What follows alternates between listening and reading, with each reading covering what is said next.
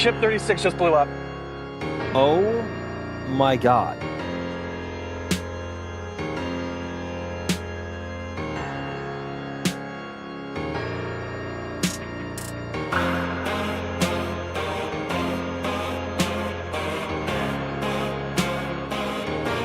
Flight directors, go for flight.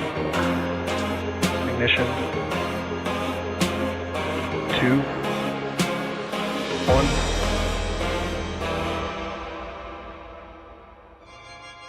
We have liftoff.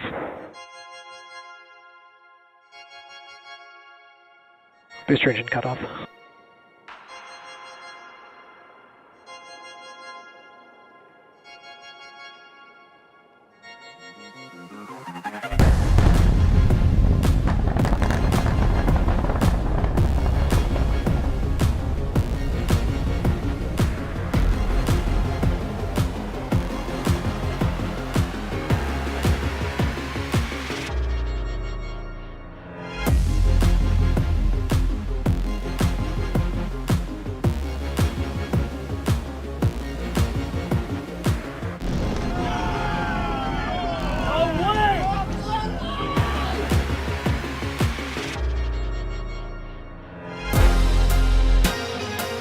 Ship engine cut off.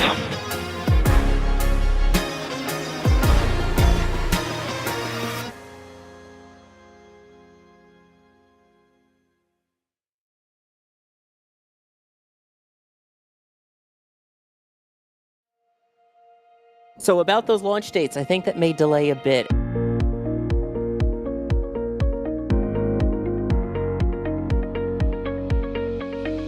have liftoff. Propulsion continues to be nominal. R68 chamber pressure looks good. Following up. Roger, Atlantic. Water towers fly! Yes! Tango down to nominal. Flight downside FD off. Bring in FD off. Off. It's orange! Oh my god! Oh my god! Decollage. What is it? Put that in the big bag, 343 unfolds to go. Indeed. We rise together, back to the moon and beyond. There's nothing to be exciting and clear, correct? Ship 36 just blew up. Yikes. You good? Sure. We don't need any more of these.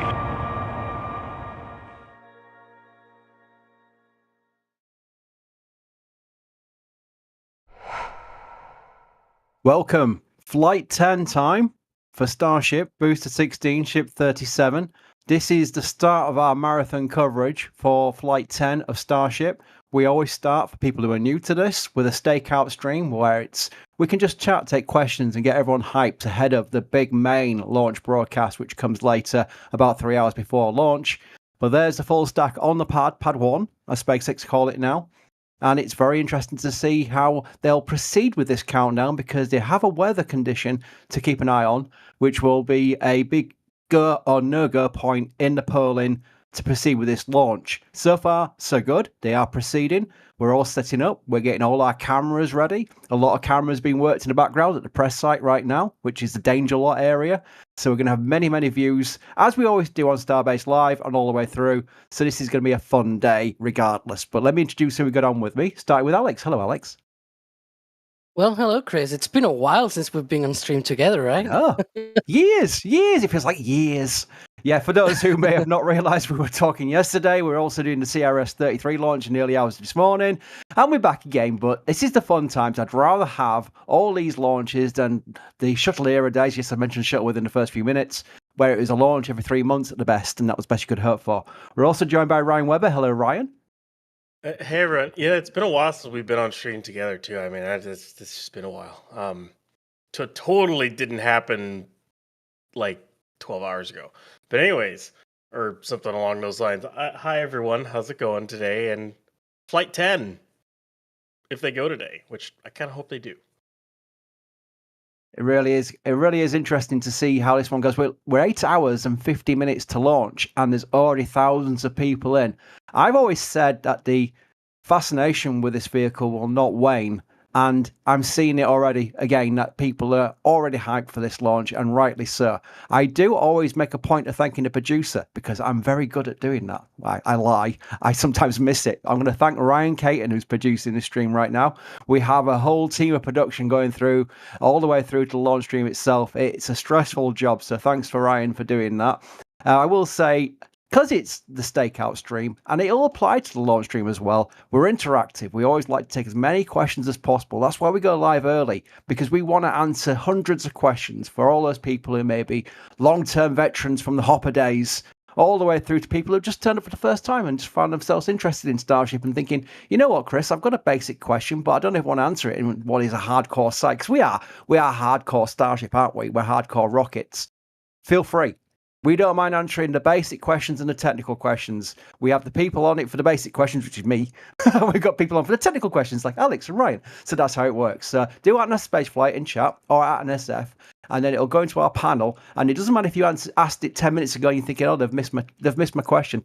No, not the case at all. We've got a panel. We can go back to that question and answer it later on. So by all means, just the main thing is to do it at NASA spaceflight, followed by your question, and then you'll be able to get it to us, and we'll try and answer it best we can. I do want to thank some people, because before we even started the stream, we had people supporting us before we're just basically in the countdown trailer. By the way, the trailer is amazing, isn't it? I'm already on the trailer. That got me hyped up. So let me just thank those people. Mike Alpha Tango Sierra, a regular. Matt did a massive super chat. Go for launch. Thank you, Matt. As always.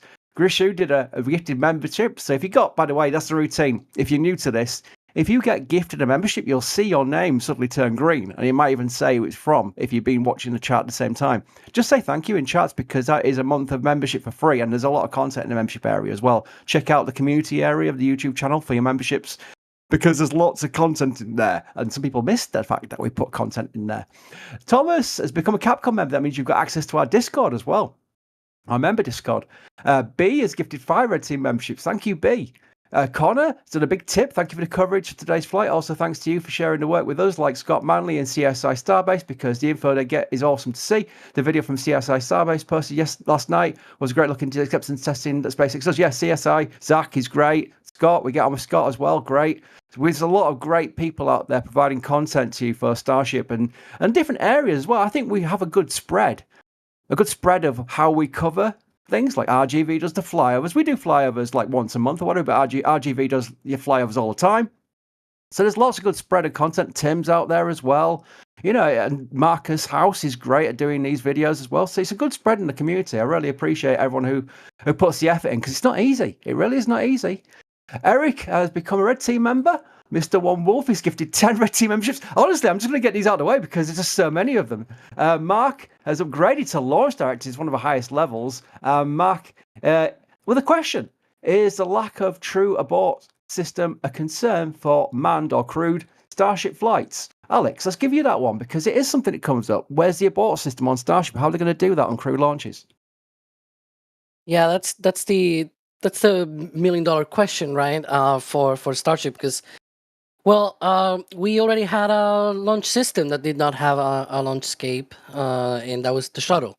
And unfortunately, a crew was lost just because of that, right? And so a lot of people are thinking usually about that when it comes to Starship. Unfortunately, it's not that easy to integrate some sort of escape system on Starship. You could think, well, if the booster has a problem, then you can sort of use the ship engines to escape and things like that. But if the problem is on the ship itself, then yeah, that's not a great outcome, right, for such a flight. So I'm just gonna say, let's think about crew whenever that time comes around, because we're still very early, like super early, and that's probably a problem for SpaceX to figure out. Perhaps they will not have a launch escape system, and they'll just fly, assuming that risk, and that's probably something that maybe a lot of people should think that it might be a possibility in the future, just like, NASA astronauts flew on the shuttle, knowing that there was no launch escape system, and it flew for 135 missions. And so we'll see. One of the sort of positives, I guess, of the Starship system is that, unlike the shuttle, it can fly uncrewed, and so it can rack up some of that data, if you will. It can fly many times without anybody on board, and make sure that it is actually reliable. But for that, yeah, let's get this ship into space and through reentry and all that, as they want to do on this flight. Yeah, I appreciate the shuttle reference. The fun thing is the difference between the shuttle and Starship is I guarantee you that SpaceX and Elon and everyone in charge, Gwen Shotwell, will not put a crew on this vehicle until it's flown maybe hundreds of times, maybe hundreds of times, to absolutely get the safety margins to the right point where they feel confident a crew can launch on this. Exactly like they did with Falcon 9. Whereas the space shuttle program launched with a crew on the very first launch. That will never happen again in the history of crewed spaceflight. That will never happen again where John Young and Bob Crippen flew on Columbia STS-1. That is Steely Ice, Missile Man. It really was crazy to even look at it back then. It was kind of like very, very risky. This is not going to happen again. So when they do put crew on Starship, it will have flown so many times that they'll have the confidence that they won't be really worried about these kind of abort modes. They'll have abort modes in space and they can bring them back, but it's a different situation compared to shuttle. Right. And speaking of Elon, John T asks, what time is Elon speaking? We don't know. I mean, as far as I can tell, unless I missed a memo, Ryan, he's only said Sunday, which is during today, obviously. We don't know if it's before or after the launch. We just know that he is planning to do a technical overview. I would say, Ryan, what are we expecting from this technical overview? He did say technical, so we are hoping we're going to get some details. Yeah, he didn't give a time. He just said Sunday, so today. The last time he had stated they were going to do a Starship update. They were going to do it like middle of the day before the launch, and then they pushed it till after the launch, and then I guess when the launch didn't exactly go as planned with Ship 35, they decided to just do it, record it, and send it out, and just kind of post it that way. I hope it's more live or something. Even if they do record it and post it, it still would be nice to get a more technical update, like on changes to the Block 3, changes with Raptor 3, because for anyone who's missed it, the Raptor 3 engine that's sitting in the office near the Star Factory, it looks like a flight engine to me with the covers it's got on the valves. It's got covers on all the flanges. It looks like it's something that they would actually stick on a vehicle. So I'm kind of curious if they are actually into production and qualification and flight engines at this point, which would be really, really cool. It means they're getting close, or their R&D with it is done. But I want details, like really, really nice technical details, like, updated specs of stuff, a top-down shot of the new booster aft section, a lot of things like that. That's kind of what I want. Yeah, it's going to be whatever we get as content, and it'll be very interesting to see. I was hopeful that the presentation in Star Factory recently was going to be a technical update as such, and I guarantee you it was far more than I expected. I was very pleased with what came out, although that was a longer term vision that included the evolution of Starship and the city on Mars and lots of cool renders and videos. So that was great. I mean, I really enjoyed that. Now he's got the opportunity to get more in depth with the vehicle itself on the near term goals with V3. So I'm hoping we're going to get something like that when he does it. And I hope I'm assuming because Elon's announced it, that it's going to be something that they're going to broadcast. And if they do broadcast it, we can stream it into our stream here, so you won't miss a thing. And we'll make sure that we show it on our stream, which is what we always plan to do. So that's going to be fascinating, especially if it's before launch. That'll be a nice little appetizer ahead of the launch itself. Oh, there is the post on X. I was going to say tweet. I'm still saying tweet. I can't get it out of my head. But that is the X post from Elon. Shortly before the next flight, I will give a live technical update on Starship, going over the progress to date and engineering, production, launch plans for the future. So that's if we get the details that he's providing there, that'd be great. We really will get a lot of information, and I'm sure myself and Ryan will get some good content for articles, won't we, Ryan? Because that'll be something we can dissect and write up, which we always like to do. If we get a good technical update, you better believe I will put it into a nice long article, and also you better believe that Alex would, and Adrian, and I'll help too. We'd make a video about it. You better believe we'll do it. Especially if we get like good technical bits. Oh yeah, we'll do it. Don't worry. Yeah. It's a question here for Alex. I'm going to also give this to chat as well. I love to make these things interactive where we'll get a question, we'll ask one of our people on commentary, but also chat can join in with their opinions. And I'm never going to stop you doing that. But I'm going to make this a proper question for chat as well. It's from Pixel GT. Do you think ship will make it through re-entry? And if so, how far? So I could do a poll, but there's so many options. I've only got 4 options on a poll. Let's go to Alex first on what you expect from Ship 37 on re-entry and how far it'll get. And chat, I'll read you a live chat at the same time. Well, if this time around it actually goes through the entry still side up, as Ryan put it on the latest Starbase update, then I can see at least going through peak re-entry, heating, and things like that. They are attempting a more sort of aggressive re-entry profile for the ship. They've been trying for every single Block 2 flight. It's always been there in their description of the flight on their website, on the SpaceX website. But unfortunately, they have never been able to do that, right? So my hope is that at least it gets to the peak heating, because then they'll get a lot of that data from the tiles and everything. I wouldn't be surprised though if because of that more aggressive re-entry, they lose the ship for whatever reason. Although they said the same for Ship 31 on Flight 6, and it survived. So who knows? Maybe it'll survive. But at the very least, I expect that if the ship actually makes it, in the right orientation through re-entry, it'll probably go through max heating and get to the. We'll see if it gets to the splashdown point. But yeah, this is Ship 31 there on Flight 6. Hopefully we get to see something like that in about 9 hours from now. Not Ryan, 9, 10. It'd be about 10. Ryan, yeah, what do you think, Ryan? Maths. It's if they get a stable reentry, they're actually reentering the correct side towards the atmosphere. It's gonna be. I think it'll make it. They did some of the places they had the tiles off could become a bit of an issue with like one of the aft flaps or one of the forward flaps. But considering what happened with Ship 29 and whatnot, I think it'll make it. But we'll see. I wouldn't be surprised if it didn't, but I hope it does, because I want to see this shot with a Block 2 ship, because we haven't seen this since it's been almost a year. So I hope we see it.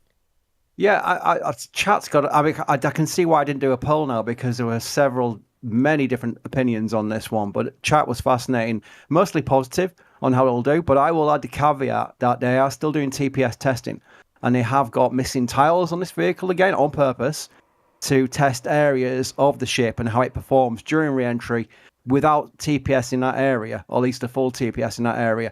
So if they do lose it during re-entry, it's not a disaster. It's not the end of the world. That is part of the test, and that's stress testing to see where they do need a TPS, because that will be the data you can only get in real life testing during a re-entry. You can't simulate that. So that is something to be important. That if any of your friends and family, if it is lost during re-entry, and any of your friends and family go, "Oh dear, I see that SpaceX rocket blew up again." No. This part, just explain to them that there's a TPS test situation on this test flight, and that is something they'll learn from. Again, it might even survive it and come through and do this picture we're seeing right now, this video we're seeing right now. So you never know, but it's something to have in the back of your mind. When I think of this test flight right here, I mean, here we are. We're in a Stakeout stream. We're getting ready for Flight 10 to hopefully happen near the end of the day. And I will say, I'm not a meteorologist, but I have been looking at some of the soundings for around launch time. It's around 7 p.m., 30 minutes into the window, and things definitely look to be trending in the right direction. So I think we have some positives. We'll see how things go as the day progresses, because obviously things can change pretty quickly with weather. But I think we're trending in the right direction. But if they go today with the ship and the booster is going to complete its objectives. I really don't have that doubt about that. But for the ship, they have to get the in-space burn, deploy, and have a stable reentry. They have to. You've got 3 tries and you failed 3 times.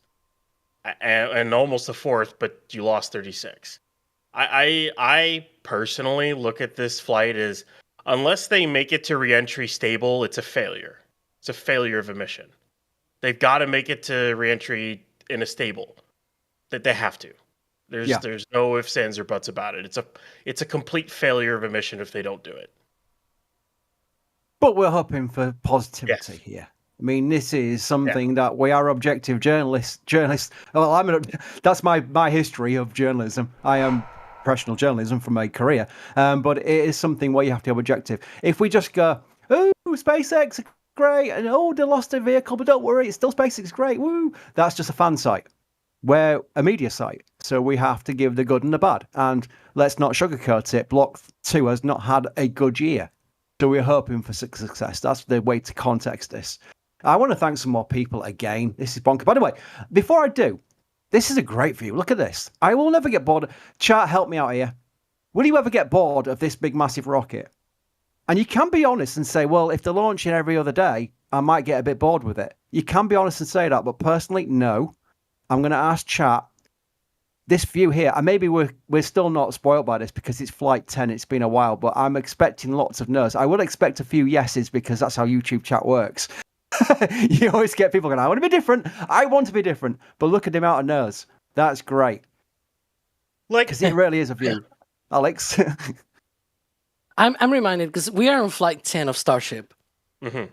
And I'm a Falcon person. I like Falcon 9, right? And when SpaceX was on Falcon 9's 10th flight, you know what happened?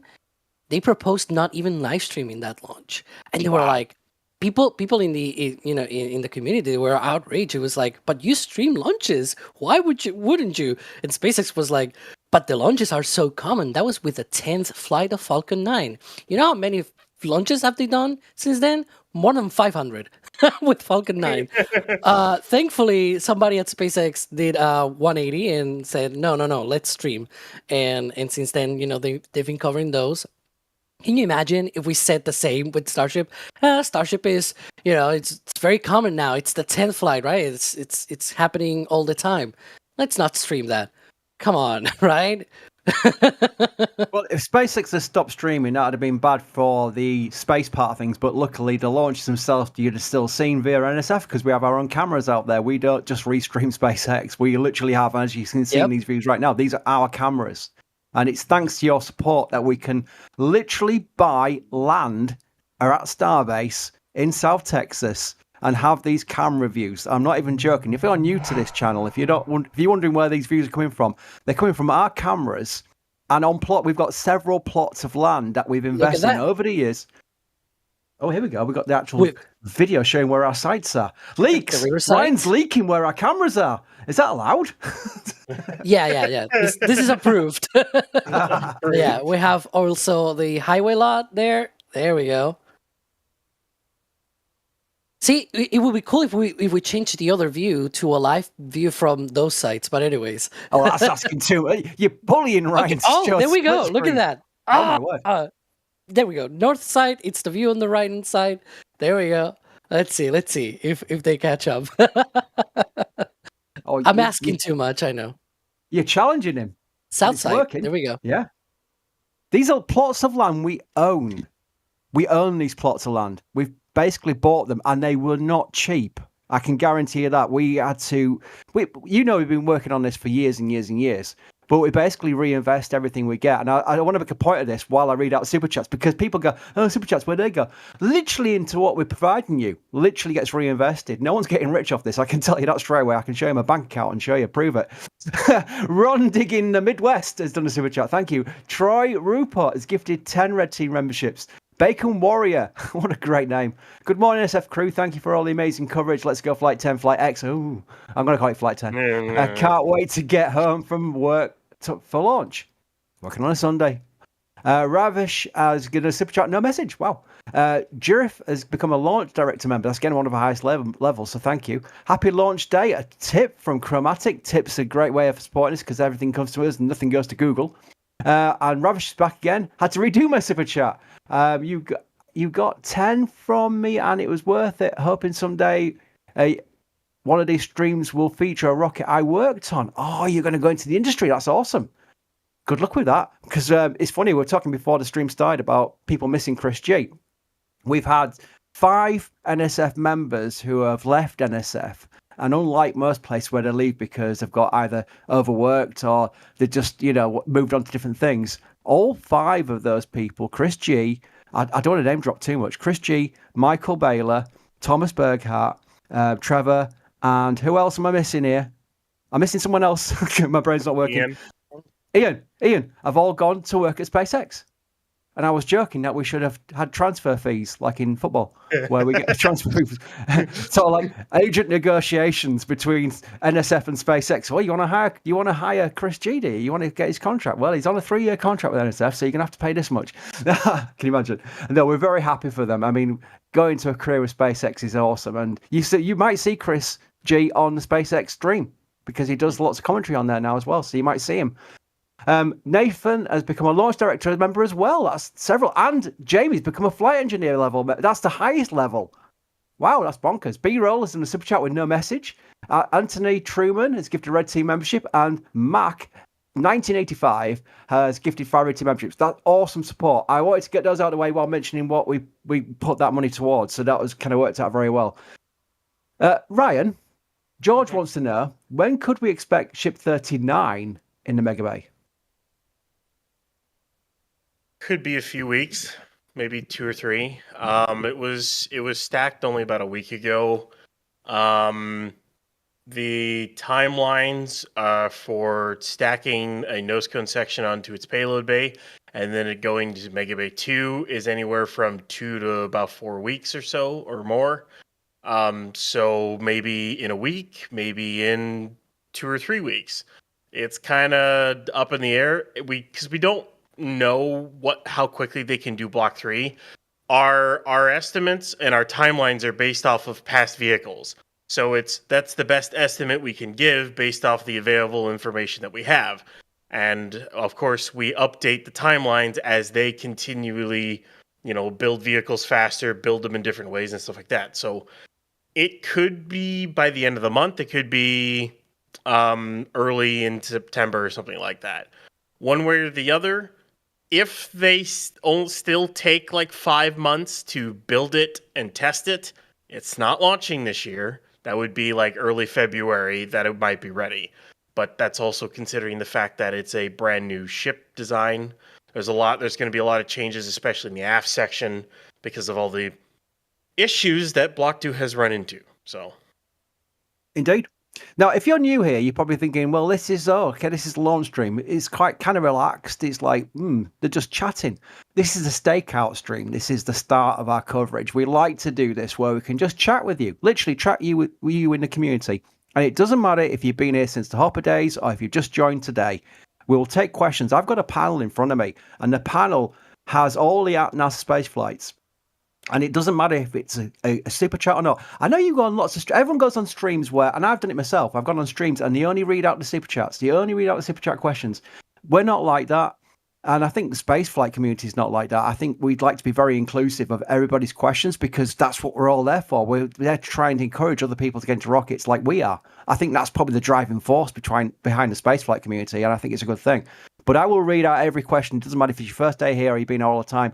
If it's a good question, I'll try and get as many as possible. So when I read out the super chats, I'm just making sure that those people who support us get absolutely recognised. But I'm going to answer questions here which are not super chats. So I'm going to go through these. And one is from you, Alex. Is Teacher in Space asks, would Alex approve of a less edited and longer version of the Raptor video being available? Well, we did it in chat while we do that. Yeah, we did say on the Flame Trench on Friday that there is a longer version. There are a few things that will be needed to be tweaked. One of them particularly is a little bit of a wrong information that I learned very, very late in the process. And then there's also a few other things that are outdated because it was also recorded before some of the things, recent events, namely Ship 36's explosion. But yeah, and so in light of that, I sort of tried to make a shorter one, more compact script, and that's the one that we sort of released just a few days ago. So I don't know. If you want a longer version, we can sort of think about it at some point. I think maybe a live stream will be better. We can answer questions and things like that. We can think of ways of doing that. Maybe a MB stream. Yeah. Yeah, absolutely. We provide the content for you. We're serving you, our community, and our readership and our viewership. I say readership because we also got a new site. Would you believe the thing that I started in 2005? Yay! The new site, which is still going strong.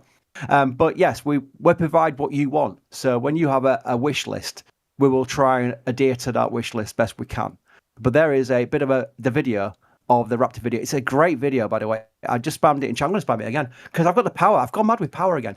I've got the power to spam chat. Nightbot does nothing. Nightbot goes, no problem, Chris. I'm completely fine with it. But I won't spam it too much because it's quite busy already. There's over 5,500 people in it already. And that's a question actually I've got here from Doyo, who asks, does the viewership of streams like this change over different parts of readying the vehicle for flight? Yeah, absolutely. I think we have the people who are coming from the start, the hardcore audience. You're the hardcore audience, and there's 5,500 of you, so that's pretty good. But once we get to through the milestones such as the road closures, the propeller, the tank farm building up, and then when it gets into the actual launch stream itself, when they get into the countdown, because that's quite close to launch within the last hour, that's when the audience really builds up, and people, word of mouth usually, people say there's a launch about to happen, and they tell their friends and family. I mean, I think the record we had was 300,000 on at the same time, concurrent viewers. That was just bonkers there. I don't think we'll ever get that again because it's just, I think it was the first launch, maybe. It was just so much fascination in the potential of this vehicle blowing up at the pad. I think that was a lot of it, unfortunately. You do get a Doom watchers which come in hoping for something to blow up, and that's not going to be a realistic proposition this time round. We know that this vehicle can launch. The boost has been performing very well. But yeah, it varies. It'd be interesting to watch yourselves how the viewership changes on the path towards launch.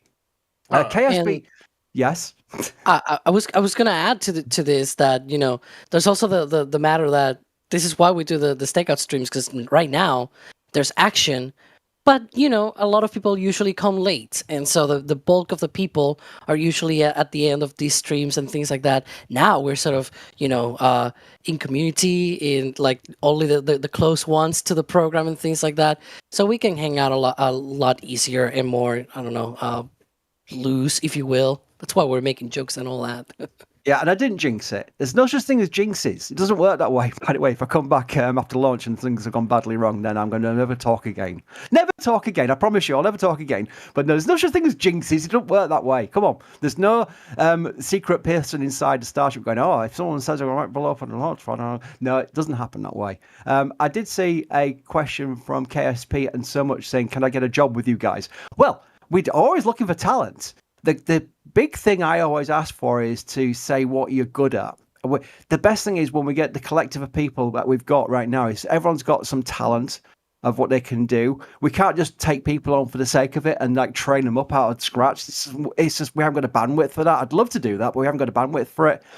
We are looking for writers. So if you've got like a history of writing content on spaceflight, even if it's for someone else previously, that's a good example of what we can see. Then definitely send a message on our contact form. But don't say, hi, I like rockets, give me a job. We just don't have the bandwidth to do that. I prefer someone saying, oh, I've got, you know, I'm very good at editing, I'm very good at videos, and these are examples of what I do. I like writing about rockets, here's examples of what I've done, and hopefully we can then take you on. So that'd be the best thing to do. So thank you for the question, and that's a good way of doing it. The contact form is on the bottom of the news site. So you go to nasaspaceflight.com, go to the bottom of that page, you'll see contact us, or join the team, it's called, and there's a form that you can fill in. And I won't be able to reply straight away because I'm kind of busy today, but I will reply as soon as I can. Supersonic retro propulsion. Sorry if you answered this yesterday. In the future, do you think the most common Starship flight will be Starlinks, refueling, or something different? Ryan? What do you think? Because the refueling flights, there's so many tanker flights. That's a good question. Well, there's going to be a point where Starlink launches won't be as common once they finally finish their constellation. They're going to be launching Starships and Falcon 9s to just finish out the constellation. And then once it's finished, I would assume, and Alex can correct me if I'm wrong here, they would just continue launching Starships to replace the older Starlinks with the newer Starlinks, just kind of keeping the constellation up to date as much as possible as they went. And then at that point, Starlink launches will slow down, and you're basically just flying tankers to refill depots to do launches to Mars and beyond. I think like at first you're going to see more Starlinks than anything. Once because they'll want to finish the constellation as quick as they can, and then tankers will take over that slot. And then it'll be kind of a combination of tankers, crew, cargo, stuff like that. That's kind of what I think they'll do. And if somebody out there is curious what it is for Falcon 9 right now in terms of like customers / Starlinks, right? It's about two-thirds, 3/4 of the launches are usually Starlink, and then the rest is customers, which, by the way, it's still more than everybody else in the US. But yeah. Very good. I did notice this is not really a question, but I want to read it out because I think this is really important. Joseph Davis says, started watching when I was 14. I'm now heading to university to study aerospace engineering with space technology. How awesome's that? I mean, honestly, I really want to make a point of this. If there are ever occasions where somebody has got into rockets via watching us or any other space flight streams, but watching Starship on the internet, and especially via us, because I can answer it directly, such as that question there, and then go on to study and then probably move on to work in the industry, that's amazing. I mean, that is thanks alone, because it's a lot of hard work. Let's not sugarcoat this. It's a lot of hard and long hours, but it's great fun because it's rockets. But if we can produce something that inspires somebody to go through the education system on the areas that will get them into an industry job, that is brilliant. I absolutely love that. So I wanted to read that one out from Joseph. I'm going to put it on screen right now. But that is awesome. Thank you. I need to read out some more support because the support queue is amazing. And I said it on every stream. I say on every single stream, we don't expect it. We appreciate it, but we don't ever take it for granted. We don't ever expect it. And I want to make a point, just as somebody who started NSF in 2005, I want to make the big point that I really do appreciate it because we never got to this point without it. By the way, what's that noise in the background? Was that a pad announcement? Did anyone hear that? Or was I hearing things? I thought I heard something too. I don't know. Yeah. Yeah, but me too, but I don't know what it was. Yeah. It was like this. Yeah, that's good. Yeah. He's got what it was. Yeah, that's awesome. Eric, never been so conflicted all my life. I'll be correct if I'll be in a concert. I flew over to the USA to Radio City Music Hall in New York City at the time of launch. Oh, well, we'll have the video of it. You can watch it back. So that's one thing. Drew Nars back. Hi, Chris, Jack, Beard, Cheerhead. Oh, my word. Good morning from us in the NSF crew. Yeah, Drew was asking for bobbleheads and voodoo dolls last night. I'm not even joking. Curveless Sphere. 2 months ago, we weren't even sure if this flight would still happen this year. Yet here we are. Aha. Massive hats off to the incredible men and women at Starbase. Go SpaceX, go Starship, go Flight 10. Good point. Ryan, let's talk about Starstool. So, Ship 36. It had a bad day at masses during its study fire test. That's an understatement. It had a bad day. Yeah, it wasn't a great day for Ship 36. It had some flesh wounds after that. So we're all thinking, hang on a minute, Mass is out of action. How are they going to static fire the ships to get ready for Flight 10? Well, they thought, let's modify Pad 1 and have this special SQR installed and various pipelines and lines attached to the boosted quick disconnect HUD. And it looked quite janky. Janky is a word I use. It looked very MacGyver. I think that's the word. Yeah, MacGyver was the best way of describing it. And yeah, it's worked. Ship 37 static fired. Yes, they had to go back for a spin prime because they replaced the Raptor vac. But it's been primed and here we are now on Flight 10's preparations. So that has worked out because without it, Ryan, would we have been looking at a launch this year if they had to wait till Masses got back into action? It would probably have been this year. It would probably have been late this year. There's a chance that we would have had... I've been watching the pace they've been rebuilding Masses at.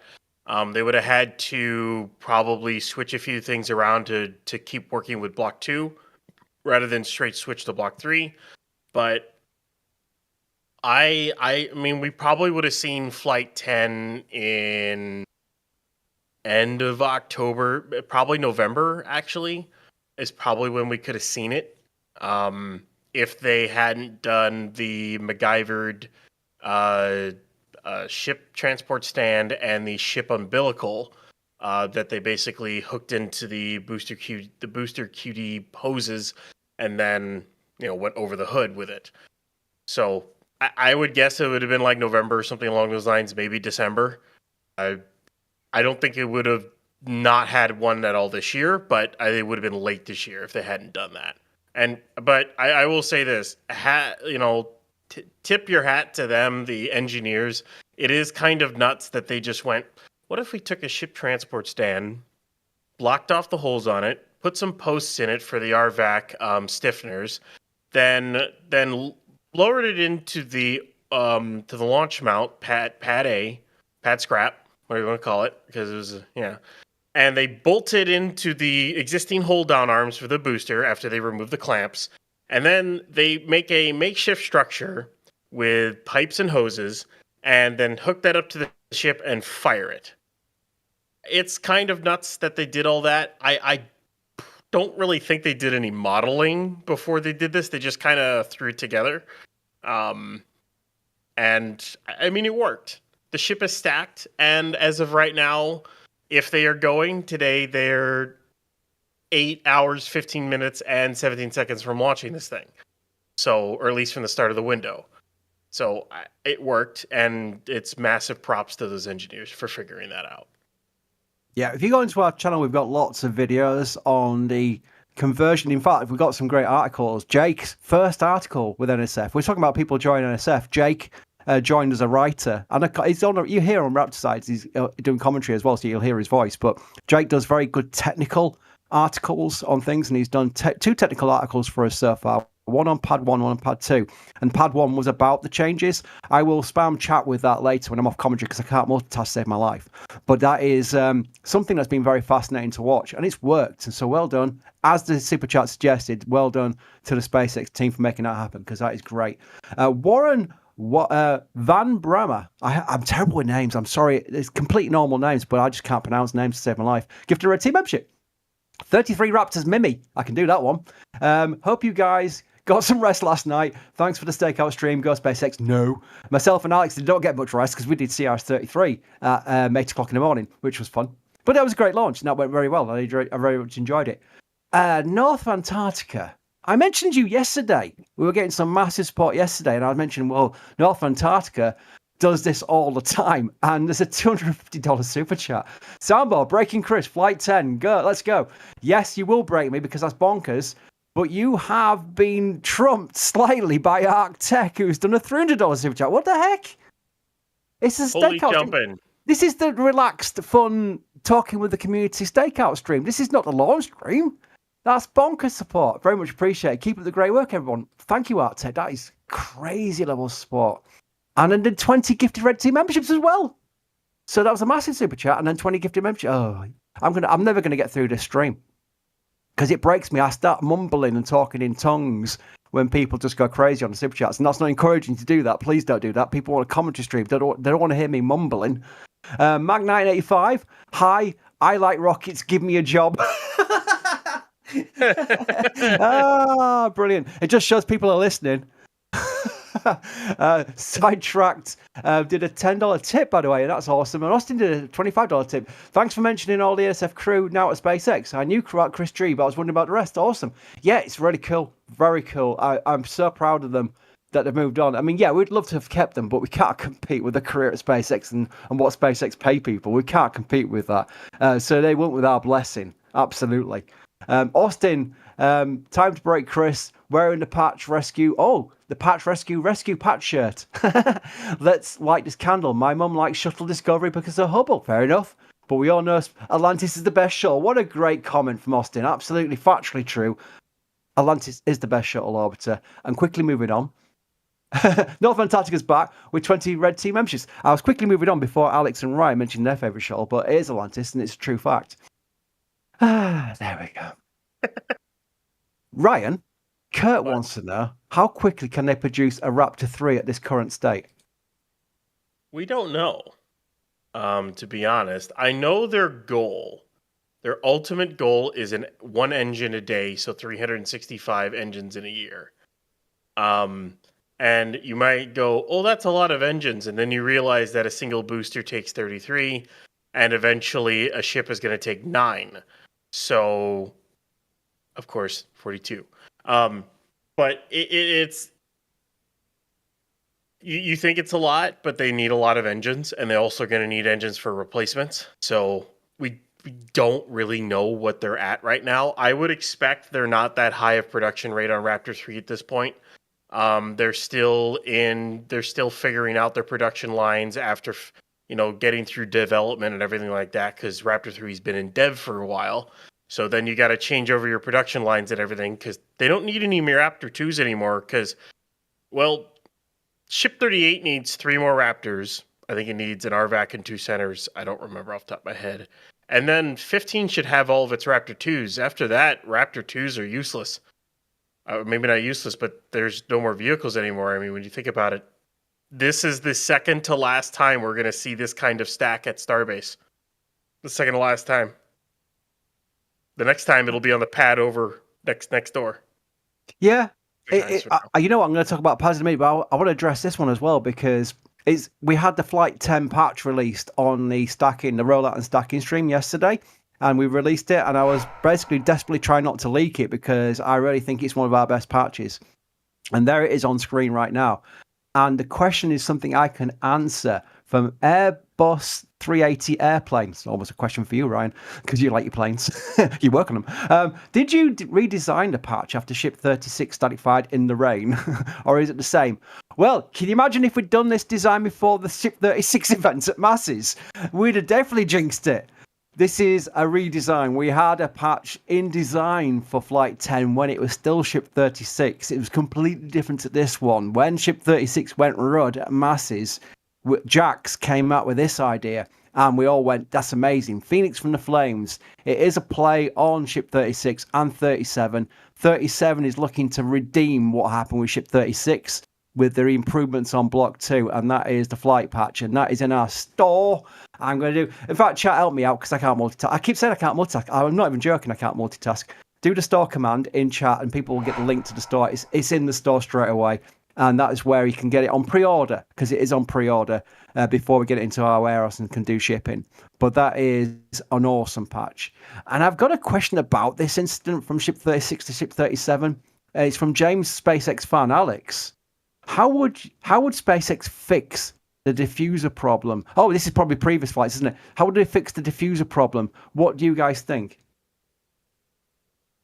Well, they mentioned that they'd redesigned the diffuser so that it doesn't counter as much strain and blah, blah, all the things about Flight 9 that they updated recently. We had a Starbase update talking all about that earlier this week. But yeah, the way that I can think of them, redesigning it, it's probably maybe the way that it is welded to the top dome, to the forward dome of the methane tank. Perhaps including more reinforcements, for example. Of course, there's no way to tell because unfortunately that is internal to the ship, and so we really don't know. That's one of the things that happens with this kind of hardware, that we cannot see it when they do this sort of modification. Yeah, sounds very ITAR-ish. Very ITAR-ish. They're not going to start showing...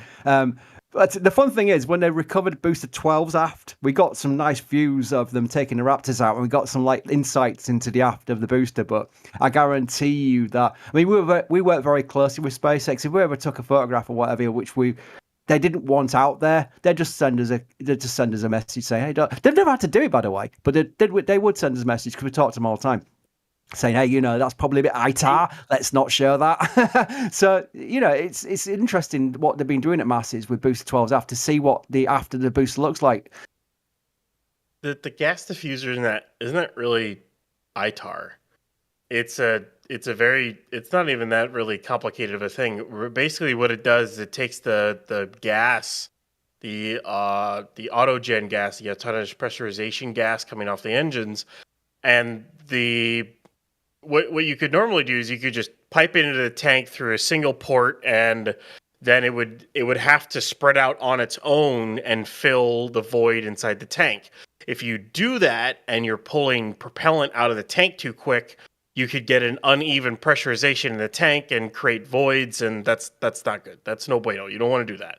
So what the diffuser does is it basically just, it has a bunch of ports that it just spreads the gas out inside the tank and more evenly pressurizes the tank, so you don't have those voids and you don't have any issues with that. That's literally all it does.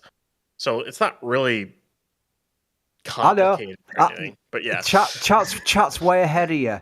I was giving examples of other parts of hardware because Matt Edge goes, ITAR, a diffuser, come on, lols. I was like, I don't know. I was digressing onto other things as well. I was mixing up my things. But yeah, again, that's why we talk about these things, because it's fascinating how rockets are made, and some things are regular things that you see in other everyday life. Speaking of life, whoa, Byron asks, what about Booster 17? Chat joining on this one. Alex, you first. Booster 17, will it get to fly, or will they just scrap it and go on to V3? I don't think they're going to fly Booster 17, as Ryan was saying earlier. It's not really worth it. There's not really... Yeah, there we can see Booster 17 next to Ship 20 out there at the Rocket Garden. They already have Booster 15 to refly it on Flight 11, and after that, there's no more Block 2. Everything else will be turned over to Block 3. Launches will happen from Pad 2 at Starbase. And so, yeah, that's probably just going to get scrapped at some point. Probably later rather than sooner, given how long some of these vehicles stick around. They just recently scrapped SN2, which was a test tank turned into a water tank. and they just recently scrapped like last week or so. So, yeah. Yep, absolutely. You know what? We're coming up to 8 hours to launch. We're just chatting. We've got many hours before this gets pretty sporty and things like the tank farm start getting active and what have you. So let's just have a quick look at what we think the weather forecast is projecting for this T0 or this window, because it's not an instantaneous window with Starship. You get a window. So Ryan, how long's the window, and what's your thoughts on the current state of the weather forecast for launch? Well, it's an hour, and the last time I checked, the 7 p.m. drop sond, we were looking at... there's a lot of different models to look at. Most of the models agree that clouds will be breaking up, and we shouldn't have too much of a cloud layer, and thunderstorms shouldn't be too much of an issue. There's only one model, which is the GFS model, that has it like 2 massive cloud layers, but it's the only model that I've seen that has that. So, yeah. But as of the last time I looked, things looked to be improving. So, yep. You know what? I've just seen randomly people in chat just saying hi and where they're from. Owen says hi from Ireland. I'm half Irish. My father's Irish. So hi, back to you, Owen. I'm fully Yorkshire now. I was born in Yorkshire. Yeah, that's why my accent's Yorkshire. But I just want to quickly do a thing that the mods really hate, but I like doing because I've gone mad with power again when I'm on commentary.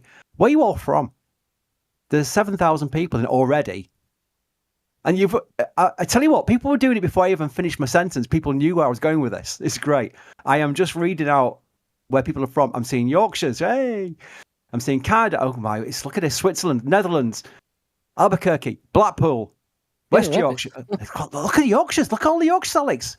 So many Yorkshires. This is awesome. Staffordshire, Belgium. Lots of neighbours. Lots of neighbours. Canada, France, Shetland, Pennsylvania, Newcastle, Geordies, Portsmouth, Belgium, Australia. Wow, it's amazing. I mean, it is. Think about it, chat. It is amazing. People literally all around the world are watching this. We've got a Spanish one. I saw one from Spain, Alex. There we go. Yay. Harrogate. Oh, wow, that's just down the road from me. Very posh. Maryland. He'll know what I mean by that. Jacksonville, Florida, Manchester, Krypton. Really, Kal-El? Sticking with your username there by saying you're from Krypton. Doesn't it? It no longer exists, doesn't it? I thought it blew up. McGregor. Of course. India, Costa Rica. That's amazing. all across the world. I do love doing that now and again. It's not advisable to do it when there's like 30, 40,000 people in because it just scrolls too fast. But while we've got 7,000 people in, it's just cool just to see where people are from, just as a little poll, see where people are from. Andor. I don't think you're from Andor. There's always some people who go, I'm from Mars. That's amazing. I'm just seeing we've got 2 minutes before we hand over to the next commentary stream. So I'm going to take one more question here from Kurt Gulliger, who asks, does the deluge system pull from different water storage? So, Ryan, how does the water deluge system work? Because we're thinking the tank in the water and fill up the tanks, don't we? That's what my knowledge of that would go. But maybe you've got a bit of expansion on that for the next 2 minutes. The deluge system, so the Pad A deluge system basically has a set of its own water tanks with high pressure tanks. And the high pressure tanks basically just shunt the high pressure gas and pressurize the tanks and basically pushes the water through the lines and into the plate, and they activate the plate, basically, is what that does. And those have, all that water gets trucked in. Pad B is, it's like 5 larger tanks and 5 smaller tanks. I'm trying to remember the count of tanks. And they're going to add another smaller tank at some point here. At least there's area for it. And then it seems like they're going to hook it up through a water main that they've routed down, so they won't have to truck the water in anymore, which will be nice. It's because they're like tripling the amount of water they use per launch at this point. With that thing, it's like 450,000 gallons per launch or something like that. Because all the different parts of it. So they're separate systems. One is going to get trucked in, well, at least for a couple of more static fires and 2 launches. One launch being hopefully today, but yeah, they're separate. Very good. And very well timed, Ryan, because that gives me the 20 seconds to say we're going to hand over the reins now to Adrian. But first, before we do that, how about we show you a video on the essentials of Flight 10, because it's going to be fascinating to give you some details on what we're looking forward to today. Starship's 10th flight will try to carry out the same objectives that were set out for the previous 3 flights of Starship, most of which weren't completed, unfortunately. In particular, Flight 10's planned profile will be very similar to Flight 9, but with Booster 16 and Ship 36. Oh wait, that can't be right. Oh, yeah, no, Ship 37 now, yeah. Okay, so what are all of those objectives and things planned for Flight 10? Well, let's take a look first at the booster. Now, if you were hoping for an amazing booster catch at the launch site, that ain't the plan for this one. Instead, SpaceX will run the same experiments that they did with Booster 14. This includes the controlled flip during hot staging, which is achieved by blocking a small portion of the vents on the hot staging ring. By doing this, it provides a slight push in a known direction, which also saves on propellant for return. Unlike Booster 14, though, SpaceX hasn't indicated whether Booster 16 will be doing a high angle of attack entry through the atmosphere. That was, in fact, what caused 14's demise, with the booster's fuel transfer tube suffering a structural failure that led to its subsequent explosion. So they'll probably try to push that entry, but not as hard as with Booster 14. For the landing burn, Booster 16 will try to test the off-nominal scenario that was tried with Booster 14. This will see the booster starting all 13 inner engines, then disabling one of the 3 centermost engines to simulate a scenario where one of those goes out unexpectedly during landing. The booster will instead try and use one of the 10 engines on the middle ring to compensate for that one. The booster will then shut down that engine and land with only 2 center engines. The landing burn will also be cut off at altitude, so it'll impact the water at high velocity and prevent another scenario like Booster 13, which floated in the water after splashdown and ended up in Mexican waters. Now, as for Ship 37, it'll attempt to carry out the same experiments as the previous few flights. This includes the deployment of 8 Starlink simulators from its payload bay, performing an in-space relight of one of the ship's Raptor sea-level engines, and going through re-entry, but this time in the right orientation. That re-entry will in itself be full of several experiments, the main one being the demonstration of the design changes to the ship's flaps for Block 2. We've seen ships re-entry Block 1 vehicles. Block 2 features smaller flaps located closer to the tip of the nose cone and further leeward, preventing the plasma from hitting the seal between the flap and nose cone. Block 2 also features different heat shield tiles from Block 1 that are supposed to be tougher and less prone to cracking. These have also not been tested yet. As with the previous Block 2 flights, SpaceX is also flying different types of metallic tiles, including one with active cooling. Also, like previous ships, Ship 37's sides have been modified to support future ship catches. This includes flying with catch pins, receiving protective ramps on delicate structures on the sides of the ship, adding backup thermal ablative material, and tapering the edge of the heat shield leading to the leeward side of the vehicle. These features should enable future ships to not only survive re-entry, but also be caught by the tower arms for rapid reusability. So it's gotta be tested during an actual re-entry before bringing a ship to Starbase from orbit. Lastly, also like on the previous test, SpaceX wants to stress test the aerodynamic controls of Starship. Therefore, Ship 37 will fly a more aggressive entry profile that will stress the structural limits of the aft flaps. And very much like Booster 14, don't be surprised if the ship breaks up during re-entry because of that. I mean, it wouldn't be a great outcome, but well, at least it wouldn't be unexpected like the last 3 times. Hopefully, if all goes well though, just a bit over an hour after launch, we should have Ship 37 floating in the waters of the Indian Ocean, and a bunch of little pieces of Booster 13 in the Gulf after a successful landing burn. Thank you for these absolute crucial informations that everybody should take a note of ahead of today. And with that, hello everybody. Good morning, good evening, wherever you are watching from. My name is Adrian Weil. I'm taking over the reins here from Chris as we are moving further into this Stakeout stream. And I'm gonna just jump over to you here, Alex. What did I miss so far? Are we good? Are we on track? Yeah, everything is still on track. We have not seen anything that would indicate otherwise.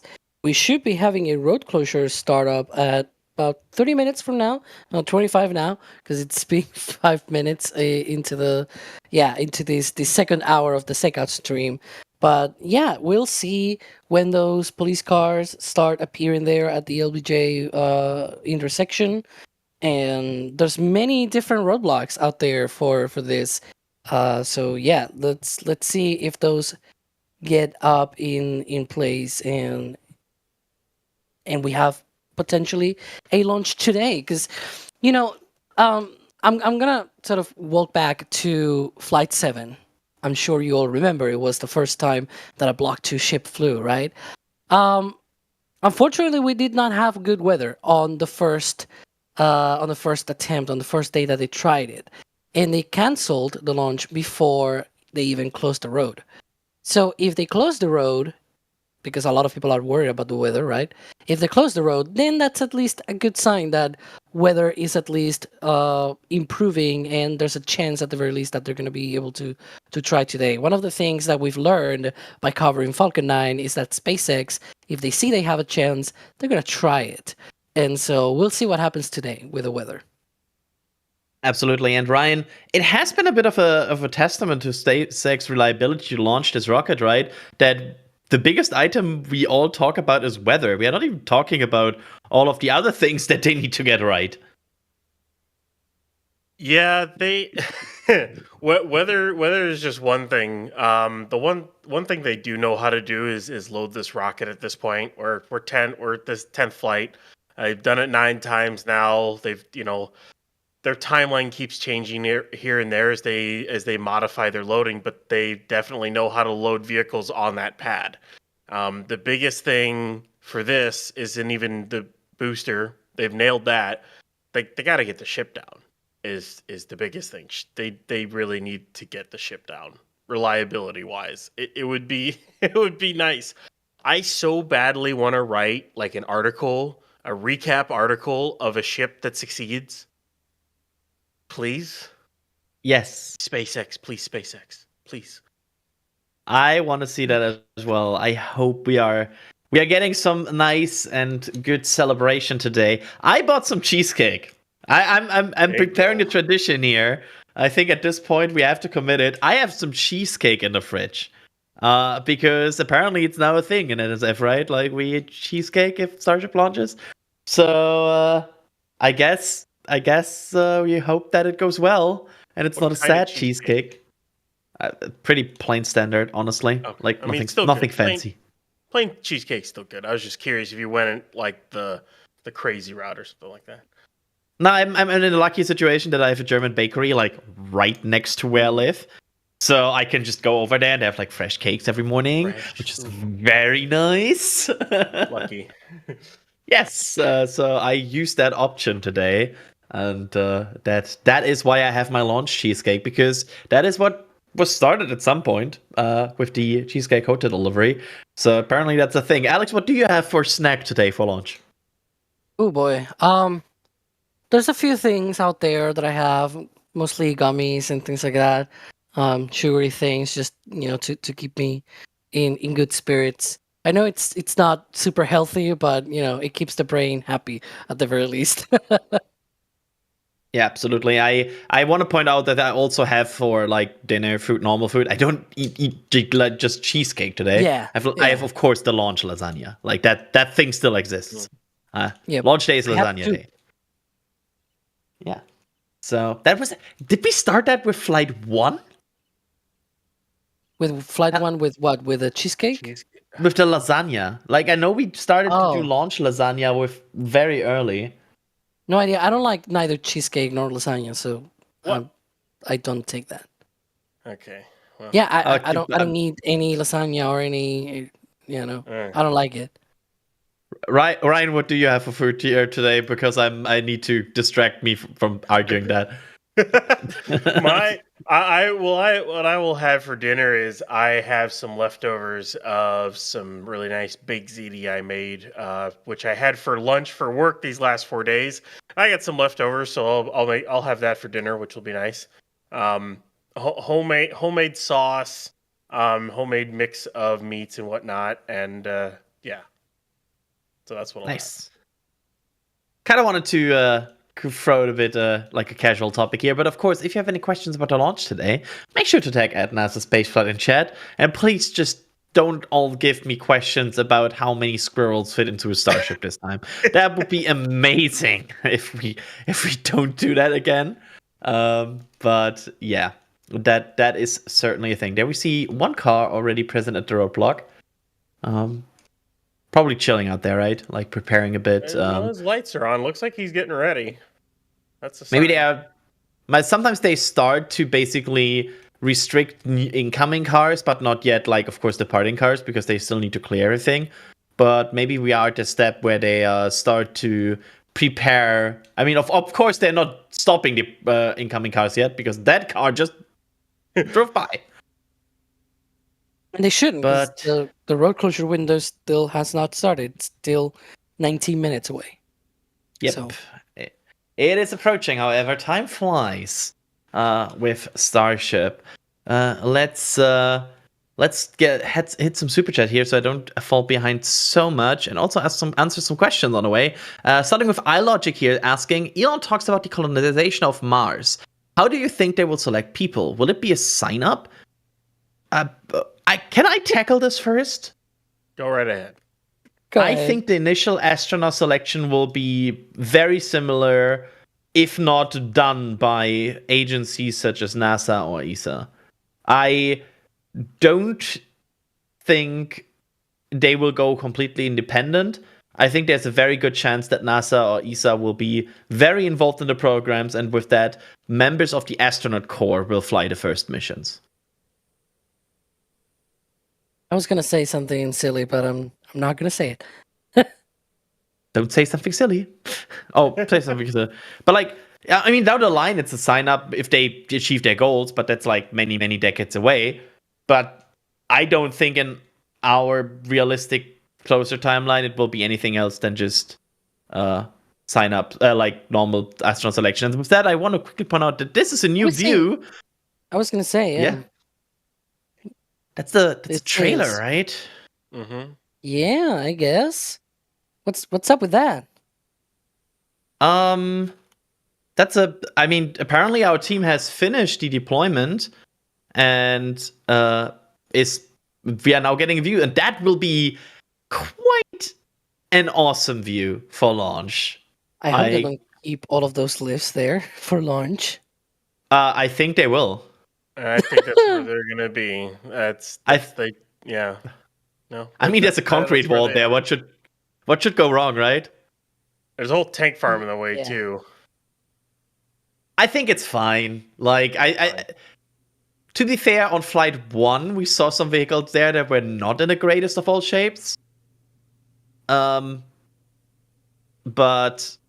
I mean, it will be fine. It will be fine. It's a mantra. If you repeat that often enough, yeah. The one thing I'm worried about is the thing that's a little bit more over to the left, and that's the CFA drilling rig that they didn't lay down, and that's still sticking up over at the ASU site.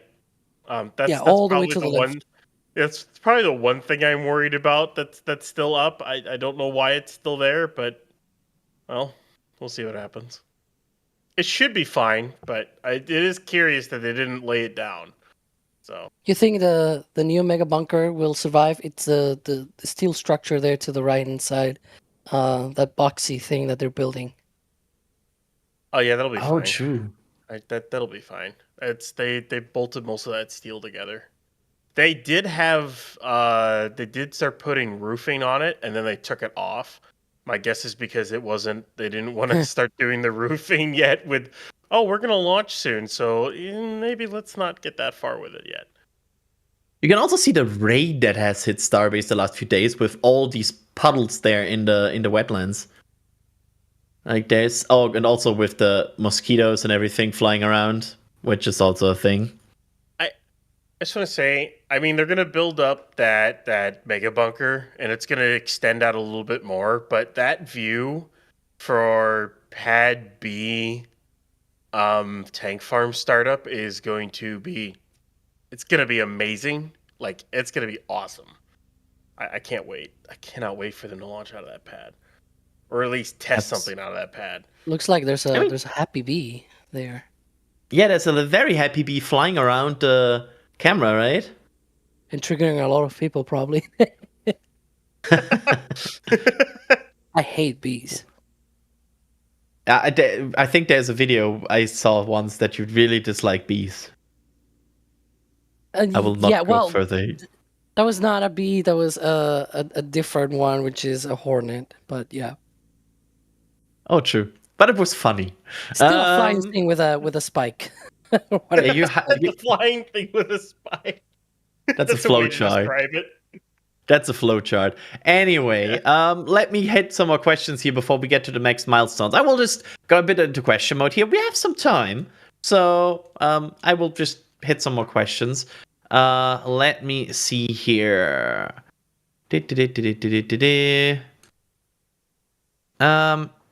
Ron Smith here is wondering, since Pad 1A is going to be rebuilt anyhow, why not try a ship catch on the next flight, assuming this one goes well?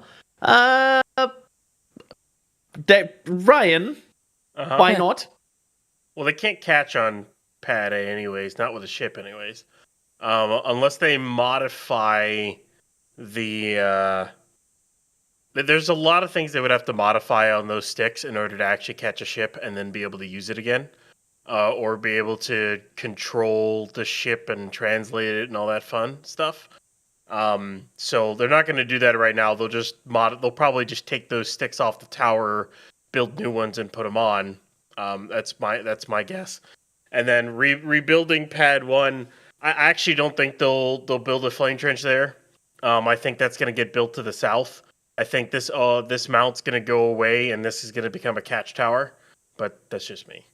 So, also they're not putting 38 orbital. Even if this is a perfect flight, no way are they going to get any sort of sign off to do 38 to orbit. That's not happening. that's not. Yeah, I think to orbit maybe. However, I have my doubts about the re-entry licenses for Starship on the next flight. Yeah, like that sounds ambitious, I would say. So, well, I will just say this.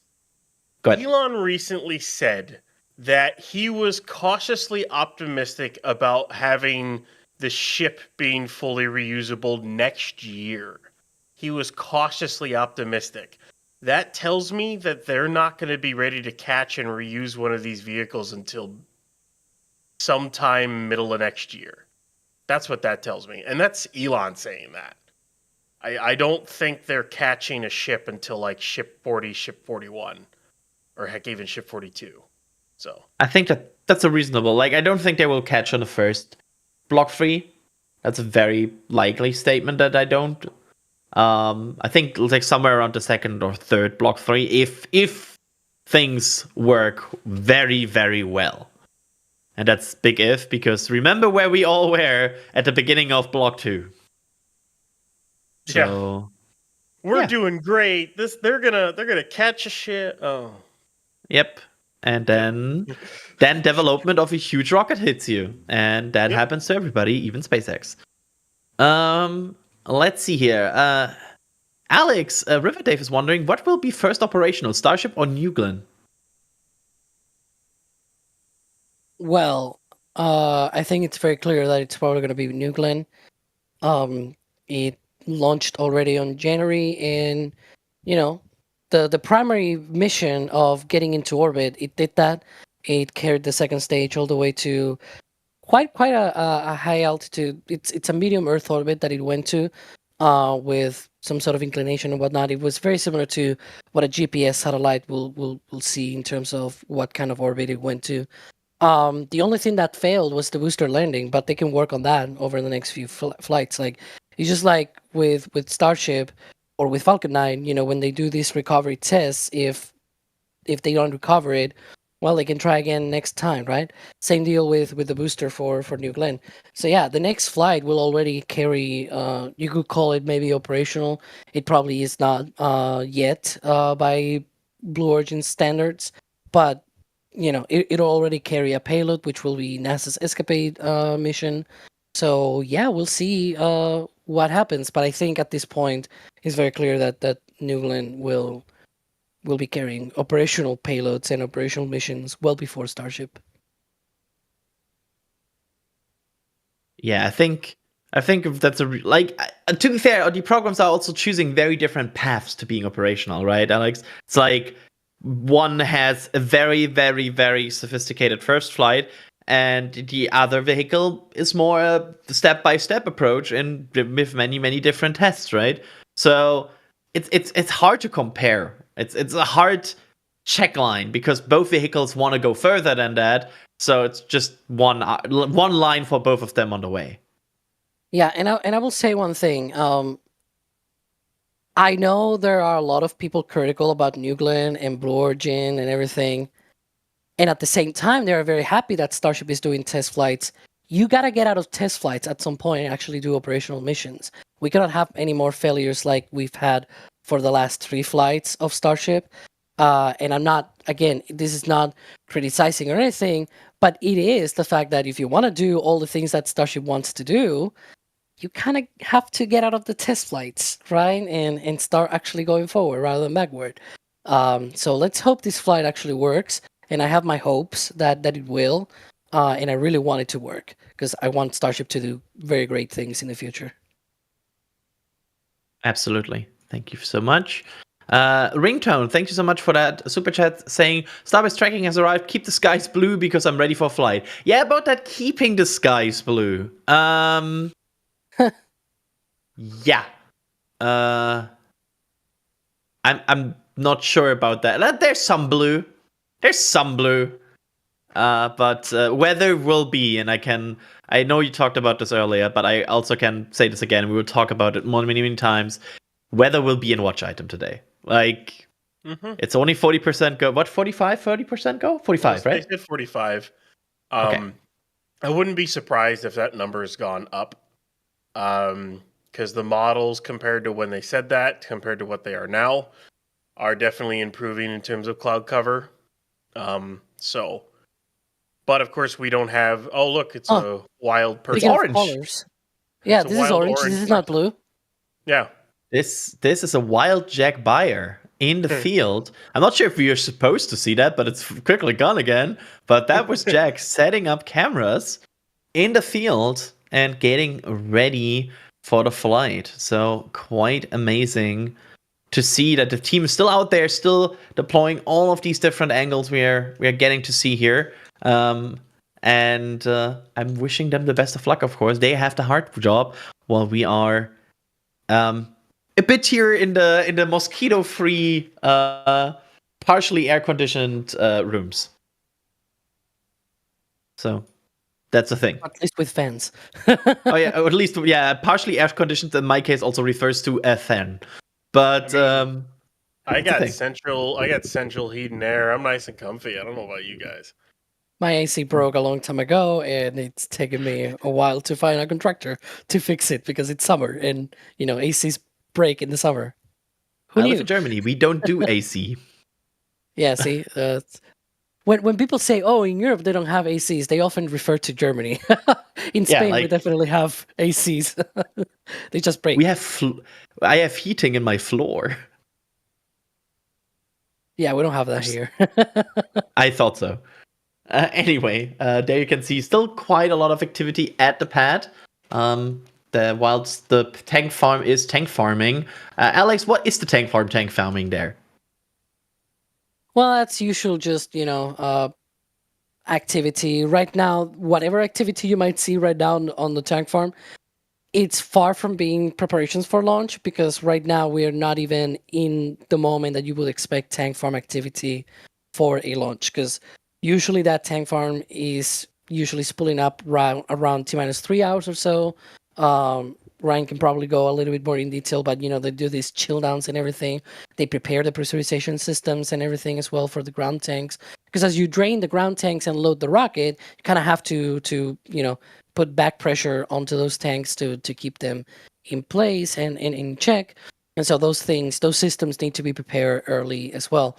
But right now, it might be, I think I saw even some trucks as well still unloading propellant at the tank farm. Might be even due to that. But yeah, we'll see. A lot of the normal venting you'll see off the tank farm is just them. Sometimes they'll be just generating gas to make sure the tanks stay pressurized to try to keep them cooler. Or if you see it out of the T vents that are in front of the horizontal tanks, those are the pressure relief valves, because as the cryogenic liquid sits in there, it starts to boil off because you can't keep it perfect temperature. That straight up doesn't exist. So it'll boil off. And sometimes you try to recycle it, and then when it comes usually with you recycle that with nitrogen with methane. When it comes to nitrogen or LOX, you just vent it out. Once it boils off, just to relieve the pressure. A lot of times you'll see venting like that. That's basically all they're doing. It's just maintaining pressure and maintaining temperatures across the tank farm, so everything stays stable. Absolutely. So yeah, not yet the conditioning for any kind of fueling. That would be a bit early at 7 hours and 34 minutes to the launch window. Very early. They could do that like 4 times in that area. So let's not do that yet. Or 3 times. More like 3 times is probably more accurate. But it's getting there. And Alex, I'm throwing this to you because I know we talked about this probably a bit earlier, but there's all kinds of things they will have to do before they can even get to fueling, especially on the safety side. So what will SpaceX all do over the next few hours? Yeah, so one of the things, of course, will be setting up those roadblocks that we talked about. There's going to be 3 different roadblocks. One out there, like at the beginning of sort of like at the end of Brownsville and the beginning of Highway 4 into Boca Chica and everything. That's like 16 miles away. I may be off there, it might be 16 kilometers. I don't know, but it's very far away. That's usually the soft roadblock that they have. Normally the public doesn't really go through that easily. You need to have property and things like that inside, or you might be invited, for example, from people from the Rocket Ranch, for example, at the outpost. Then there's the other roadblock with Richardson Avenue. which is the sort of the hard roadblock, as we call it, and that is because it's beyond that. Once they go into countdown, there's nobody other than police and SpaceX that can go through, and then they set up a third one that's sort of not fully permanent, but yeah, there's the standard closure point that they set up, and they should be setting up right now for the road closure at the LBJ Boulevard intersection with Highway 4. And that one is sort of the last point in the highway that you can sort of turn around without needing a roundabout, which now they've built close to the beach. And so that is the last point. That is where they have the final road closure. However, that one gets cleared closer to the launch because it's too close for comfort. It's too close to the rocket. So once it gets loaded with propellant, people just get out of the way from that roadblock. But it is set up very early. It's part of those 3 roadblocks that they set up. There you can see the yellow X is the soft roadblock, and then the other 2 closer to the launch site. You can see the yellow one. It's very far away. Absolutely. So there you go. Quick overview of the roadblocks that SpaceX will put in place over the next few hours as they are getting ready to fuel this rocket, because you don't want to stand next to about 5,000 tons of propellant. Usually, very bad idea. What? I'm generalizing. Christian Anderson becoming a Capcom member. Thank you so much for that. Mr. Gamer.io with a $50 super chat. I'm so sorry that I didn't get to this until now. That's a lot. Thank you so much. Saying, hoping for good cheesecake this launch. Yes, we like the good cheesecake this launch. Not the bad cheesecake. Not the sad, I'm in my hotel room and saw it explode cheesecake. We want to see the re-entry cheesecake. So that is what we are hoping to see. And we are, and let's say in about 8.5 hours, we will probably, if they go at the beginning of the window, know a bit more. But let's talk about expectations. Let's go to this very easy topic that commentators always love to talk about. And that is expectations and what we think will happen today. So Ryan, I know you love this question. Where do you think this flight will go to today? What will it achieve? As in, okay, so where I think it'll go, I always make the joke that I think it's gonna fail or whatnot. It will go. It's Alex in the back channel. That's pretty funny. I think it'll succeed. And as for expectations, it has to succeed. I said it a little earlier in the stream. If they don't have if it doesn't get to reentry and it's like, if it's not stable when it gets to reentry, this mission is a failure. This flight is a failure, plain and simple. They need to have a controlled coast. They need to have a controlled reentry. If they lose it during reentry because of the tiles missing, that's entirely fine with me. That's entirely fine. That's the experiment is meant to teach them whether or not they're going to lose it or not. That's the entire point of that experiment. But they have to get there. They have to. It's not that they can't afford another loss, but it just hurts the program that much more. This is, as of right now, this is the lost year for Starship. They've had a lot of booster success. They've had a lot of infrastructure success. And a lot of things are on the bright side with like Pad B, 39A getting going, the new generation of vehicles on their way, but they really need to start getting some data with ship. Like more than just a little bit of coast or before Seco. Like they really got to get going. If they want to make some of the timelines they want to make, they got to get going. Absolutely. I mean, I have a question I can quickly follow up here that I will throw to you before I'm going to Alex here, because Alex, you're not off the hook with this. Periodic Aerospace is wondering, do you think SpaceX will achieve the goal of landing on Mars by 2026 or maybe even 2027? Oh, that's an easier question. No. Yeah, no. You will get this. You will get the same. But Yeah. I mean, no. But it's easier there. than my expectations for Flight 10. Because I have no idea what's going to happen today. But I definitely know in my heart that there's no way they can make it to Mars in the next sort of in the upcoming Mars window. They can try, and I'll be clapping and cheering for them and supporting them and all that. Because Breaking news. We have breaking news. What? Breaking news, maybe. What happened? Oh my god. Wait for it. Closure. They're starting to close the road and beach. Oh, okay. Yes. Well, Nice. continue with what I said. I wanted to see if Ryan would do it. There we go. Beach is closed. There we go. Oh yeah, there you can see. On the left side, you can see the sheriff going to the beach and telling all of these people to get out of there. Yep. That is a sheriff being very angry and going to the beach and being like, nope. It is the perfect use of it, so I wanted to set it up for him. Absolutely. Anywho, Very go ahead, Alex. So going back to the whole thing. Now, somebody mentioned that's a trick question. There's no window in 2027. Technically, the trick question here is that it says landing on Mars in 2026. They cannot land on Mars in 2026 anyways because the window is in 2026, but they will land in 2027 because that's how calendars work. And that's how going to Mars works as well. It takes time to get there. And the window is sort of like November, December 2026. So by the time they arrive, it will be 2027. But I still think they're not going to make that. And again, they can try all they want, and I'll cheer them because that's a really great thing to try. But I don't think they will have enough time to be able to get to this Mars window. Maybe the next one in 2029. But we'll see.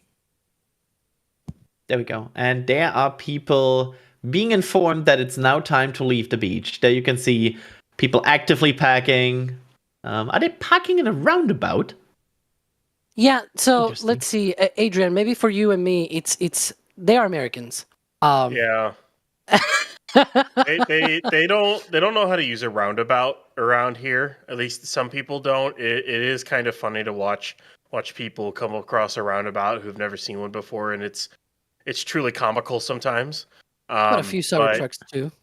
Yeah, but they're of course around there. You're parking along the road wherever you can, and now the sheriff is like, "Hey, you got to get out of here. We're we're closing the beach, closing the road. To clear out someone's flying a flag there. Hey, look, see some cameras in the background there too. But I see two everyone cyber trucks. There were like 3 of them, 4 of them. Or whatever. Yeah, There's a lot. Yeah, there were a few as well before. By the way, also bold choice of some of them coming with a very low riding Tesla there, because I can tell you that corner to Highway 4 sometimes results in lower cars setting bumping on the ground. So bold decision. With that, I think it's Model 3 there, the first line. Yeah. I would not was bring that my D? Accord. I think I saw D's car. We will not mention which one it was. I know, but yeah. Absolutely wonderful. They're clear. Look at this. They're like clearing fast, and somebody has apparently still to clean that road, because I think on the right side we are now seeing some road cleaning. I mean, they take street sweepers and one of those like floor cleaners. They clean the water plate before static fires in a launch. So they'll clean the water plate, and they'll clean like any of the oils or gas or anything that kind of would leak from trucks or lifts or what have you around the launch pad. So they clean that up so that the water is as clean as possible when it comes out there. But and I guess they decided to try to clean some other stuff around there too. Maybe he's a little bored. He just wants to clean up some stuff. I don't know. Some people were caught by surprise that there's a roundabout at all. Maybe we should mention that. Yeah, was that since last launch that they built the roundabout, or was it there already for the last one? Yeah, there was a common problem in Boca Chica that people went all the way down to Highway 4 and went to the beach and then had to turn around. And there's an area there that still has like a proper reinforced road below that. But then to the left and right of that is just sand. So if you have a heavy car that maybe also is not a all-wheel, you had people regularly stuck trying to turn around there. And they still get stuck with a roundabout anyways. Yep. It's a thing. So, hey, it's clearing out. Look at that streak of cars. Yep. That's absolutely beautiful to see. Now, Alex probably hoped I forgot. I didn't. Alex, what's your expectation for this flight? Well, as I said in the back channel, because you said, where do you think this will end up? And I'm like, well, in a body of water. Whatever You gotta body of specify water. which. Yeah, I didn't specify which. Yeah, it might be, but that both stages end up in the Gulf. Maybe one ends up in the Atlantic Ocean, or maybe the ship goes all the way to the Indian Ocean. In which number of pieces, that might be also a matter of importance. Because Flight 9 also went to the Indian Ocean, but it made it in multiple pieces. If it makes it in one piece, that's better. I have no expectations. I'm just coming here, talking my mouth off and see what happens. That's usually how I'm taking these latest flights, especially with Block 2. It's like, let's just see what happens. I have no expectations. Let's hope this is the last time everyone that's leaving sees that stack up close. Go that way. I will go on the record. I think it will enter re-entry stable. There you go. I'm no coward. I dare to say this. Sorry, I'm very spicy today. I'm not sure if you can tell, chat. I mean, but let's go. It's spicy. It's spicy. You're gonna launch. You got a Starship launch. I mean, it's the 10th Starship flight. Let's be spicy. Yeah, let's do it. Absolutely. So that's my prediction. If I'm right, tell me on X I was right. Thank you. Mark David becoming a Red Team member. Thank you so much. Boujouin van Kempen, I guess. Good luck, SpaceX at NSF. Thanks for the great service. Are they going to use Optimus at Starbase in the future?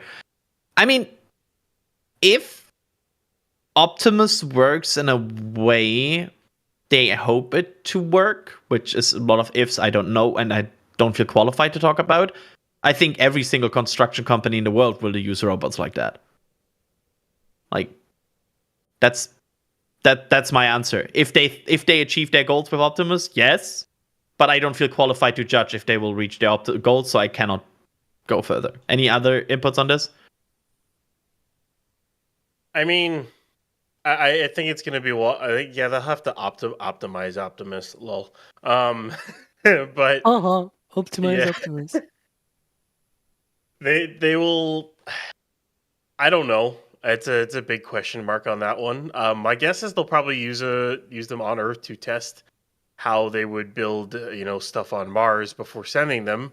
Maybe they'll do that at Starbase. Maybe they'll do that out in the desert or something like that. Who knows? I don't really know what they'll do, but I assume they'll test them if they do plan on sending a bunch to build habitation.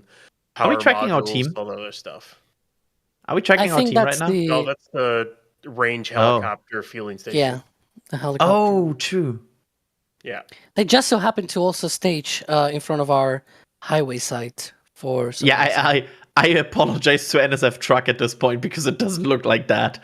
As long as they don't block our point-to-point and things like that, I'm fine with that. Sorry, NSF Truck. Also, there's no. Yeah, I could have seen that it's not ours. Anyway, there goes another Cybertruck. Some people really relax to leave the beach here. One thing that I will say about Optimus is that I dislike the fact of making robots just look like humans for the sake of looking like humans. Right. When maybe not looking like humans might be better for whatever task you want them to do. Like, I don't know, even if it's just one arm, for example. There are many robots out there which it's just one arm, and you may be using them remotely or autonomously and things like that. and that might be good for things that need dexterity. For example, you don't need the full body for some of the tasks that Optimus might need, right? Maybe legs are not the best way to move around Mars. Maybe it's tracks or something like that. I have no idea, right? I think maybe we should explore that possibility. I don't know. Yeah. I think that summarizes up. We are all not robotic experts, so it's always hard to us to like judge the success of a robotic operations, right? So it's always we'll see. Would be cool. Flippers 79 MGL from our MGL team, if you cannot tell, with super chat here saying, how many LBS is Starship when converted over to stones? Huh? Oh no! Oh man. Yeah, somebody how many quick- pounds? Are we Yeah, can talking somebody- loaded Starship or dry mass? Like, what are we talking? Either way, either way. Wet or dry mass? Like, that's the same Cybertruck. You know, I was just thinking, it'd be a good durability test for a Cybertruck, like they threw the ball at the window, is see how it withstands up to a Starship Flight. But anywho, Put it on deluge plate. yeah, put it on the deluge plate and see what happens. I want to see that. So, we're tracking the street sweeper, by the way, I'm reading in the back channel. Wonderful! Two street sweepers. Here we go. This is peak quality NSF tracking here by Ryan Caton. I think, or whoever's tracking this. I don't know who's tracking. That's why we have these fast tracking cameras. Yes. So we can track objects like this. Pizza this is pizza on the track. Yes. Yep. Look at that. Wonderful track. Absolutely perfect. This is amazing. All of this just to get dusty with a launch cloud. Right. Yeah, I bet you that driver is like, this will feel pointless in 10 hours.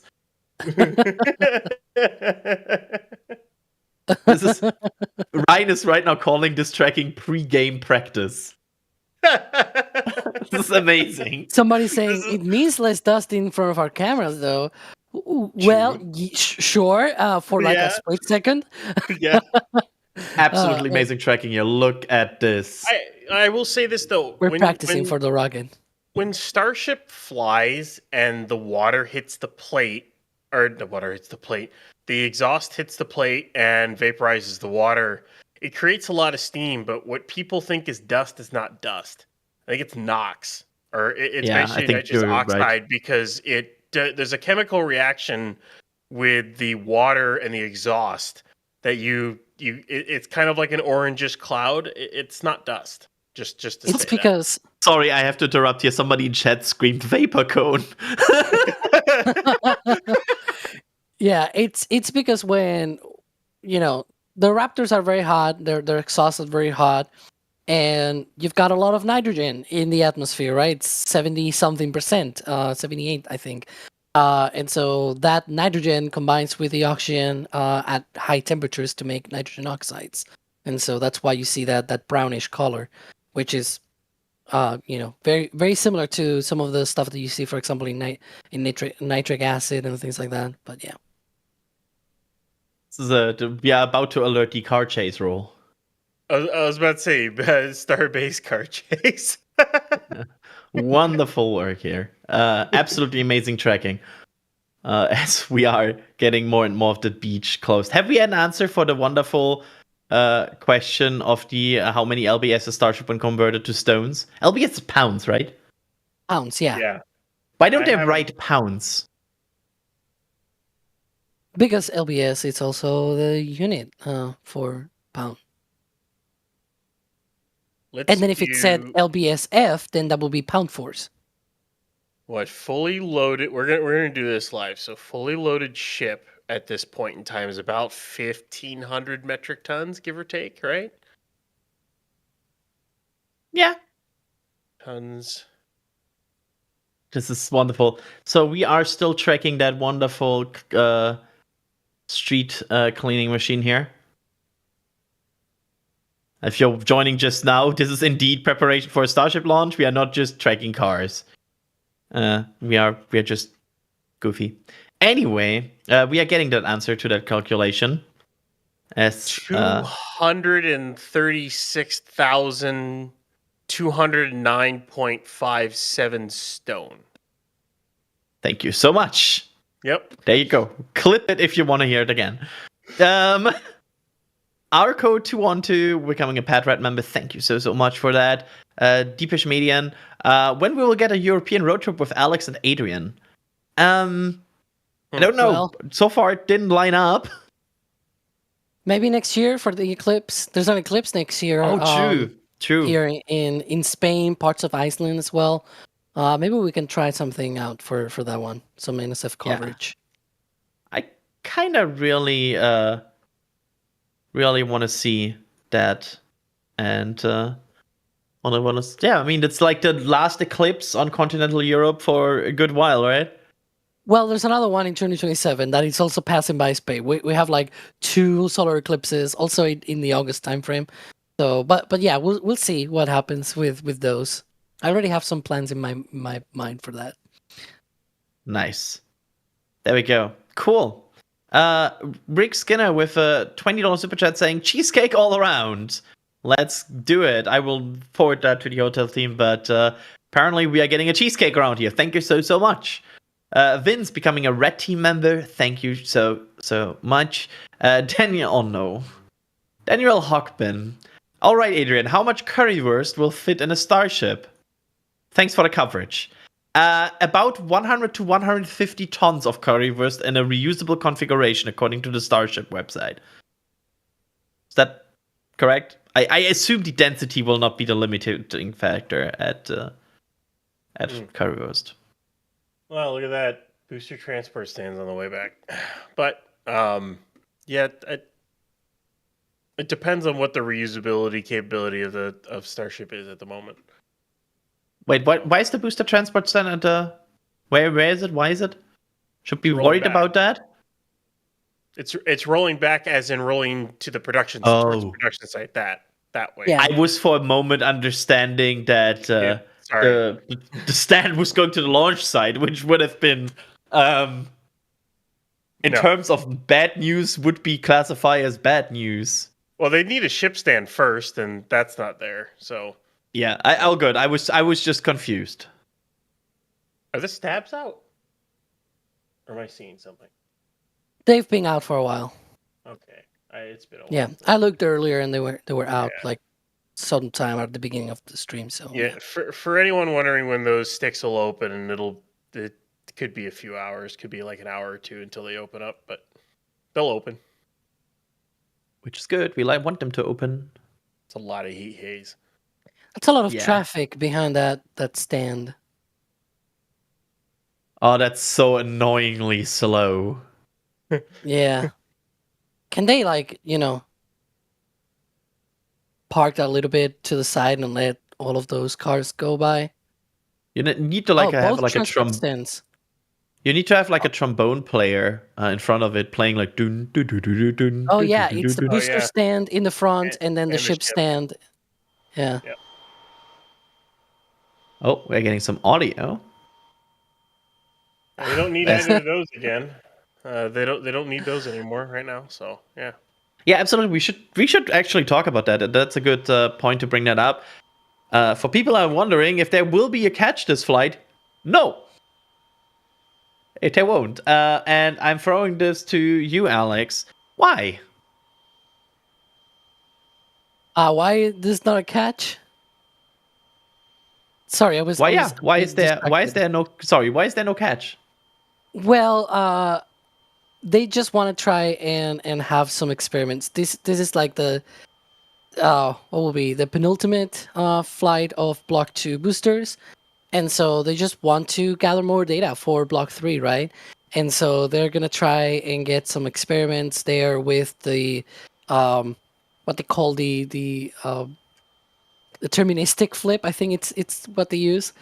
Which essentially, for example, the flip at hot staging, it used to be random, and with Flight 9, they closed off a little bit of the vents on the booster hot staging ring, and that allowed the push from the thrust of the engines on the ship to sort of direct that flip back. And so whenever we get to that, in a bit over 7 hours from now, the ship, excuse me, not the ship, the booster will be flipping up. So it'll roll over during ascent, and then during hot staging, it'll flip back. Now, for landing burn, they're also doing another experiment, which will be this sort of off-nominal situation where they're going to simulate as if they were losing one of the center 3 engines during a landing burn. So imagine, you relight all 13 engines, and then, oops, we lost one of the center engines, right? So they're going to disable one of those center engines after all 13 engines start. And then they're going to not only simulate an engine out, but also simulate how they will use one of the middle 10 engines on the ring of 10 engines as a backup to that one that they lost. And then at the end, they're going to just land on the 2 remaining engines on the center. So that'll be interesting how that'll go. But they don't want to try those things, that weird, sketchy landing burn close to the tower. So they're going to be bringing down to the Gulf, and there's not going to be a catch for the booster this time around, just like on Flight 9. Yep, sad news, everybody. But let's be real. With the ship, we would have been all occupied and nervous anyway. And the last few times, actually, the booster kind of removed the moment where we all got nervous. Not on 9, but I think on 8 and 7, everybody was like starting to celebrate, and then we were like, "Whip!" There's something going on. I kind of wish I had recorded my reaction to Flight 7 Same. and 8, because 7 I'm literally watching. I watched 14 get caught, and then I just glance. You would just see me glance down to the telemetry and see engines go out on ship, and I'm like, oh, I'm like, oh no, they just did they just lose ship? And then they don't cut to it because they lose connection. I'm like, they just lost ship. And then Flight 8 was, they cut to it, and I basically see the fire in the engine section, and I go, no way, they just lost the ship again. That they literally just lost the ship. That's a dead ship, because you just literally see the fire in the engine bay, and it's already dead at that point. And sure enough, it blew out its Raptors. So yeah, the reactions would have been priceless. There was a moment also on, I think, was it 7 or 8, where everybody was celebrating a catch, and Alex and I both are like suddenly very serious on camera as we see the engines going out. So I 100% feel it. It was like, oh no. So yeah, let's hope only in good news today, only good vibes. I'm introducing a good vibes rule for the stream. No bad vibes, only good vibes. You and I will be later on the launch stream, right? So I don't want to be like, that doesn't look good. Oh my god, they lost the ship or anything like that, right? I don't want to hear an Alex. Feels so bad. Yeah. You don't want me to do that. Yeah, like that's the worst. Like if you want to have a bad sound in terms of like Rocket Life, never you want to hear an Alex. Yeah, that's like rarely a good sign. The last year and a half or so, it's been, 4 or 5 times that I've done that. One of them with a Falcon 9. I don't like that either. Please, let's have a good Starship launch this time around. You want to have positive Alex interruption sign, which is the ooh, ooh, ooh. All I want to do is, if it actually does the flip and burn, is just hop in, just even for a little bit and go, woo! That's all I want to do. It's like, they did it. They finally did it. Like, I want to see some plasma. Right? Like, that's my desire for today. Yeah. It's a thing. We'll see. We'll hope as the booster and ship transport stand go by with, let's say, 1 or 2 cars behind. Is the driver for the SPMT on the SPMT for the ship or the booster? Because I see he's on there's for the booster. The seat is next to the power pack. They don't sit in those during the actual rollouts because I can't really see beyond the vehicle. So they sit them on. They can sit them on when it's like this. So you see him. It's thanks for that, like Digger. Right on the whatever. He's basically just sitting right next to the power pack right there on the booster stand. Brilliant digger placement. Hey, I hate ring walls. That's all. Hi, Jack. Hey Jack, are you Hi, by Jack. chance like in a traffic jam right now? Ring walls suck. Yeah, by the way, ring walls are this. So the transport stands are nicknamed also ring walls at SpaceX. So that's why he's referring to, for those that may don't know. Hey Jack, just so you're aware, there's a traffic jam on Highway 4 right now. Just Yeah. in case you need to go somewhere. Ugh. Sorry, this is too much fun right now. Uh-oh. I think I should stop taunting people in the traffic jam right now. Uh-oh. Yeah, I see another person in this question now. Adrian, what have you done? It's funny. I feel like there's a lot of photographers right now in this traffic jam. It's possible. Let's see. This is so slow.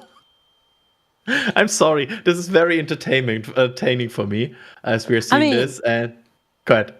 I can understand. I mean, imagine being behind this traffic jam and needing to go places. Like, it's one of those things, right? That if you're in a hurry, this is not hurrying.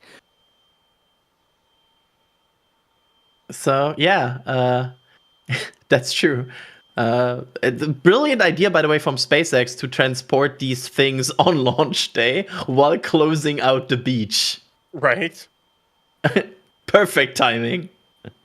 I'm sure Jack loves that I remind him about this. So yeah, This been great. this transport stand will be used for one more booster twice. Should be used for 15 for its static fire and then to roll 15 out for launch. And then after that, it'll get modified for Block 3, where all those, all 20 arms you see will get taken out and replaced with a new set. And then the 2 stabilization arms will also get removed because they don't need the stabilizer arms anymore with the new booster design, because the new clamp design is so much better. There we go. There you can see the Raptor positions and the connector positions, and you will also see the driver in a bit, who is sitting in the back right side of that booster transport stand.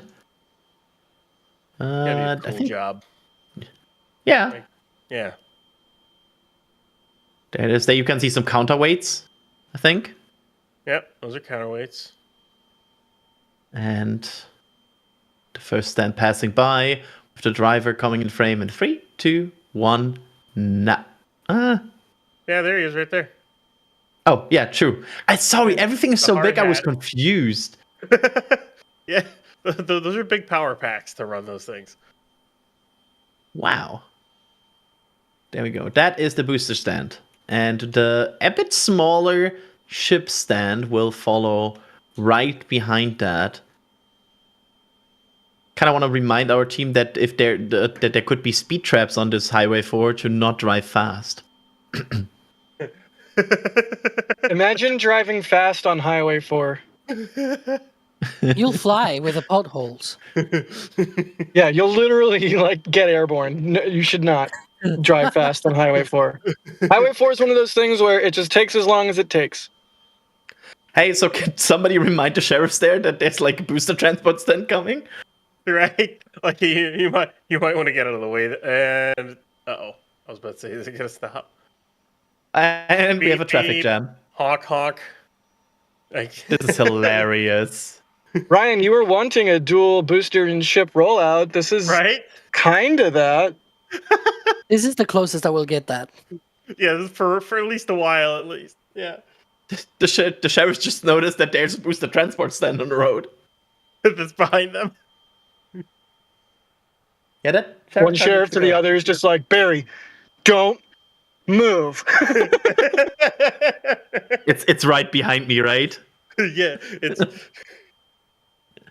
Wonderful. There's a bit of a traffic jam going on there because I think there were some cars about to go to the beach, which have been stopped. There's the SPMT driver for the ship stand.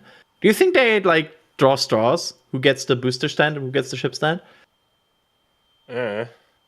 I wonder what's easier to drive. It probably doesn't really matter that much. The ship stand is probably easier because it's not as big, so you can actually it's easier to see around it. But it has more counterweights for some reason. Yeah, because the Probably- ship needs more. The ship needs more counterweights.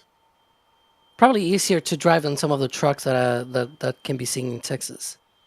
Oh, because Booster has more Raptors and the center of mass is already lower. And the booster stand weighs more as well. So they used like if you were to go back to the old V1 booster stands, they'd have I think it's like 200 to 250 tons of counterweights on them because the stand is tubular steel, so it's pretty lightweight. So they don't need they would need more counterweights to bring the center of mass down. So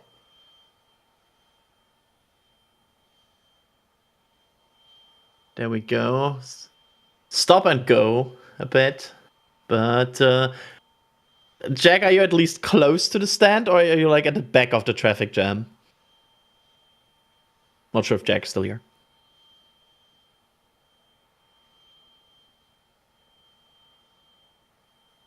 Yeah, I think we are. The sound we are hearing is the high pitch. Should be like the SPMTs make that sounds, or the No, vaporizers they're in the tank more farm, lower. right?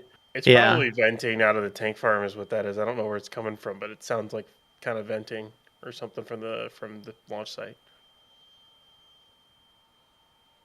The question we would need to know is,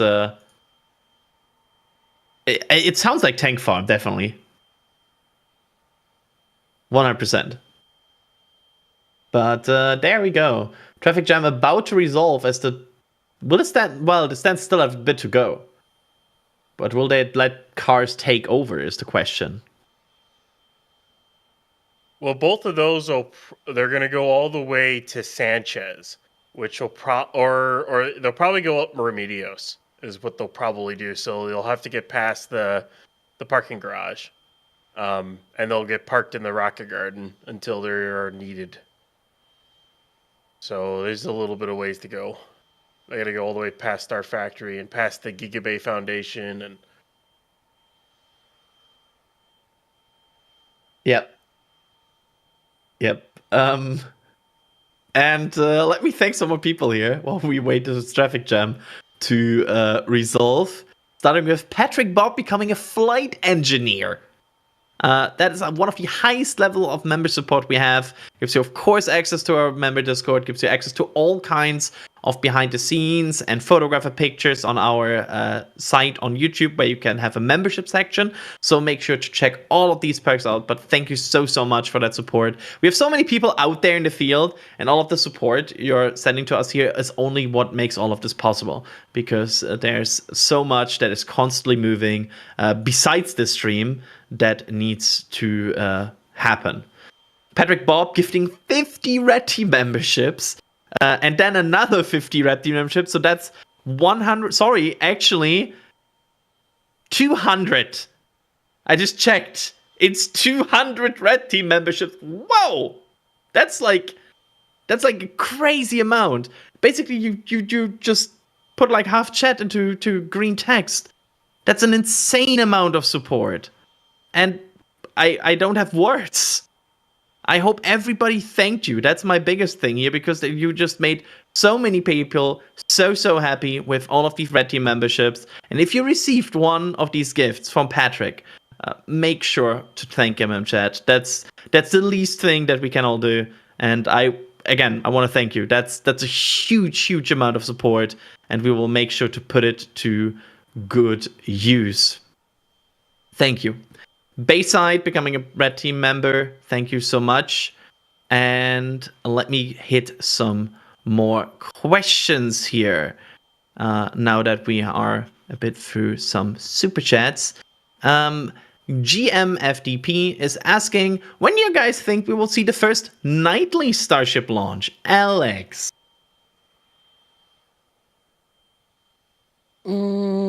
I think that's probably going to be a little bit later in the program. Right now, they can choose when to fly, because right now it's indicated mostly by when the ship is coming over for reentry. So ever since Flight 6, they've been trying these late afternoon, early evening launches because that's when it is daylight in the Indian Ocean. And so they have cameras, they have boats and everything out there. So they can see the heat shield. They are able to inspect that. Somebody was asking earlier, by the way, they were not taking out NASA space flight, so probably why we didn't catch their question.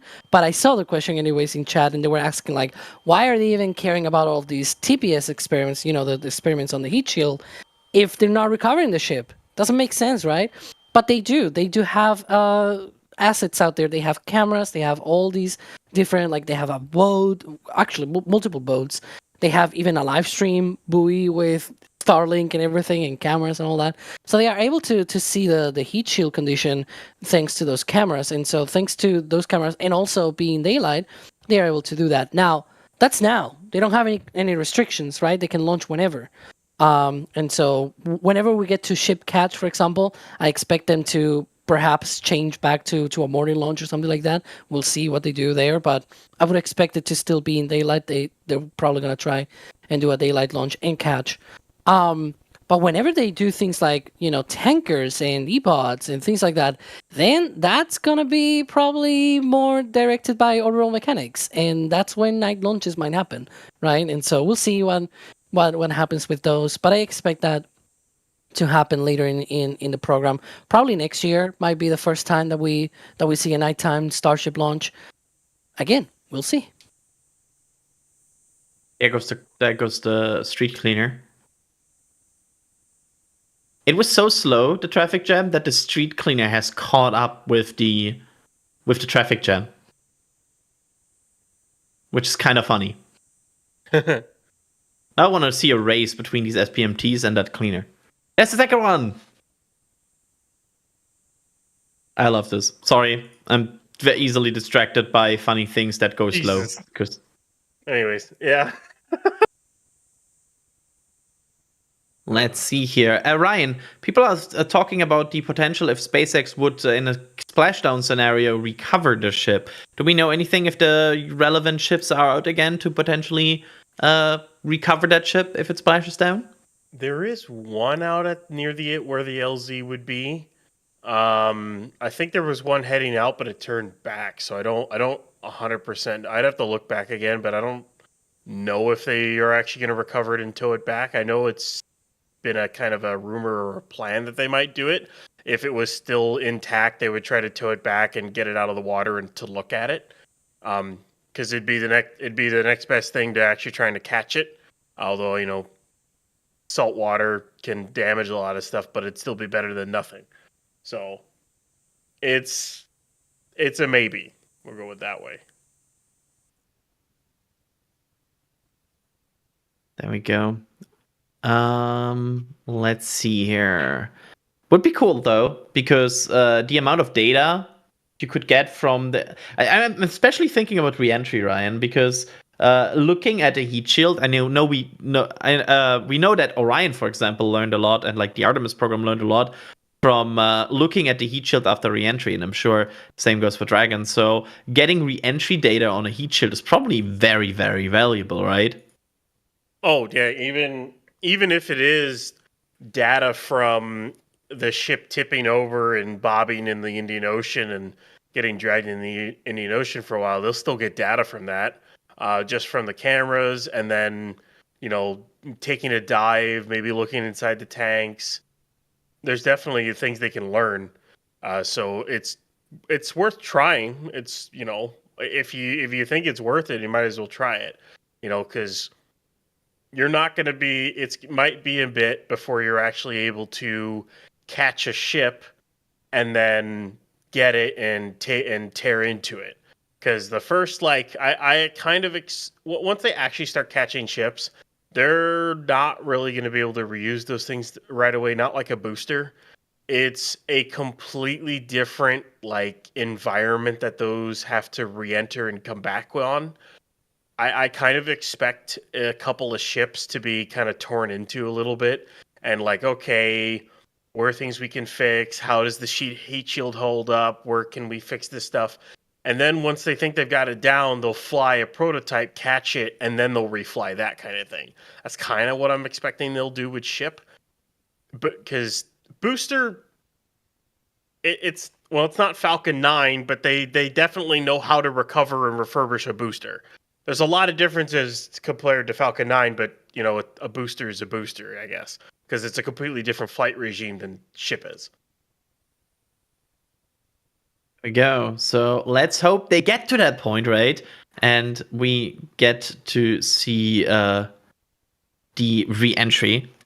And then, of course, the end of the re-entry with the splashdown. There's a related question here, Alex, I got for that, from Wesley, asking, will the sun be up or down at splashdown in the Indian Ocean? Oh, I was like, some? No, it's sun. Okay, No, sun, so sun. Big bright object in the sky. I know. Yeah, it'll be up by the time they splash down in the Indian Ocean. That's the goal. That's the whole reason why they're launching at 6:30 p.m. Central. Yeah, and so once they get to that point, we hope to see a beautiful splashdown in the. I mean, I don't know if Ryan has the Ship 31 splashdown clip.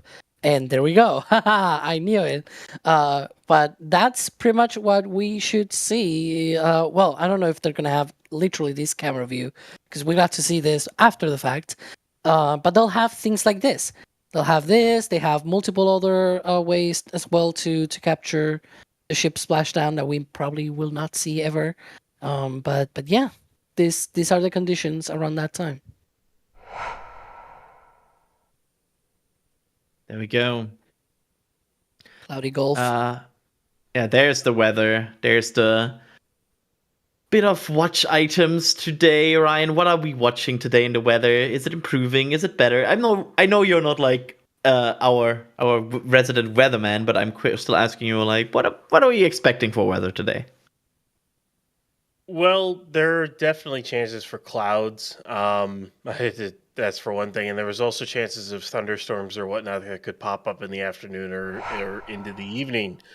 But based off of, I'd have to look at the models because I haven't looked at the models in a few hours. But before it was on the stream, so a lot of the different models I was seeing, it was clearing up. There was a chance that we might not even have any cloud. Cloud layers would basically clear up by time of launch. And there might be some cells that would be like west of Brownsville or something like that, but nothing that would be over the launch site or anything. So let's hope that happens. As always with weather, it can change a lot, but I'm not Adam Suker. I can't, point everything out like that. So absolutely, and we are seeing a nice weather graphic here that shows you the direction of the wind depending on altitude. And the big thing we are watching here is big changes of wind. And you can see basically there's no wind in certain areas. Yeah. That's kind of nice. And it's quite interesting because, you go to high altitudes. At high altitude, high winds, you sort of expect that. It's thinner air, so it's easier to move around. So you can see there it's going up to 20-something knots at 10 kilometers. But that's normal. Like, remember, 10 kilometers, the atmosphere is a lot thinner. So those 30-something knots, it's nothing. You could say it's nuts thing. Wow. Very bad. Wow. Oh boy, that was. But yeah, I've seen Falcon 9 launches happening with upper level winds being of like 120 knots at something like 40,000 feet or 45,000 feet in altitude.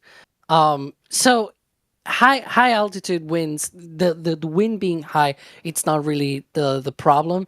It's the direction, and as we saw there's a bit of change in direction, but it's not huge. Like, it's not super sudden. It's not like it changes dramatically. So probably the share of that wind, it's not going to be that much either. So probably the upper level winds will be okay for launch.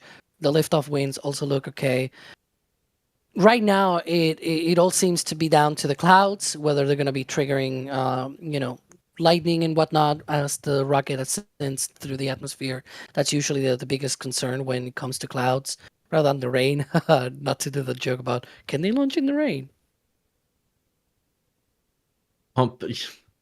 I I don't want to even answer because the last time somebody answered that question, it didn't go well. But with that, we now know that the road is closing, which is a good sign because that means SpaceX is at least partially progressing further into their day. And I wonder if we have a video, maybe narrated by Alicia, who would explain for us the next steps towards a flight today.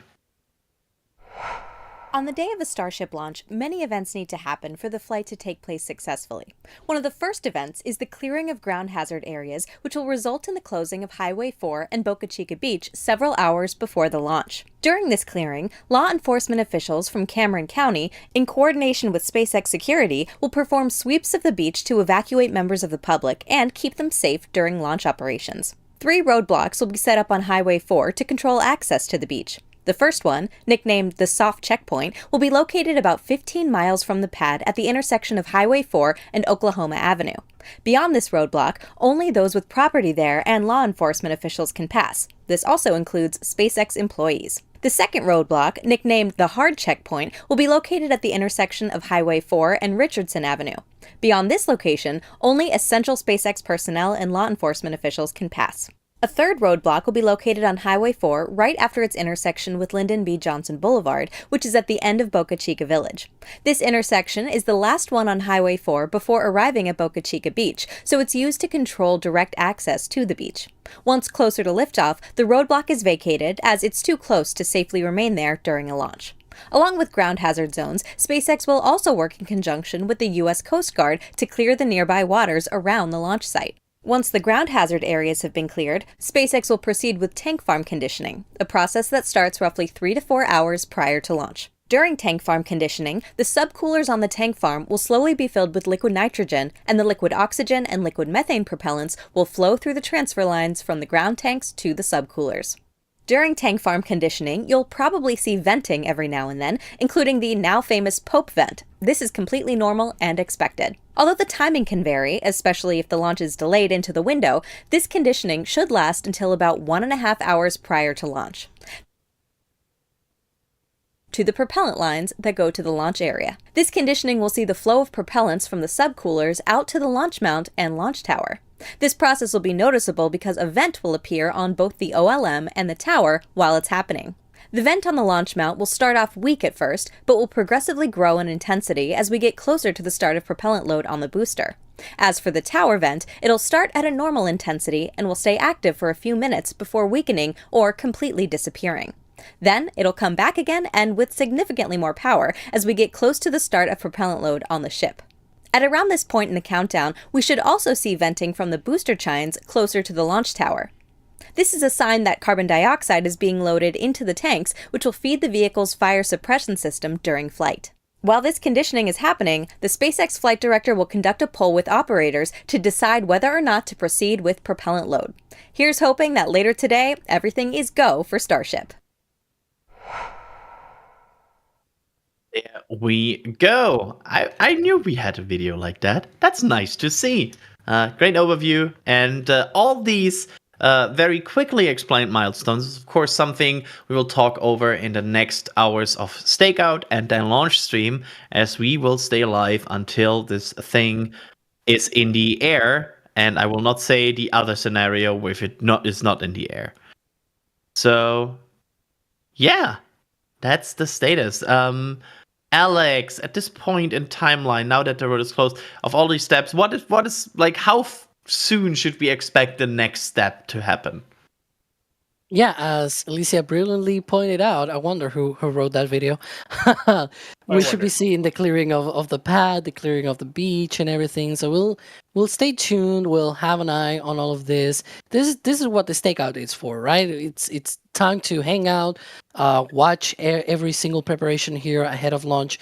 Then once we get into more active stuff with the tank farm and whatnot, we'll go into the launch stream, game on, and all that. We'll put our serious faces and everything and all that. But yeah, so right now we're just seeing, this is, for example, the roadblock at Richardson Avenue. It seems like it's already being set up. So that's great news. And we also saw the one at the LBJ Boulevard roadblock. There we go. Seems like they're using the stands there to block the road. Quite a novel way to block the road, I guess. But Yeah, so we'll just keep watching, keep observing what happens. What? Oh, sorry. For a moment, I was confused because they were working at the back SPMT, so I was wondering if that broke down. But I guess that's a good way to block the road. Yes. I That's don't know a why they're keeping. I mean, it is a good way to block the road, but it is kind of odd that they're keeping them there because they're not needed. So, it's odd. interesting.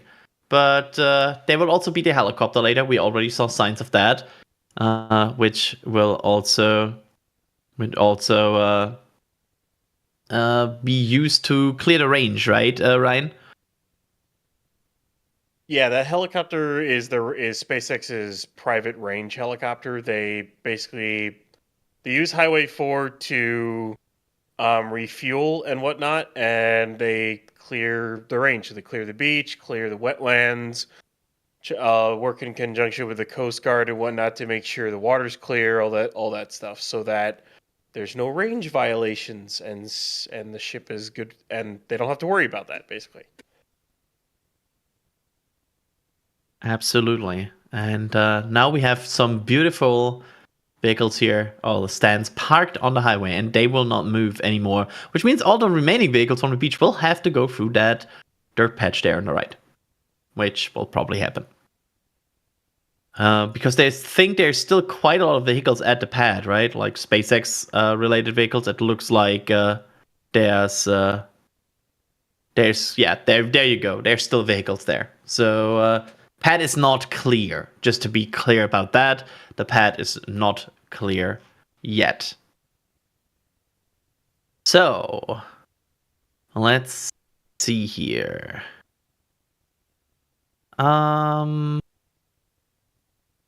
Searching for a good question we can ask here at this point in the countdown.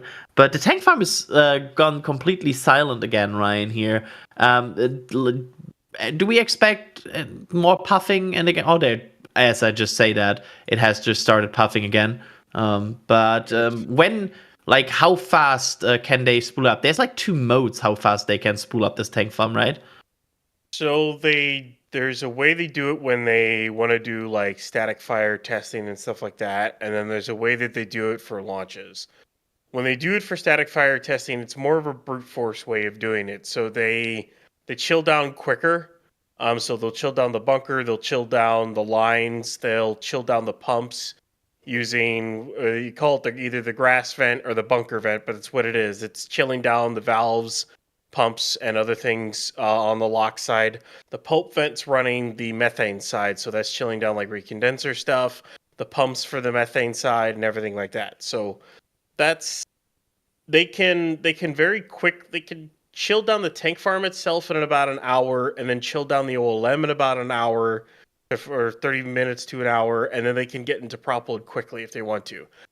The downside of doing it that way is they tend to use up a decent amount of LN2 when they do, and locks when they do that. So doing that means they vent out a lot, which also means there's less left over in the tanks. So when they do it the way they do it when they launch, which is they don't run the pulp vent as much, they don't run the grass vent as much either. They basically slowly chill everything down. They just kind of open the valves and let pressure just kind of slowly chill down the lines that go from the tanks to the pumps to the valves, and the pumps to the subcoolers to the valves, and then to the pad. They kind of slowly chill it down. It uses up less of the prop. So, in the case of a scrub or an abort, say when they're fully loaded, they're not using up as much of the propellant in the tank farm, so it's a quicker turnaround. So that's the point with that one. And not only that, it also, they can take their time to check everything. When they're testing, they like to get it chilled down, get it tested, get it done, get the beach open as quick as possible. When it comes to a launch, they have this road closure till 10 p.m. And they've got the window that opens at 6:30, closes at 7:30. They've got tons of time on their hands to slowly chill it down, make sure everything's working correctly, and go through that. And they don't need a rush, so they don't. And they conserve propellant and stuff when they do that. So that's kind of the two modes that they do. It's usually around T-minus 3 to 4 hours where they'll eventually you'll start to see frost on the primary LOX and methane lines that are going from the tanks to the pumps. The pumps will get chilly, then the subcoolers, valves around them will get chilly, and then they start pushing towards the mount itself, and it'll just start to chill down as it goes. But that's kind of what we're looking for a couple hours from now. There we go. Thank you so much for that. Alex, there's a question about the timeline here, because somebody's wondering here. Why on the SpaceX timeline it says that the ship flip happens 6 seconds prior to the ship engine ignition, according to their timeline? Wasn't it previously the other way around? It's always have that on the timeline. I don't know why they put it like that on the timeline. I'm not saying that this has always been the way that they've done it. I'm saying that this is what the website has always said in terms of the flip timeline. It's always been, landing flip, then landing burn start, and then an exacting landing, as they call it. Essentially the splashdown of the ship. Yeah, I mean, maybe they refer to landing burn start when it is actually decelerating in vertical position after the flip. I have no idea. But in reality, what happens is the engines ignite, the flip happens, then it goes into vertical position, and then it splashes down in the water. That's essentially what happens. The profile is not changed. It's just that it's been there all the time for pretty much since Flight 4, which they've been doing this. Yep. It's sometimes their communication on their timeline can be a bit interesting. But in general, also, Alex, the timeline sometimes differs from real life, right? Well, one thing is that the times may be subject to change in terms of, those are the predicted, but then when in reality you actually fly the thing, some things might be, like maybe the rocket overperforms, and so some burns you don't need as much or something like that. Like the times are just notional, right? But that's one thing, and another thing is the order of things, right? Of the events of when they should happen. So that's what they were asking, that it shows the flip first and then the landing burn. My thinking is that what they're referring to is that landing flip is when you start the engines for the flip, and then when it goes into vertical orientation, then that's the actual landing burn, right? It's the same burn for everything, but they call it, like as in once the flip ends and it's already vertical, that's the landing burn. Choices. Drone? Is that a drone? Yeah, it's up there at the tip. Yeah. Oh, Probably getting some pictures, and then they'll probably open the stick soon. Yeah, I was gonna say it's probably taking some pictures and things like that. They may have also they usually have like fancy graphics and everything for their. We also have fancy graphics, by the way. Thanks to Ryan for making those. We'll probably flex those later in the broadcast. But yeah, they also have theirs. There we go. So some fancy graphics coming later on this stream and others. George here with a 20 pound super chat also reminding us that there are some people on YouTube rebroadcasting SpaceX and pretending to be the official broadcast. I want to quickly point out, be careful when you watch official coverage from seemingly official coverage from SpaceX on YouTube, or like see people pretending to be us. You will only find us on our channels. And if you spot their footage on other channels, please let YouTube know about that with the report function, especially if they use it for stuff like Bitcoin scam. That's not what we want to see with footage. Nitrogen here with a super chat saying, a whistling diesel already put the Cybertruck through the equivalent of a rocket launch and it failed compared to an F-150. The aluminum frame split in half when trying to pull the F-150 off a concrete pipe. I'm not a car guy. I'm gonna be super honest with you. They drive from A to B. That's my thing. I'm not sure if anybody has here. You're also not really car guys, right? I'm not. No, not really. I know Ryan Ryan is likes an urban planes. guy. But I would love to see a Cybertruck get thrown by the water deluge plate, though. That would be entertaining, to say the least. I feel like I always feel like these car comparison videos, every time I see them, I see one fraction of that likes one car or another. It's like complaining that the car set test was not done correctly. It's usually the one side that lost, and I feel like it's always that way. So it's always a bit of a. I'm not qualified enough to understand if that test was altered, and if it was altered, I really don't care. So it's a bit of a weird thing, you know. At least to my eyes. And again, I'm not a car guy. Ryan's here with a super chat asking, does launches affect damaged cameras, gear, or that NSF has close to the side? Yes. We have some cameras that were roasted by a static fire, I think, at some point. We have one camera that is in landing attempts very dangerously close to the backup landing spot and would probably be obliterated should they choose the backup landing spot.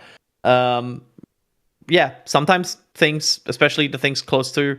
There's people like Jack that are way more qualified to talk about this, but we have lost cameras definitely in the past that are at Starbase. So yeah, it happens, and that's also why superjets are important, because they help people replace the gear that we are sometimes risking in getting the coolest shot. We also lost the van on Flight 1, remember? Oh yeah, how did I forget the van? Yes, Right, we the lost the van. The van. It was a concrete way to go. Yeah, I think somebody calculated about 200 kilometers an hour entry velocity of that rock. So Yeah. it was fast.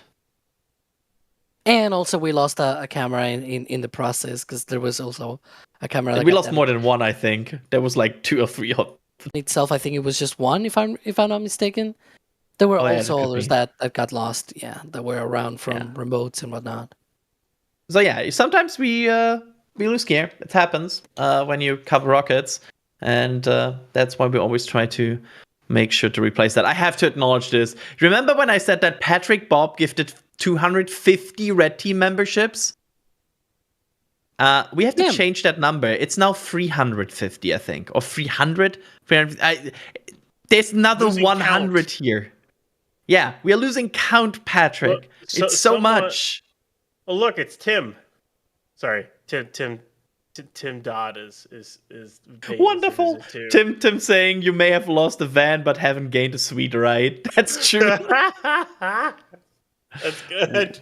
But thanks to I want to quickly finish this, because Patrick Bob, thanks to you, 300 people have access to amazing sweet extras content. To have access to the member section in the YouTube channel, can see all of these pictures we post there. So Patrick, that is an insane amount of support. Nothing we can say is even close to thank you for all of this, and yeah, thank you. Just an honest thank you from my heart. So, let's get some more questions here, I think. Nate here is wondering, would it be more efficient to fully develop Block 1 for development of Starship and then slowly upgrade to Block 2, then Block 3? So that's a bit talking about the different development path. Alex, would have been better for them if they maybe iterated a bit more on blocks, or what do you make out of this question? Well, they already are in Block 2, so they cannot really backtrack to Block 1. They no longer have any of the production tools to make Block 1 vehicles. But there's also the matter that Block 1, despite all of the issues with Block 2, there are things on Block 2 that make it better for some of the operations that they want in the future. And then there's Block 3 as well that, will eventually also improve things. Like, for example, the vacuum jacketed transfer lines on the ship, which gave them headaches on Flight 7 with those harmonic oscillations and whatnot, right? They fixed that for the next 2 flights, but it's a very important thing to have because it reduces the amount of of boil off that you can have, because it's those transfer lines essentially get better protected from thermal transfer heat, essentially, right? And so it's a lot better when you want to go into orbit and actually catch a ship. Then that ship needs to come back to the launch site, right? And that means you need to be able to hold that propellant for longer because it's going to go into orbit. And then later in the program you also have going to Mars, going to other places. It needs to survive for a lot longer. So little incremental steps like that will help a lot to be able to solve some of the issues or some of the shortfalls, I guess, of the Block 1 design. The flaps, for example, the forward flaps, we can see here on this shot that sort of difference. You see the aft flaps in one position. The forward flaps are further leeward and further closer to the tip of the nose cone than on Block 1. Those things, for example, also help for their usability, because that flap hinge is out of the way for the plasma. When it's re-entering and everything, and the plasma is hitting. On Block 1, it was hitting directly on the hinge, right, on that interface. Now, with this new design, it shouldn't. But they gotta test that, right? They gotta test that they are correct, that it's not gonna hit, that they can still control the ship and everything through re-entry. So this flights like this, like Flight 10, it helps actually proving that out, right? And the problem is, until now, flights 7, 8, and 9, they have not been able to prove that. So hopefully today they can get to that in about 7 hours from now, 7.5 hours from now. There we go. I'm quickly. I want to point out that I'm getting flag in the back channel for my pronunciation of development. And while I fully agree that it could be better, that is also coming from a country that calls the French fries chips. So I am not sure if I'm fully taking that flag. So anyway. Sorry, I just had to make it spicy. A huge thanks for the entire NSF team. A special thanks to Adrian for his kindness and being a great host, and Alex for sharing your knowledge and humbly all the time. Much love, you all. From Tom Braxton. That's so kind of you. I will share this love with everybody in the team, and I hope everybody here has a wonderful time with us here, just ranting about Starship for hours straight. Anush, hello, Anush. Wonderful to see you. And also, that's a very familiar name here. Also from Super Chat here, saying, hey, Ryan, Adrian, and Alex, what are we thinking in terms of success probability for this flight? Are we thinking this might be when Starship V2 is successful? That's... Ooh. I want to... guys, we have to give a probability here. So... let's define successful. Successful means reaching re-entry light. Basically, lighting the Raptor engine, right? And soft splashdown. I hope to see that. I'm gonna say what I said before when we were asked about the expectations. I don't know. Right now, if there was some kind of slot machine, you could do the same with these probabilities. In my brain, there's probably a slot machine. And you just crank it, and it's what probability are we thinking now? 50%, and then you do it again, and then 75 or something like that. I have no idea. It's pretty much like that. So we'll see what happens. I really hope, I really wish we see everything successful, though. I agree. I will give us a percentage. I will put you two on the spot to give a percentage. Oh, dang it. I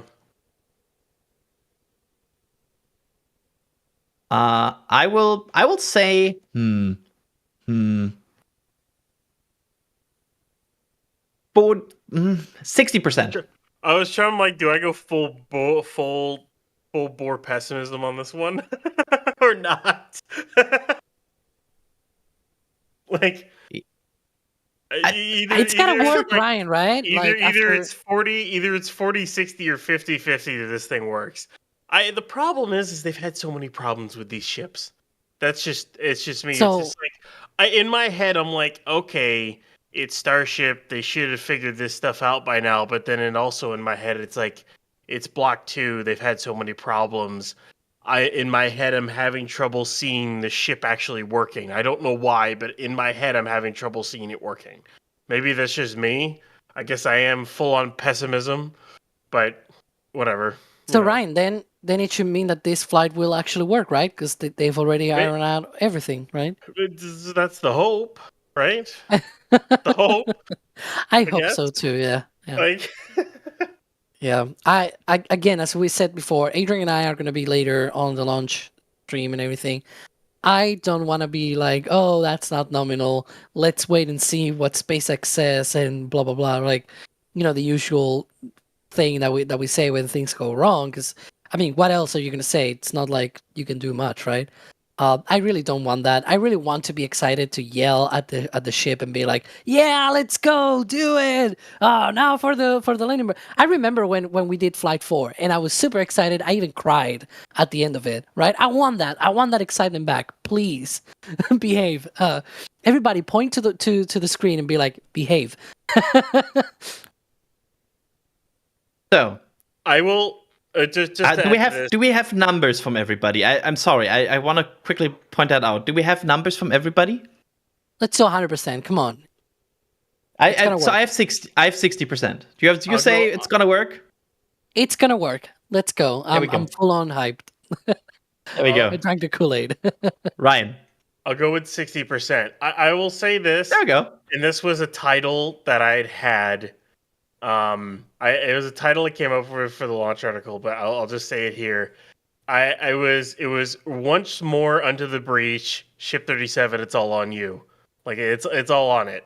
Like come on, Ship 37. You better work. Absolutely. And we have a theme for that with our patch that I want to mention here. But before I do, I quickly want to mention our international shipping issues with this. And I want to be very honest about this. As a background, our previous warehouse provider recently shut down. We had to change for a new warehouse solution. Before we switched to the new shipper, we ran a test of a similar product and expected a slight increase in some shipping, but nowhere near the increase that some international addresses are seeing right now. This is honestly unacceptable. We as a stores team think this is unacceptable, and we are actively working with the new warehouse to find a solution. We are just as shocked as you, honestly, by some of these shipping prices, and we especially, after the initial test, we thought we had it all ready for flight. We knew that adding tracking, for example, was very important to international orders. That would increase the price, but we were also unaware that that would rise this high. Please, I want to point this out. This is a genuine sorry from my side and also from the store team side.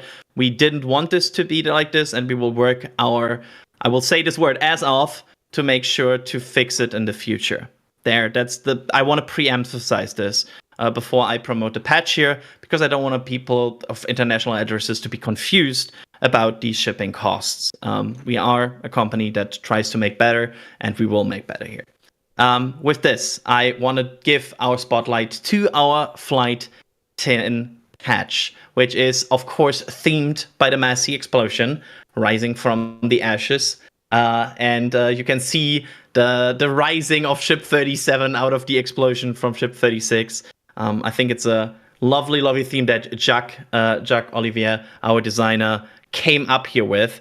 And I think it's a wonderful, wonderful spotlight to this amazing return that SpaceX put up in the last few weeks. Certainly my favorite patch design we have ever done. You can get this on patch, but you can also get this on on stickers, or you can get this on tumblers, on shirts, of course, on hoodies, on mugs. And I want to point out that also the very high shipping cost for some addresses should only affect a patch. So if you're, for example, on a European or Canadian address and are experiencing these shipping costs, we right now have issues, you should still see similar shipping costs to our usual products, such as the t-shirts or hoodies. Again, I hope everybody understands the situation. We will make our best to fix it. And I hope that was very understandable how it came to be. Thank you so much.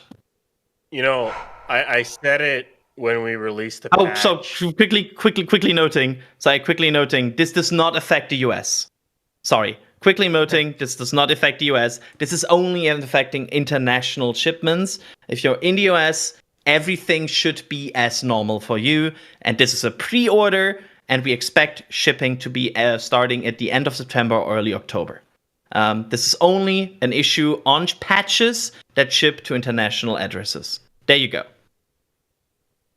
You know, I said it yesterday on the rollout stream when we announced it, is that not only is it rising from the ashes of Ship 37, but Ship 36, but if Ship 37 succeeds, it's kind of rising from the ashes of Block 2 and trying to turn the whole narrative around for Starship with the kind of year it's had.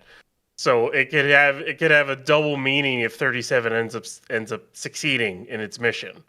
So that would be a nice cherry on top, I guess, if you want to call it that. You know, a nice addition to it all if it ends up working out. Yeah, I fully agree. Sorry, I was quickly also just looking at some statements here. I'm very sorry, Orion. I should have paid more attention to your statement. Let's go a bit more deeply into some questions here, because I don't have you too much longer, right? Like, it's only a few more minutes. This is a funny question. Kiwi's wondering, what's your guys' favorite ship and or booster? Do you have one, Ryan? Favorite booster is 12. How can it not be? Is first one to get caught.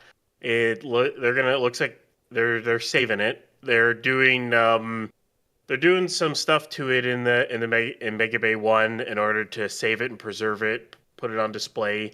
We don't know in what form, but if they were going to scrap it, they definitely would have scrapped it by now. So they're looking to save it. I can't wait to see, you know, in what form they do that in. So it's booster 12 for a booster. In terms of favorite ship, it has to be something like, I would say 30, maybe 31, because of how successful they were in their flight. Both did on-target splashdowns. I know I'm picking two, but whatever. Both did on-target splashdowns. At the end of Block 1, it was kind of an end of an era, because we entered into this thinking things were going to go great, and really they haven't. Those two ships, those two flights, with Flight 5, Flight 6, you got Booster 12 and 13, Ship 30 and 31. That is so far the peak of the Starship program. I know they've reused Booster 14, but I think those back-to-back flights within like a month that was the peak of the program so far, and that's it for me at least. I mean, I'm sorry. It's a very boring answer, because I don't know. It's maybe I'm gonna go with Ship 24 as well. My answer is Ship 24 because I saw it. Like, very boring answer, but if you saw something in person and it's my first rocket launch, I have a special connection to that ship. So that's my answer. I know it didn't have the best time. It never really got something. But yeah. It's probably my answer. So yeah. Ship 24. So that's my quick little what about booster? Chat. Is it 7? A booster? I mean, so there's two answers here. I think it's 14. The reuse? Yeah. Yeah. Like, I think it's 14. I always like the number 14, and I think it gave us 2 missions, so yeah. That is my answer. So yeah, that's the quick overview. But thanks for the question. I like these. Sometimes we can waffle a bit about it. Is waffle the right word? Anyway, waffle. Waffle. Yeah, I'm probably somebody in the back channel will point out how I pronounced that again. Looking at you, back channel. No, I'm joking. But that is certainly a thing. Let me catch up with some of the support queue here because it's red. It's very red. Sun Express is asking how many paella pans can be made out of one Starship. A lot. Can somebody ask ChatGPT? That would be great. Thank you. Aaron Skinner saying, watching since Starhopper, thanks for the coverage. Same. And that is a very long time, so thanks for all that time you spent with us. That is quite amazing. CH Boom 1 saying, could Starship, if it were equipped with landing legs again, launch eastward from Boca Chica, complete one orbit, and then land on LC4? I guess technically could, Ryan, right? Like, the answer is technically yes. In theory, yeah, they could. Yeah. If they had landing legs and they had the right trajectory, yeah, they could. Practically, probably you not want to? gonna happen. No. You wouldn't. Yeah, no. I think that's the answer. Like, technically, yes. Practically, yeah, probably not. So that's the answer we will have to give here. Una Camper becoming a flight engineer. Thank you so much for that generous support, and I hope you enjoy all the perks. Ooh. I'm not sure. Ooh, is that a Beach. The beach sheriff might be leaving clear, beach? and not only that, I think beach and pad are clear. I think I think that's the last vehicles because I mean, unfortunately, the ad entrance is a little bit blocked by that, and we can't see D1 from here. But if that's any indication, yeah, beach and pad are clear, and the next step would be chill down in like 2 to 3 hours, give or take. That means they're very much on track here, right? Like, it seems. Yeah, they're. Yep. So stick seems should going open good. soon. I would expect that at some point here.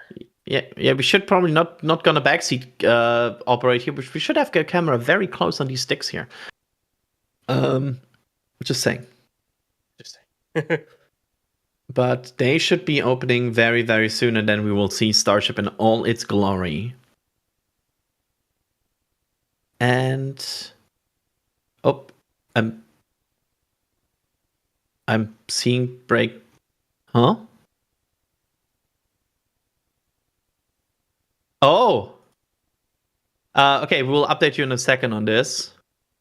Because we will also quickly get the details. I'm getting Ryan. Sorry, I just saw.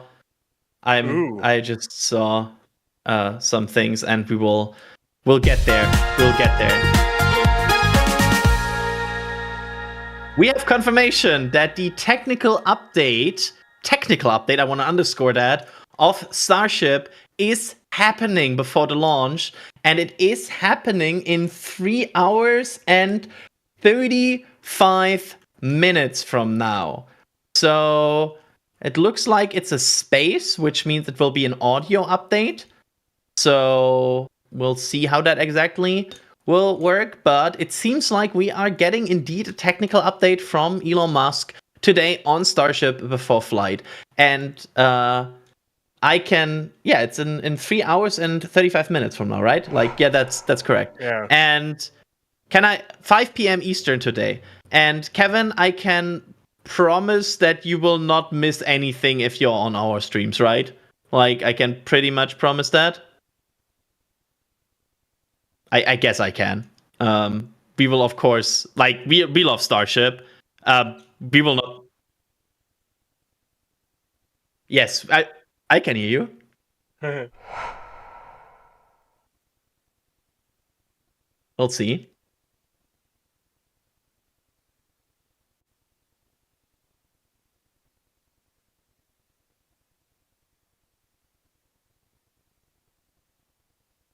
Yeah, I have several things I want to talk with you as soon as I'm. Oh, so Kevin, we can hear you. You can hear me. Awesome. Cool. Yeah, so like our launch stream starts at 4:30 Eastern time. This starts at 5 Eastern time. So there's a little overlap there. I can tell you there's a very good chance that Kevin and I, once I'm done with hosting, will go into a room and talk a bit, because I think we have to adjust some plans. We have to move some stuff. Yeah. Okay. Yes. Hi. Cool. Start some thinking, Kevin. I will join you in half an hour. Just a little production meeting live on stream. I love doing that, right? Yeah, never did that before. Anyway, that's cool. CP11 take. No, I'm not even producing. Oh, he actually has CP11. Okay, goodbye. Bye. Ryan, I know I only have you 3 more minutes, but I quickly want to talk about this. What's your expectation about this? It seems like it's just an audio update. So, what are your hopefuls? Like, what's your hope here for this update? I'm hoping that talks about numbers, stuff like that. Maybe during it, SpaceX will post other specific posts about what he's talking about. Stuff like that. Who knows? Maybe there will be a video portion somewhere else. I don't really know, but I am hoping for actual technical details, because they're calling it a technical update. So let's hope we actually get technical stuff. I will definitely be picking it apart piece by piece. I don't think I won't be on the stream to pick it apart with you guys, but I'll pick it apart in the back channel and everything like that. And don't worry, Crispy, I'll start writing an article about it. But anywho, yeah. Absolutely. I mean, we learned this as much as you are all learning this here right now. So, Alex, I only have you like 1 more minute, so I want to quickly ask you as well. What's your initial take on this? Well, so much for people saying that the Raptors there were for the presentation and the seats and everything. Turns out I was right, and they are not. They are just for display, because it's an audio-only presentation. So there you go. Absolutely. I don't like I told you so, but I told you so. Be honest. You like to say I told love you so. it.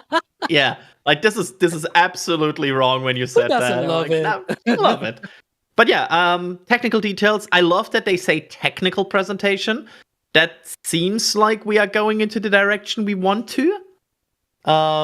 So let's hope. Let's hope we are getting into that. If you had to pick one thing you want to know from that presentation, Ryan, what it would be? Like one single thing. Go. One single thing to know that from that presentation. Oh man, what they did to solve the harmonic issues on Ship 33 in a month. There we go. How they Thank you so solved much. that in a month. Thank you so much. And with this, Alex and Ryan, I thank you so much for the 2 hours we just spent together.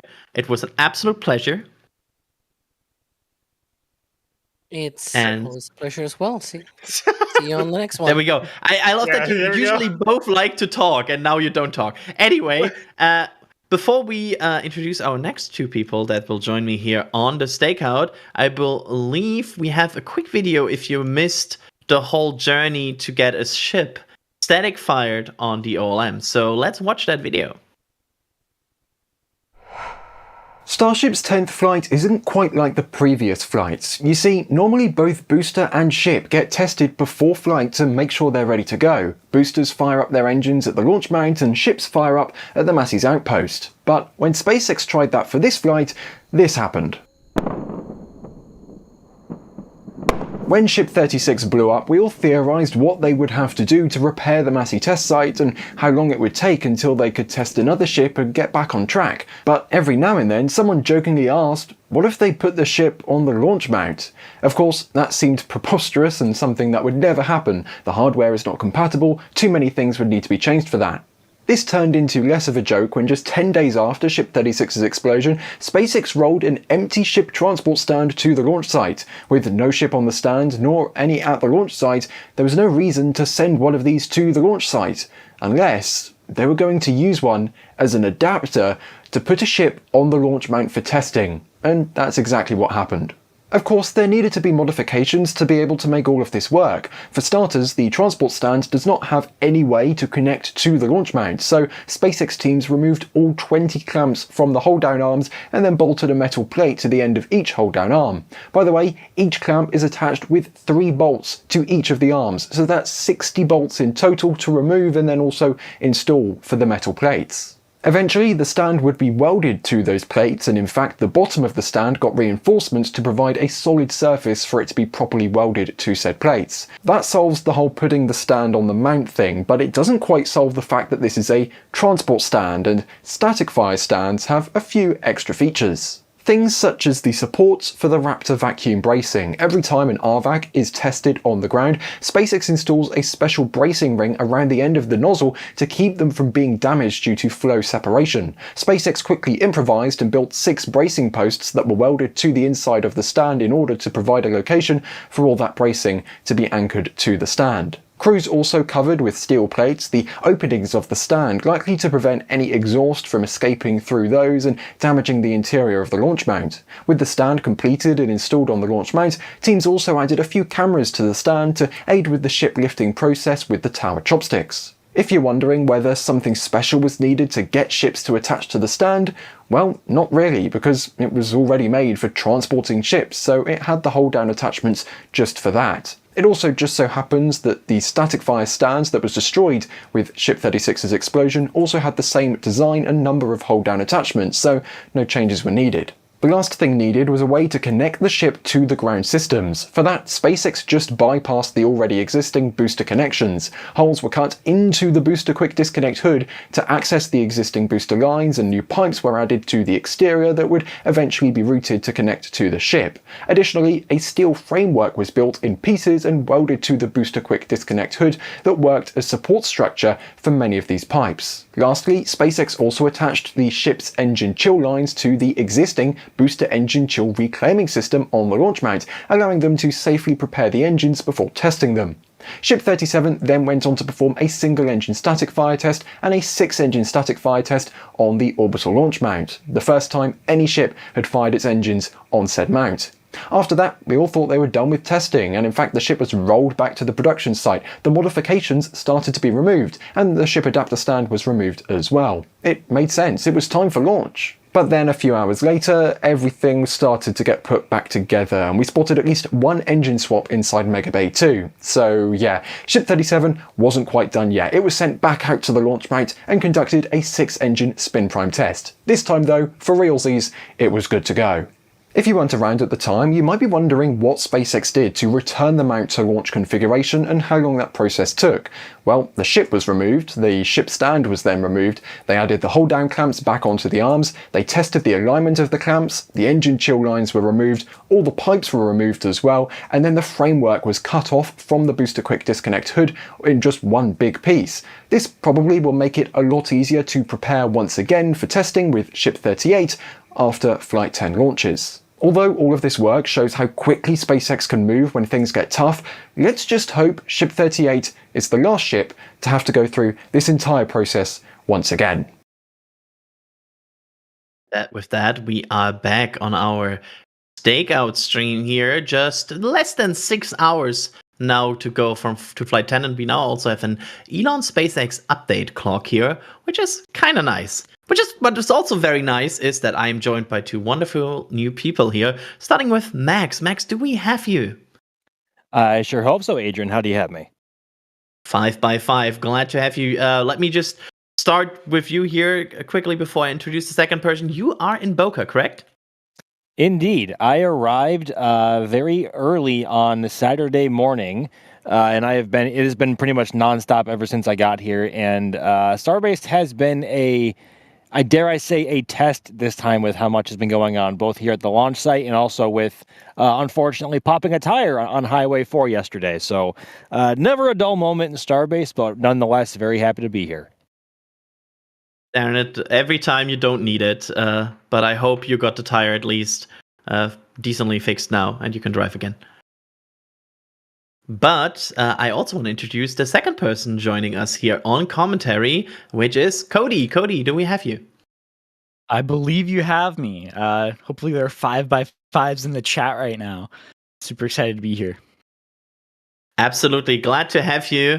And let me start with some questions here because I have not heard from you yet, of course, today. Cody, how are you feeling here on a day of Starship Flight? You know, I feel very nervous compared to other Starship launches because I feel like the stakes are pretty high with this one. People are like, "Oh, it's another Block 2 flight." But this is really important to the program that they're able to get through these through SECO, and they're actually able to get to reentry. So I think there's some pretty high stakes here to make sure that they're actually able to get data on those new heat shield tests, actual data on Block 2 heat shields. So I am a little bit nervous because while I think there's a better chance than previous flights, I can't shake the feeling that there's going to be some gremlins that they got to chase to finally fix Block 2, but I don't know. We'll see. Absolutely. The same question goes to you, Max. How are you feeling here? Oh boy. Well, in terms of the actual launch itself, I'll believe it. I see the engines light and see first motion off of the pad because the weather remains the key watch item for today. But if launch occurs and ship is able to insert itself into its targeted suborbital trajectory, that is when I'm going to start to get a little nervous and maybe start pacing a little bit because even though Ship 35 made it about that far on Flight 9, of course they lost control of it and it made a rather uncontrolled re-entry back into the atmosphere. And of course this time we were hoping to replicate the results that SpaceX saw with the final two Block 1 ships on Flight 5 and Flight 6, being a successful re-entry into the atmosphere and down into the Indian Ocean for a nominal splashdown. Yeah, I'm nervous. I'm trying to not think about it too much because there is also a lot of work left to do here on the ground. But of course, we are all here for Starship itself. And I'm going to be crossing my fingers the whole time. Like, I think once we see hot staging either on the feed and or with our eyes here on the ground, depending on what the weather is doing for visibility, that is when people are going to start holding their breath, and we are going to be among them. So cross your fingers, cross your toes, cross whatever you got. I'm sure Ship 37 could use it. Of course, Max, you have been on that stream of Ship 36, where I will just say it happened, and it's kind of a crazy thing that less than 2 months from, I think it's about 2 months from that, we are here with a new flight stack and everything seemingly on track again, right? I mean, in a way, yes, but I also have to fire the question back at you, Adrian. Like, it's SpaceX. Are we really that surprised?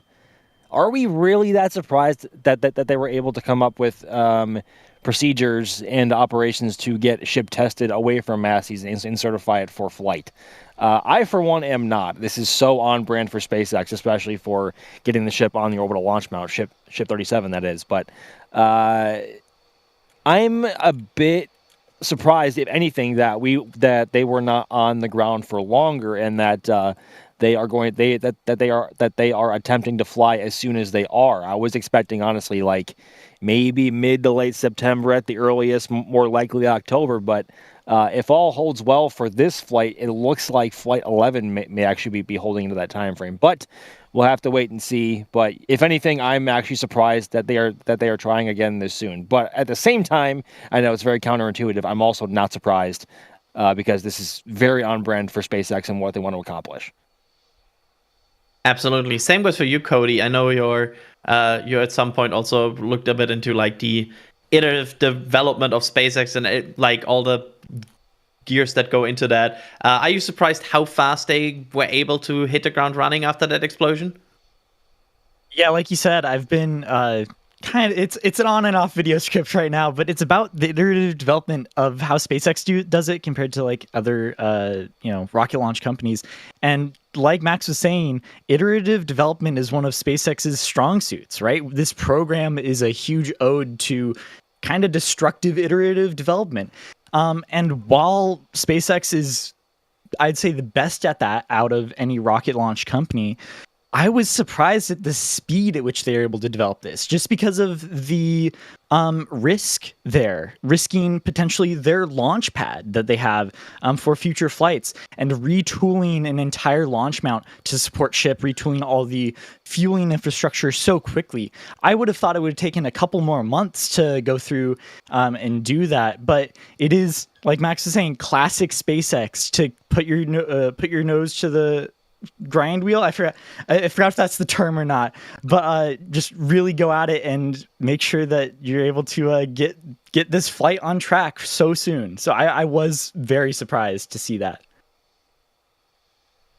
There we go. Yeah, it honestly, it has been an insane pace we have observed over the last few weeks, and let's be real, we are probably very happy about that, because yes, I like to see Starship fly, Max.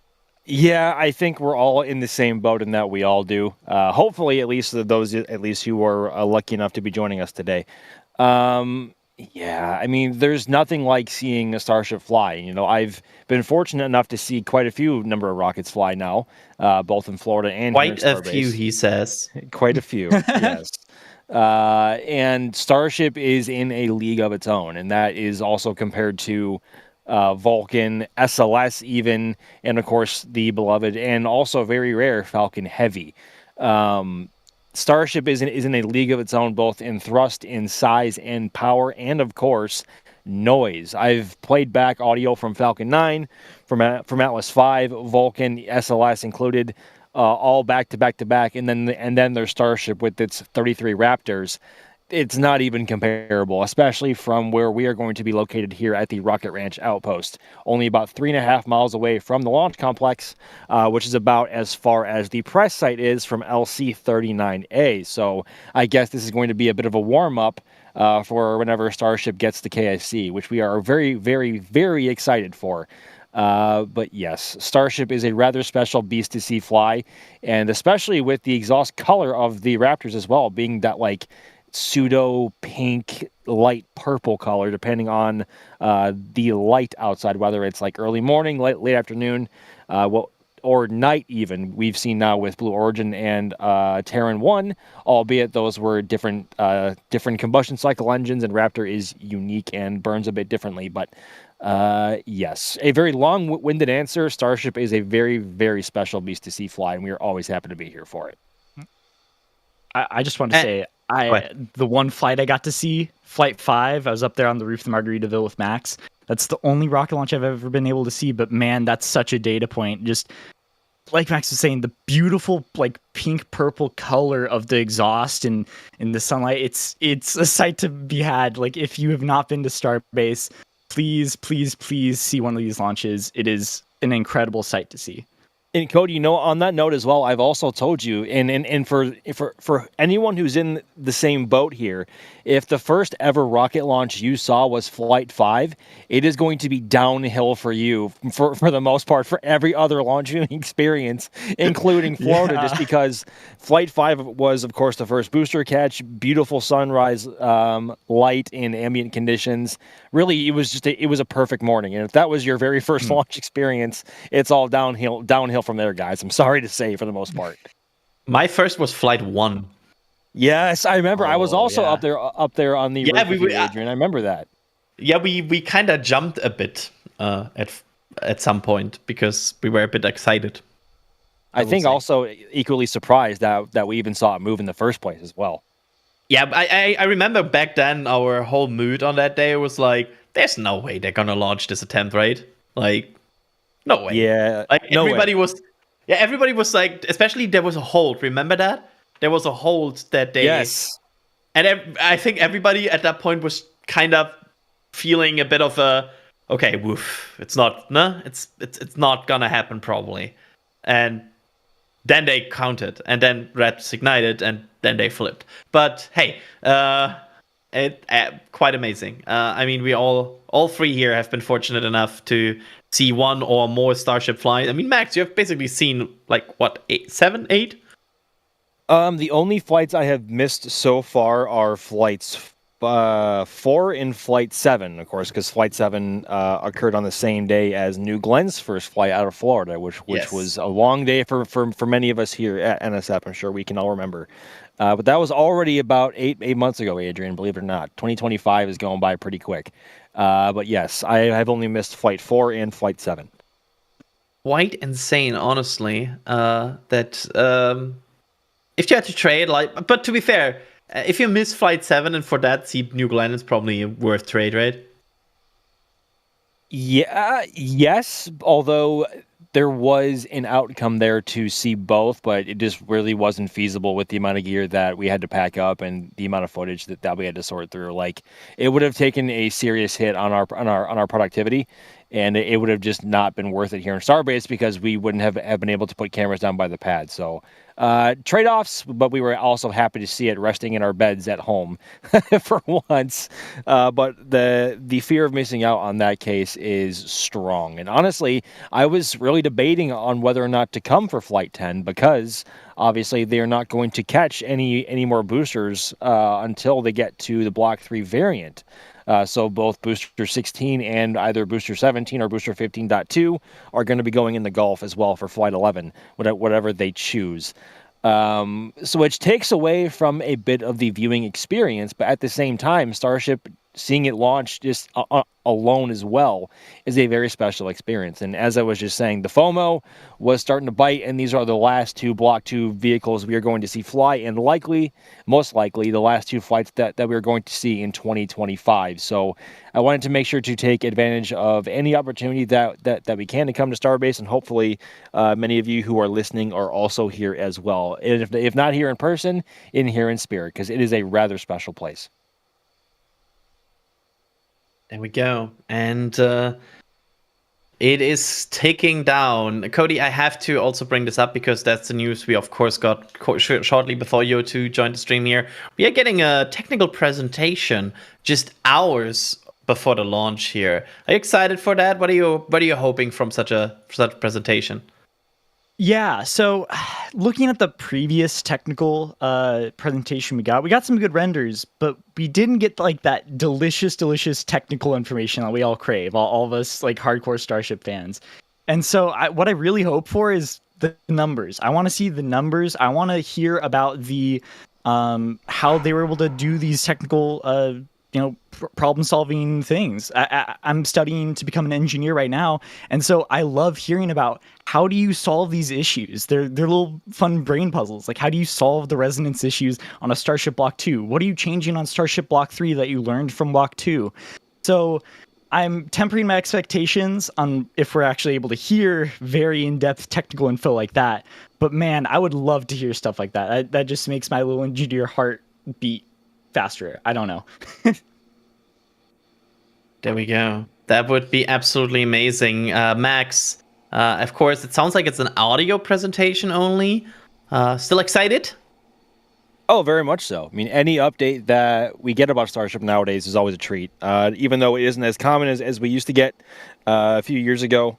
But any update on where Starship is and is going is going to be a treat. And if I were to elaborate on what Cody was saying earlier about what we hope to hear, for me, primarily, there are two talking points, and they are status on HLS and progress on that front, both with the booster, of course, that is going to be flying it, which ties into Block 3 hardware, and then also, of course, the actual ship itself in terms of landing hardware, how are the thrusters coming along, the elevator, and, of course, the crew quarters, which is incredibly important, obviously, to get these big old meat bags that are human beings across the vacuum of space and into lunar orbit and down to the lunar surface. But additionally to that, I am really curious to hear any performance figures on how Raptor 3 is coming along, because, of course, the Block 3 hardware is not compatible with Raptor 2s, and they stopped production on Raptor 2 engines a long time ago. So any status on the Raptor 3s is going to be much appreciated. And I think we've only seen, I think Jack and I were talking about it on stream a few days ago. I think the highest serial number production Raptor 3 we've seen, I think, was in the 30s, which is, obviously, it's not nothing. But, of course, you need about 39 of those per Starship full stack, 6 for the ship at least initially, and then 33 for the booster at least initially, because of course they want to evolve to a 35 engine structure on booster eventually, whether that be Block 4 or Block 5, we'll see, and then of course a 9 engine variant of ship. So just any info on Raptor 3, just a complete brain dump of info would be greatly appreciated, but of course, as I often say, we will have to wait and see. Absolutely.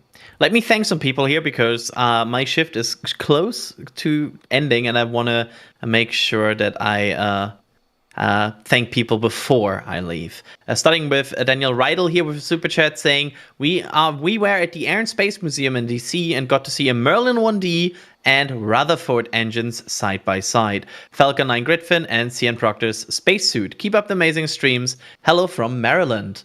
Thank you so much, and that sounds like a very, very cool trip. Glad you get to see all of these amazing space hardware items. Ben Crazy Vision with a super chat saying, my father's blind, but loves engineering and space. I know there are models out there, but who makes a well-detailed model he can mess with to figure out what Starship looks like? I actually don't know if there's like a very high-fidelity model out there that you can purchase. That I'm not an expert on that, but if people are aware of a good source for that, I will totally just spam it right now in chat, and we'll make sure that the right information maybe can be acquired through that, because I'm not an expert on like a high fidelity model of Starship. I would recommend is find a friend with a 3D printer. I love 3D printing little models, and there's so many online models for Starship. So if you can find a friend with a 3D printer, you can get yourself some nice models of basically any launch vehicle for pretty cheap. So keep an eye out for that. That's a very good suggestion. Thank you so much, Cody. We have Going Places with Chris becoming a Capcom member. Sean M becoming a Capcom member. Thank you to very, very much. And then Contingency becoming a flight engineer. Thank you for that amazing support. That's a lot of money each month that you're supporting us with. And we will make sure to put it to the best use we can think about.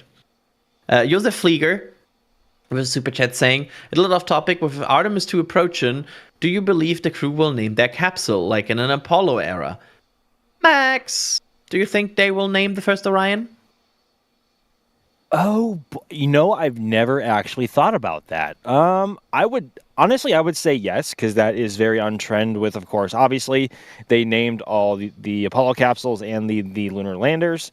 And then, of course, we obviously had all the names with the Space Shuttle Orbiters and Enterprise. And then we also have names for all of the Dragon spacecraft that currently fly astronauts to and from the International Space Station pretty regularly now from the Space Coast of Florida. So I think it would be...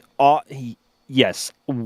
I think they will name Orion capsules. I'm just thinking out loud, like in real time, like what they could possibly name it. Whether it's going to be somewhat in line with what they were doing with Apollo, or if they're going to be going down a whole new track in terms of like naming themes or what have you. But I think it would be weird if they don't. I think it's safe to say that. Yeah, I agree with you. Bill Cario with super chat saying, the full stack shrinks when it's cold, but how much? Can we see the footage you have?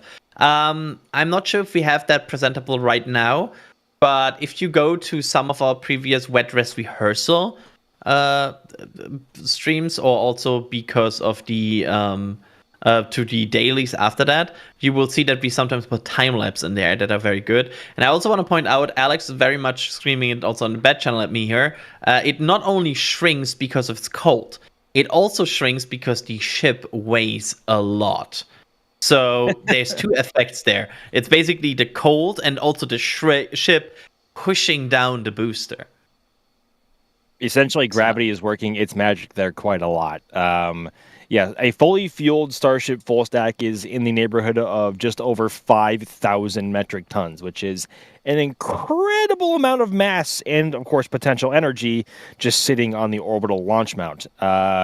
Yeah, it is a beast. And actually, even though this isn't Starship, there's some really neat footage from one of the Artemis 1 launch attempts in 2022, because NASA provides live engineering camera feeds to all of those in the media who have access to fiber. And somebody had taken some footage between SLS before prop load and SLS after prop load, and you could literally see the mounting struts from the SRBs on the side to the core stage, and they had shifted up and down to when it was fueled and wasn't fueled. So, because of course, obviously, if something is super cold, it by nature wants to shrink, and then of course you combine that with the just immense weight of propellant in the stage. That is how much movement you can get out of that, and that's of course SLS with a ton of insulation and just the SRBs on the side.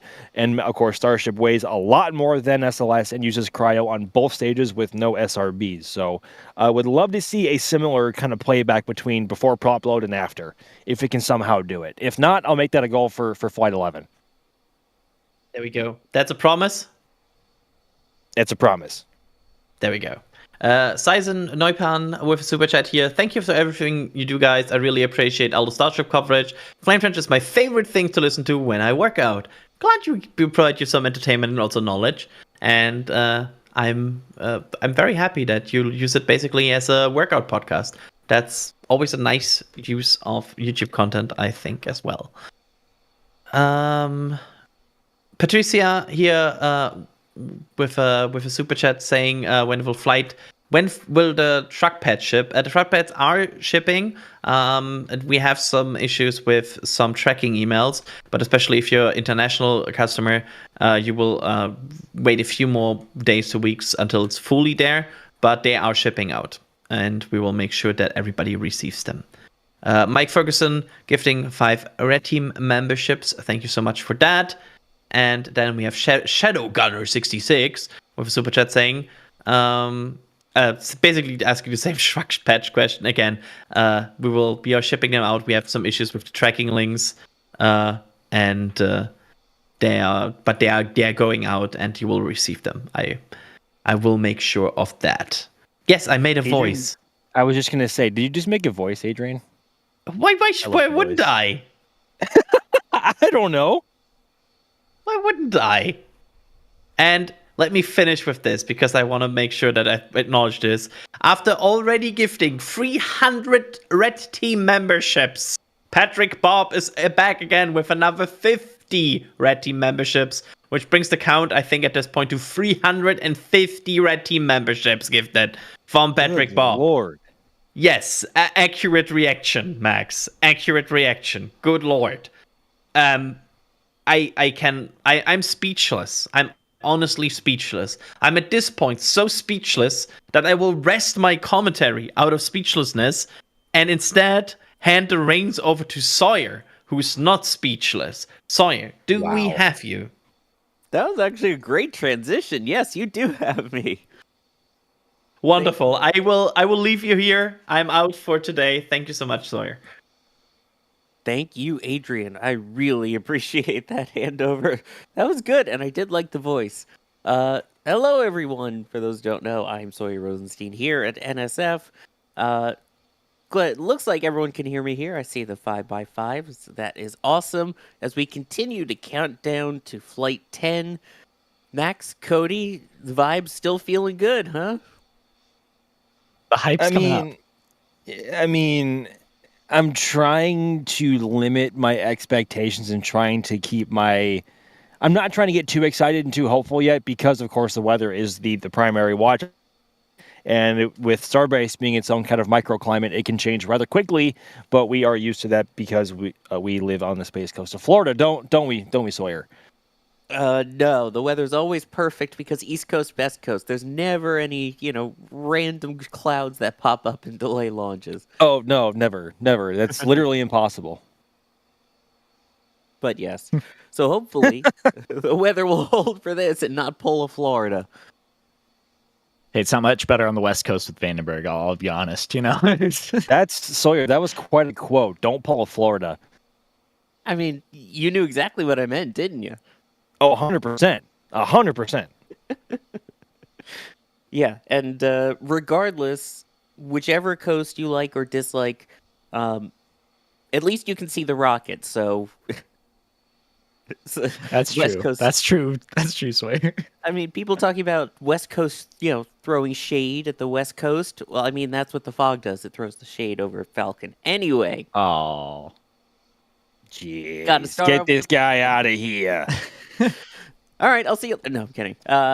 Anyway, a reminder, if you have questions, tag us either at NSF or at NASA Spaceflight. We will do our best to answer them as we go along through this Stakeout stream here. So let's get started with some of these questions. You mentioned the weather, Max. I'll throw it to you. Simon asking, can they launch in the rain or over the clouds? And if not, why? Yeah, probably. What? No, I'm Oh just my kidding. God. The most inclement-ish weather we have seen them launch in was during Flight 4, and visibility for that was absolutely abysmal. And everyone who was on the ground for that can probably attest to that. And even people in South Padre Island couldn't see the pad. People over here on the west side of the complex couldn't even see the launch itself. So I don't know what the actual weather percentage was for favorable weather, but today's is currently standing at only 45% favorable, which, yes, it could be worse, could 100% be worse. But we have also, I've seen Falcon 9 fly in 5% chance of favorable weather. And so obviously Starship is a whole other beast and takes into accord a whole different number of other factors, especially with wind, because it is very aerodynamically unstable because of the fins on the ship and the way it has to roll. Yeah, weather remains a key watch item, and as you can see, actually, I don't want to be the bearer of bad news, but I was just looking on the radar, and there looks to have been a system beginning to pop up around the McAllen area, which is west of Brownsville, and that I haven't actually seen the motion of where it's going, but if it is going eastward, we may be getting a little wet here, but I'll have to double check the motion of that. You can actually see that with the darker clouds just above the ground there in the background, kind of in between pad 1 and pad 2 there. So we are approaching the time where there begins to be some convection happening, heat rising off the ground, mixing with the cooler air in the lower atmosphere, condensing, creating clouds, yada yada yada. Weather happens, and we get wet as a result, and probably some lightning as well. We actually also had some lightning in the area this morning, which slightly delayed our camera setups. But yeah, there is some weather in the area. But honestly, if there is even just a few clouds in the area, and they do manage to actually launch today, I think that could look pretty dramatic in a good way. Of course, we may lose visual after a period of time, but crossing our fingers that the weather plays ball, and this, of course, is a feeling that we are ever so used to with how often weather is a factor in the summer in Florida. Yeah, I mean, it's very dramatic to have the clouds in the background. It makes for some great photography, but we do like to actually see the launch. And also, we don't like rockets having the ability to create their own lightning as they fly through clouds. So, yeah, that's why there is that rain or cloud worry that we hear about. The old tribo-electrification rule. Yeah, we don't need we don't need our very own SCE to aux situation here, even though there's no astronauts on board. Exactly. Especially because there's no astronauts on board that could flip a switch. Here's a question. Oh, go ahead. Sorry about that. Go ahead. No, you're all good. I do have one wish list item with clouds, relating to clouds. In the shuttle program, there was this beautiful shot of the shuttle breaking through the clouds. I'm not sure if you know the one I'm talking about, but I really wish that in the future, because we have so many fans of Starship, we can one day get a nice shot of Starship breaking through some clouds through a cloud layer. I think that'd be really cool. Yeah, especially from high altitude. That would be so cool. Ooh, yeah, those especially. Here's one from Neil, and I'll throw this one to you, Cody. Obviously, right now, chopsticks are still closed. At what point should we expect them to open and assume the launch position? I actually think pretty soon. I don't believe it's very close to T0 when they actually move those into the launch ready position. But yeah, they move those out of the way a little bit beforehand. For an exact timing, I'd go to Max. He's seen a lot more of these in person. Max, do you remember like around the hour mark when it happens? Because I think it's about a little bit later, but around now, right? I think you're not too far off, Cody. I think it was anywhere between the 4 and 5 hour mark, and of course, that happens well after the beach and the roads around the launch complex, and of course, the launch complex itself have been completely evacuated of personnel. And when the chopsticks open, they are no longer providing horizontal support for the whole vehicle against any winds or unforeseen loads. But that should be commencing here probably either, I would say, somewhere within the next hour, if maybe a little bit longer. I'll have to ping Alex in the back channel to see when exactly it's happened in the past, but relatively soon. I will say that. So things that we will continue to keep an eye out for, and then also after that, we keep our eyes on the tank farm starting to get ready. Lots of things to keep an eye out on as we continue on through the count here. Here's a fun thought question. I know this was a Chris Bergen favorite here. The Space Taoist asking, what is your take on the potential for intercontinental flights with Starship? Science fiction dream or near-term reality? Point to point. What do you think? Cody, I'll throw to you first.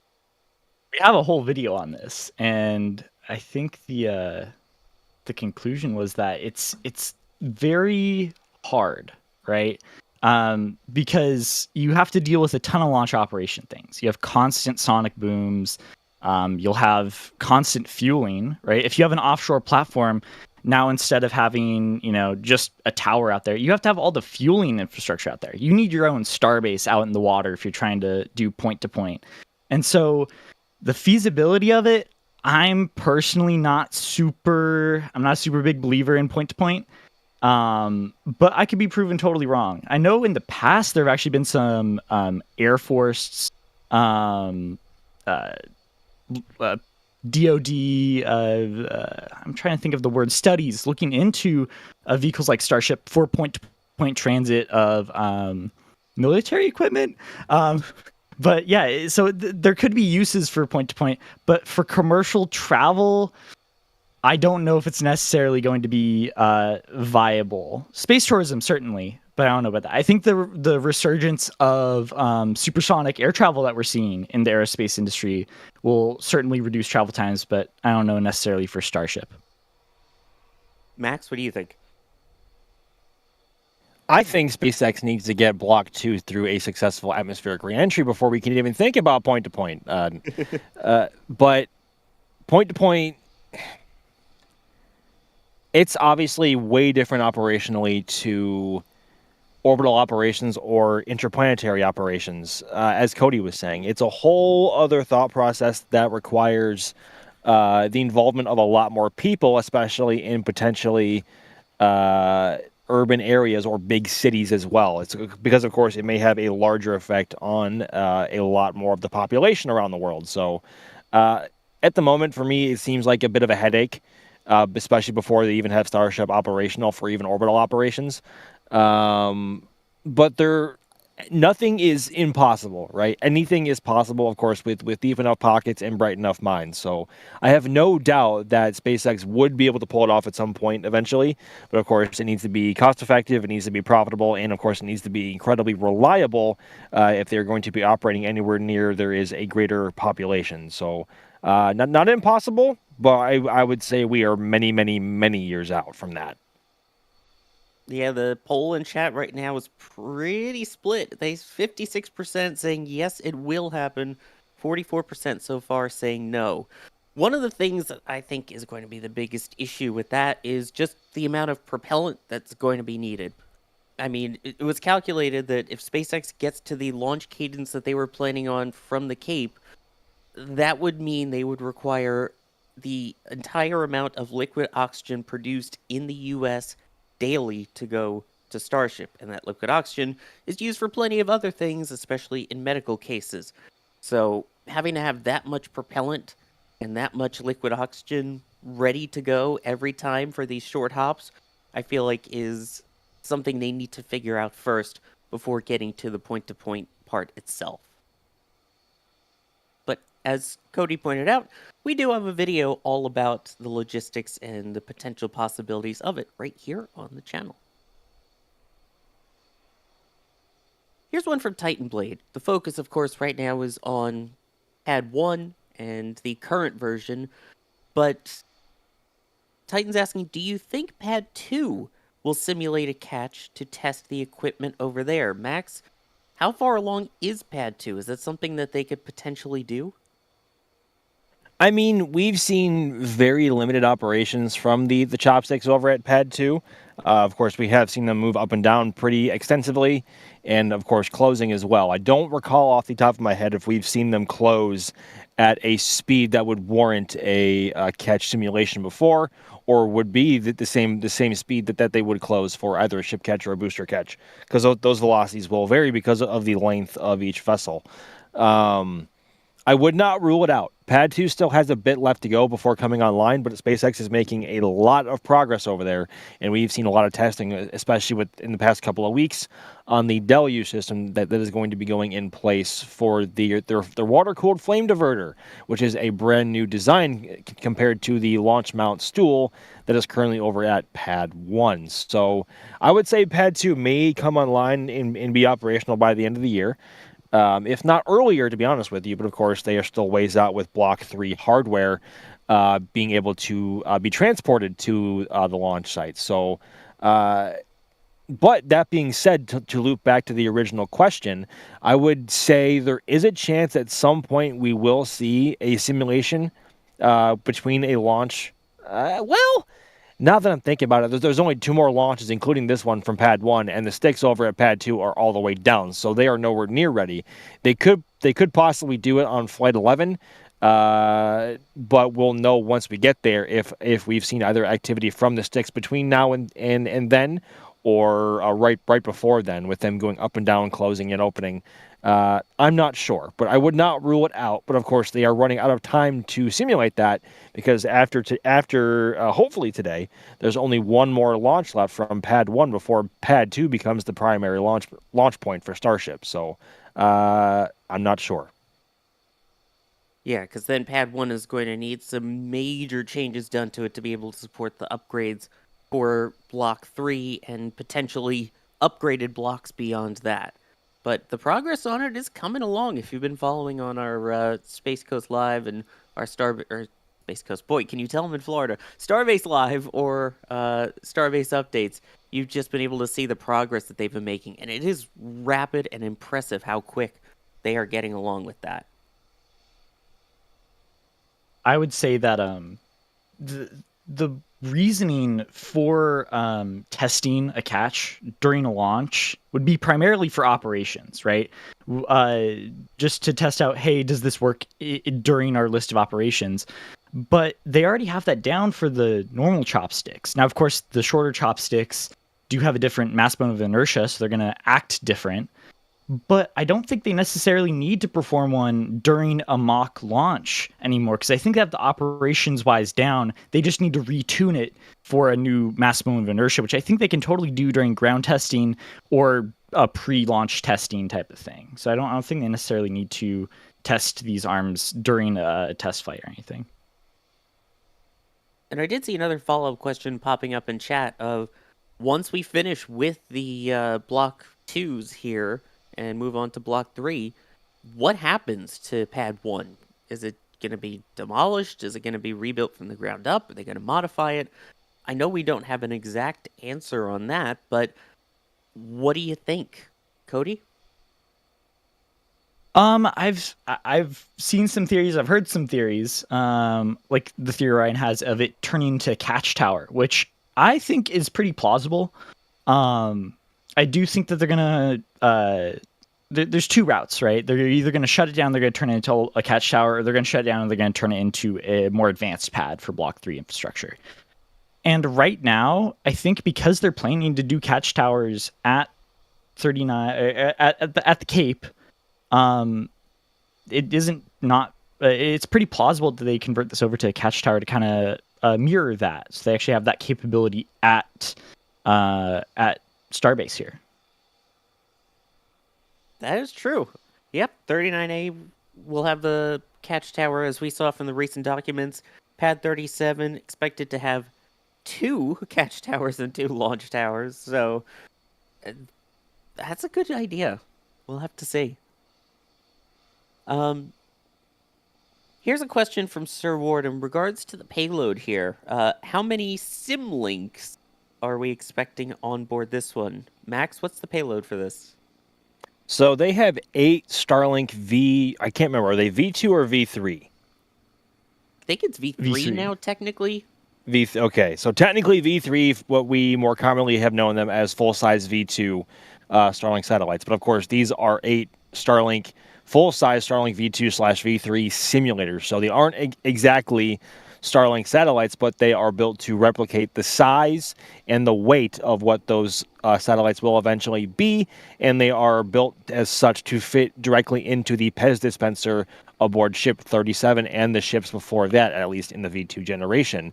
And their goal this time is, of course, to see if they can successfully open the door on the PEZ dispenser and deploy all 8 of them into their own suborbital trajectories, of course, because Ship 37 will be on the same trajectory, and those Starlink simulators will be coming down on the same flight path as it, all things going well, assuming they are deployed. They have not gotten to that point yet, which has been frustrating for a lot of people, I'm sure. But we are aiming to see that once again, and I think that will come... I think that's going to happen before the engine relight. I could be wrong on the timeline on that. I'll have to recheck what SpaceX wants to do. But yes, I think 8 Starlink, 8 full-size Starlink simulators are currently loaded inside Ship, and they are aiming to deploy those. So we'll have to wait and see what happens. And we'll have to see if we actually get to the deploy this time, and the payload bay door opens, and yeah, lots of questions still with it, but at least they're on board. Let's see here. Let me take a second and thank some people, because the support that's been coming in has still been mind-boggling already. Shadowgunner 66 saying appreciate that all that everyone at NSF does to bring us the info and awesome streams. Keep up the great work. Hope to see you launch live someday. Definitely hope you get to see one. Just note, from what I've heard, if you go see Starship as your first, it's going to spoil the rest of them, apparently. I still have not seen a Starship launch in person, but yeah, there are no bad launches, I'll say that. The Diabetic Kid, if you live in Florida, Georgia, South Carolina, or anywhere between Texas and Florida, go outside. We saw a Starship begin to tumble and explode from Charleston.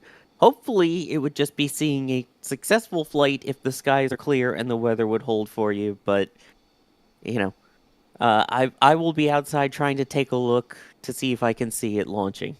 Although the clouds are a bit rough here today. Tim Simmons, thank you for gifting 5 Red Team memberships.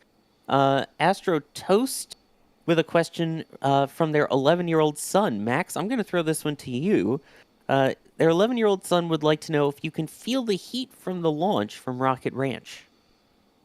No. I think you would have to be at a very close proximity to the actual launch site to feel the actual heat being radiated by the exhaust, whether it be from Starship or Falcon or SLS, whatever's flying.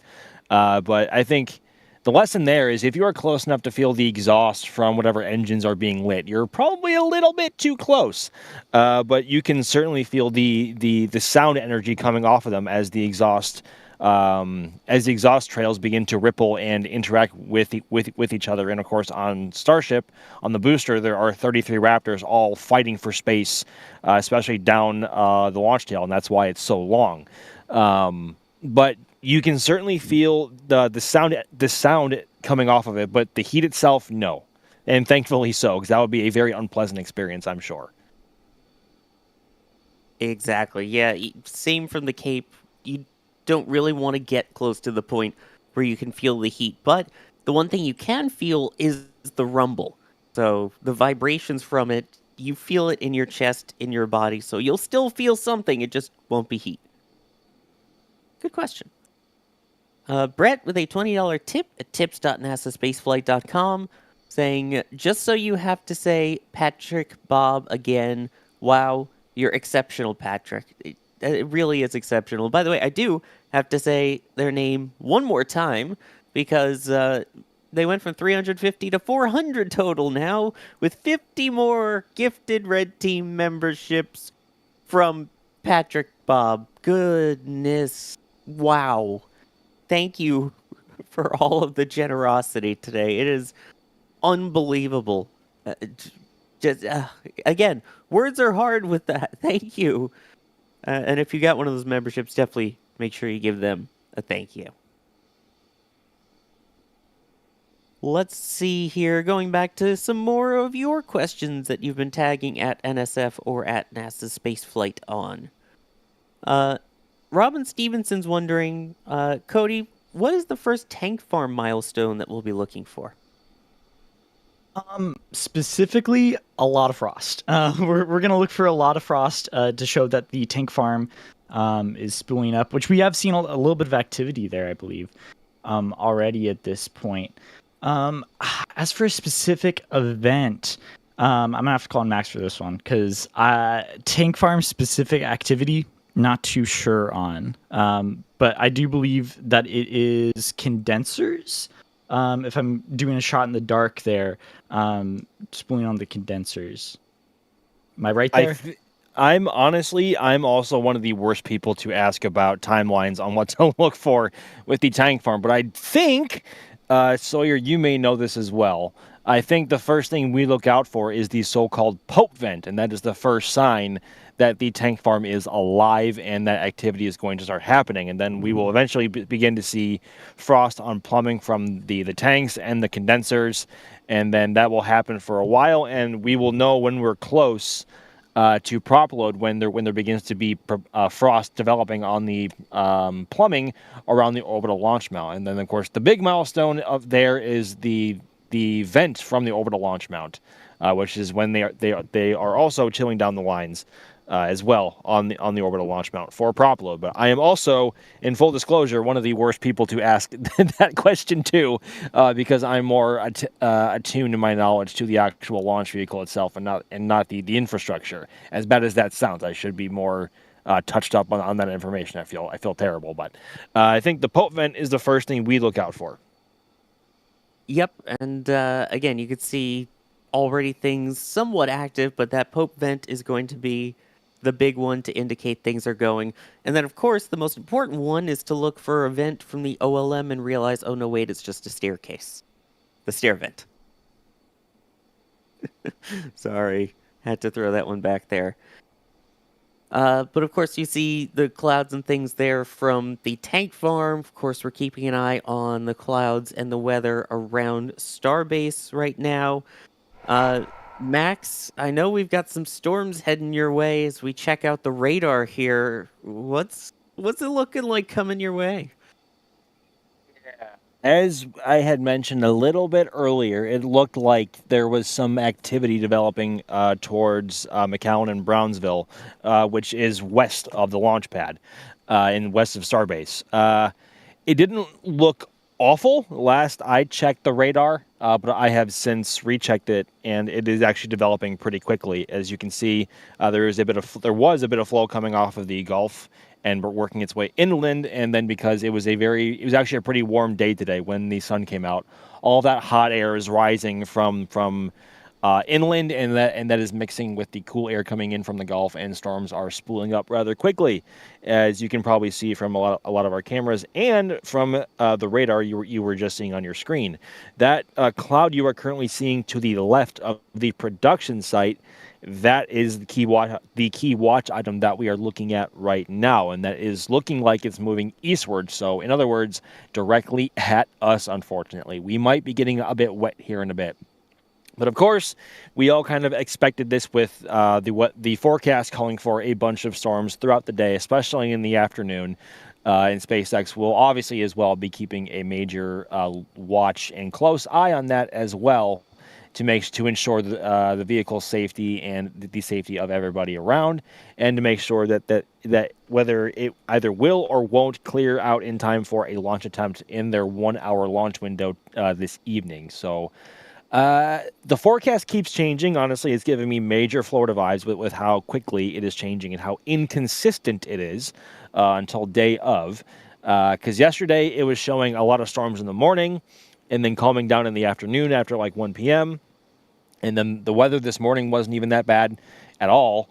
And this is really the first real threat of rain that we are seeing so far today. And of course, it's working this way and it looks pretty gnarly. Such is life. But the same forecast is now saying that will all be clearing out, hopefully before 4 p.m. And of course, that is well before the opening of the launch window. So assuming nothing catastrophic happens with the vehicle and the winds aren't damaging and there isn't a catastrophe, it looks like the weather may clear in time. But before then, it really has to either pass over us or break up, which I highly doubt the latter is going to be the case. So we may be getting a bit wet here soon, folks. And to make sure their weather is also good for them to go into propellant load, because if it looks bad enough, they'll save the propellant and save a launch opportunity sometimes. So yes, we'll have to see what they decide to do, and we'll have to see what those storms especially decide to do. Because that was the one thing that Adam Suker was talking about yesterday, who helps us out with the weather here, is the fact that these storms can just pop up. So, of course, there's the percentage chance, but it really is a matter of when and where these potential scattered storms pop up, and that's something we kind of just have to watch and see as the day goes on here, and as we enter the almost 5-hour mark to the opening of the launch window. But you know what, Sawyer? Actually, on that same note, it's not like Starbase receives daily afternoon storms like we do on the Space Coast of Florida, because there isn't a body of water surrounding the entire Florida peninsula like you have here. There's only the Gulf on to the east of us, and it is all Texas and Mexico to our west. I mean, for a long while. So we just have those two air systems working together. So storms here are actually pretty rare, dare I say. But of course, they obviously do still happen, whether they are not immune to severe weather or just poor weather here in Starbase, as we have seen before, and as we are currently seeing with our own eyes and cameras now. So yeah, I know this was expected, but it's still just very annoying. I think it has to be said. Very annoying. Because now all of our cameras are going to get wet. And the launch vehicle is going to get wet. Yeah. I mean, the vehicle itself getting wet isn't the worst part. It's, for us, it's the cameras. It's making sure that we at least have views that we can show you that aren't completely blocked out by the rain or by sideways storms, as we've seen many times on Space Coast Live, where it'll just be such a strong storm that you can't even see the VAB from our cameras. Which is a daily occurrence pretty much on Space Coast Live nowadays. Yeah, already saw it earlier today. Speaking of Florida, Barney Rubble is asking, great reference there, when in Florida do you think we will see the first Starship launch? So, Florida Starship launch when? Max, I'll start with you, then Cody, I want your thoughts. You know, it's with Florida Starship becoming a near reality here soon. We are seeing this question pop up a lot more, and I feel like every single time I'm asked this question, my answer changes, and that's probably because I've either just been to Starbase or I've been absent from Starbase in a while, and I haven't really been keeping in tabs with the development here in Starbase, even though we have Hangar X and everything else happening over that way at the Kennedy Space Center. I think we'll see a lot of the actual launch pad itself at LC 3039A become, I don't want to say finished, but there will be immense progress on that launch pad by the end of the year. Hopefully at that point, the launch mount would also have been rolled out and the flame diverter installed and the tank farm and the water deluge systems installed and maybe operational, maybe not. But of course, the big question mark into actually getting vehicles to Florida is They don't have either Megabays or soon to be Gigabay in Florida yet, even though there are many plans and construction for that is happening right now, in addition to a Star Factory 2.0, which is 1.5 times the size of the Star Factory here in Starbase, which is absolutely insane. But that is where they are going to eventually be constructing both the boosters and the ships for V3 and beyond. But they want to launch sooner than those vehicles or that those buildings are going to be complete. And so in the meantime, they're going to have to be barged from Starbase all the way across the Gulf and over into Florida. And the FAA actually just recently released documents that showed us the exact path of the barge that is going to be carrying said hardware. And it is going to be and we are very excited to say that it is going to be going to the Turn Basin, right at the Kennedy Space Center, right by the VAB and right by our cameras. So score. So long-winded answer. That I think we'll see the first actual vehicle hardware here in probably, we could see in like maybe late January, early February, and that's me being probably a bit too optimistic. But hopefully we will see a launch by the either end of Q1 or early Q2 of 2026. So we've been talking about it for a while, when we have been speculating for a while, and that we finally have a real window of time, or a view into a window of time that could possibly be the reality of Starship finally coming and launching from Florida. So I think long TLDR, I think by probably early Q2 next year is when we could potentially see the first launch of Starship from the Space Coast of Florida. And quite appropriate, as we were looking at Pad 39A, as we mentioned the sideways rain, you could barely see 39A through the sideways rain in Florida. Shocker. Yeah. Cody, what do you think? When do we see Florida Starship? I think with the progress and the rate they're at right now, I think it's pretty likely we're going to see it in Max's timeline of kind of Q2. I think they need to get it done by end of Q3 next year, because they need that rate, the rate of launches to go way up for deadlines, right? We have HLS, we have a ton of other development things. We need Starship to keep flying and fly at a much higher rate than it currently is. And with only one launch pad being available in the foreseeable future at Starbase, while they're doing whatever to pad 1, or they're making another pad or whatever, they're going to need a lot more area to actually launch from. So I think once we see the pad go up sometime next year, I hope it's next year, and I hope it's by Q3, I think we're going to start to see the flight cadence actually be able to go a little bit higher, so they can meet all of their deadlines that they need to meet. Yeah, and in terms of timing, I personally think that they're going to wait until V3 is up and running and proven before they actually do. I mean, it would make no sense, in my personal opinion, for them to just send over a Block 3 version and go, okay, hey, yeah, this one's good, without ever actually looking at it or testing it or whatever. So I think once we see a couple flights from here, they'll send the hardware over and then try and kick it into overdrive. So yeah, I think I'm with Max on this one with Q2 of next year. And of course, you can see all the updates, by the way, in terms of getting ready for that launch on the most recent Space Coast flyover that we did, if you haven't checked that out. Sorry, go ahead, Max. Yeah, no, you're good. I was just going to say that was actually a really good point to bring up, Sawyer. In that ideally, it's not going to be this way at least at first. But the goal or the long-term outlook for Starship from Florida looks to be, at least for the time being, to fly from Florida when it's operational, and Starbase may remain a research and development facility, or an R&D facility for short. And the reason why that is likely is from here in Starbase, they have a very narrow corridor of space where they can fly Starship successfully, in order to avoid flying over populations like Florida or Cuba or the Bahamas off. So if something was to go wrong, they have a very narrow corridor to fly down. to avoid hitting or affecting any one of those people. Whereas in Florida, you have the entirety of the Atlantic Ocean almost at your disposal, and you can launch northeast, you can launch southeast, you can launch geostationary straight east. You have a much wider window to launch to where payloads will actually go to useful orbits, as opposed to here in Starbase where you have basically only one inclination to fly to, and that might only be useful to like one or two customers, maybe down the line.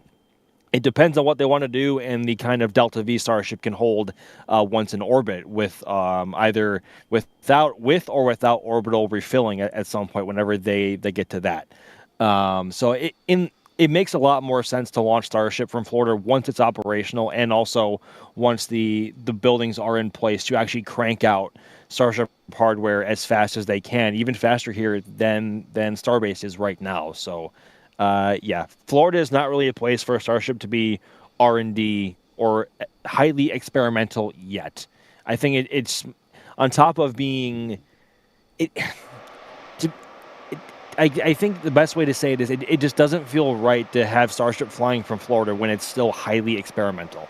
Does that sound fair? That's Yeah. extremely fair, yeah. It's not like Launch Complex 39A is known as historic LC-39A or anything where it's made so much history and, lunar launches and all the shuttles and not even MO2. that. And it's one of only two launch complexes right now that can actually fly crew routinely. And if something was to go wrong at 39A, it would most likely affect the fixed service structure, which currently services Falcon 9 and its occasional crew. That would be a very bad day, even though they currently have Slick 40 in operation right now, certified to fly crew if and when they need. It would still not be a good day if something was to go catastrophic over at Pad A, for sure. I'd also say that the more risk-adverse NASA might have some things to say about more experimental launches from there. It might not just be up to SpaceX because it is at 39A, so potentially there could be some risk aversion there, just because the ground support infrastructure is so important at that launch site. By the way, Max, for those subtle digs at other launch pads that don't launch regularly that have launched people at the Cape? I mean, maybe. Yeah, well, we don't talk about Pad B. We don't talk about 41. I guess we sometimes talk about 40. I mean, there's a very good reason why we don't talk about 41 very often, because it's only flown crew once. And how long has it had that crew access tower? Like 2013, 14, something like that? I think it was 14. I was at the opening of it. I'm trying to remember. It was a while ago. It was a while ago, and they've only flown one crew from there aboard Starliner, and that was, of course, Butch and Sunny on the crewed flight test of Starliner way back in Q2 of 2024. We don't have to go down. We don't have to go down that rabbit hole. We know how that turned out. But yes. And also back once again for Starship Flight 10 is the helicopter refueling station right next to one of our cameras here. We see this quite often, but it is still always fun. This is a different helicopter, though, than we're used to seeing. But, Max, these are private helicopters, right? It looks to be so. The one that we are more accustomed to seeing is white and orange in color. Looks to be old Coast Guard colors, and that's why we've always been kind of questioned, like, is that actually the Coast Guard, or is it hired security? Ooh, pad's making a lot of noise. Activity's picking up. But yeah, this is a brand new helicopter. We actually haven't seen this one before. I saw it actually driving over here to the outpost, which is where I currently am, and I'm like, that's a brand new helicopter. I wonder what they're doing there. And of course, obviously, as we can see, it is doing ranged things. And of course, at the moment, Highway 4 is closed to anybody that well, I was going to say anybody who does not need to be there, but it's literally everybody. There not a single soul is around the launch complex right now, and this helicopter is making sure it stays that way. That is for sure. And of course, we get the awesome views of it coming into land and then flying away because its people need it. Let me thank a couple people here. Mr. Fluffy saying cutting the grass and finishing chores before launch. Stupid house, let's go. Ship 37. You waited to do this just till I was on stream, didn't you? Ground umbilical carrier plate coming in here. Took off work to spend some quality time with Sawyer. Oh, and I think there's a launch tonight, so I might watch that too. Well, thank you. I'm flattered. I appreciate it. Ben Creasy asking, have you ever seen lightning strike the tower? Do you think it might happen today with a stack on the pad? Cody, there have been rockets that have had pads struck by lightning, right? Yes, I would say that the majority of pads at 39A have been struck at one point or another. Now, whether there's a rocket close to it, we don't know. We have seen some pictures quite recently. I believe it was it was at the New Glen pad where the lightning protection tower, you could see there's a photo of lightning striking the tower, and, protecting the ground support equipment there. And so, yeah, with all those towers, you'll notice like there's at pad 40, you have the 4 lightning towers, or at 39A, you have the large mast. On Starship and at pad A, we don't really see a large mast for lightning protection, which has always puzzled me a little bit. There is the smaller antenna, but they don't quite have the same amount of lightning protection, I would say. So that is a bit interesting there. And I'm not sure if in the past we've seen lightning strike the tower. I wouldn't be surprised. But yeah, if there is lightning in the area, there is the tall tower to redirect that away from the actual vehicle itself. Yeah, we've seen pad A, pad B over in Florida. There's actually a really great shot of all the lightning around the rockets. I believe we still have that as a print in the shop at shop.nasaspaceflight.com.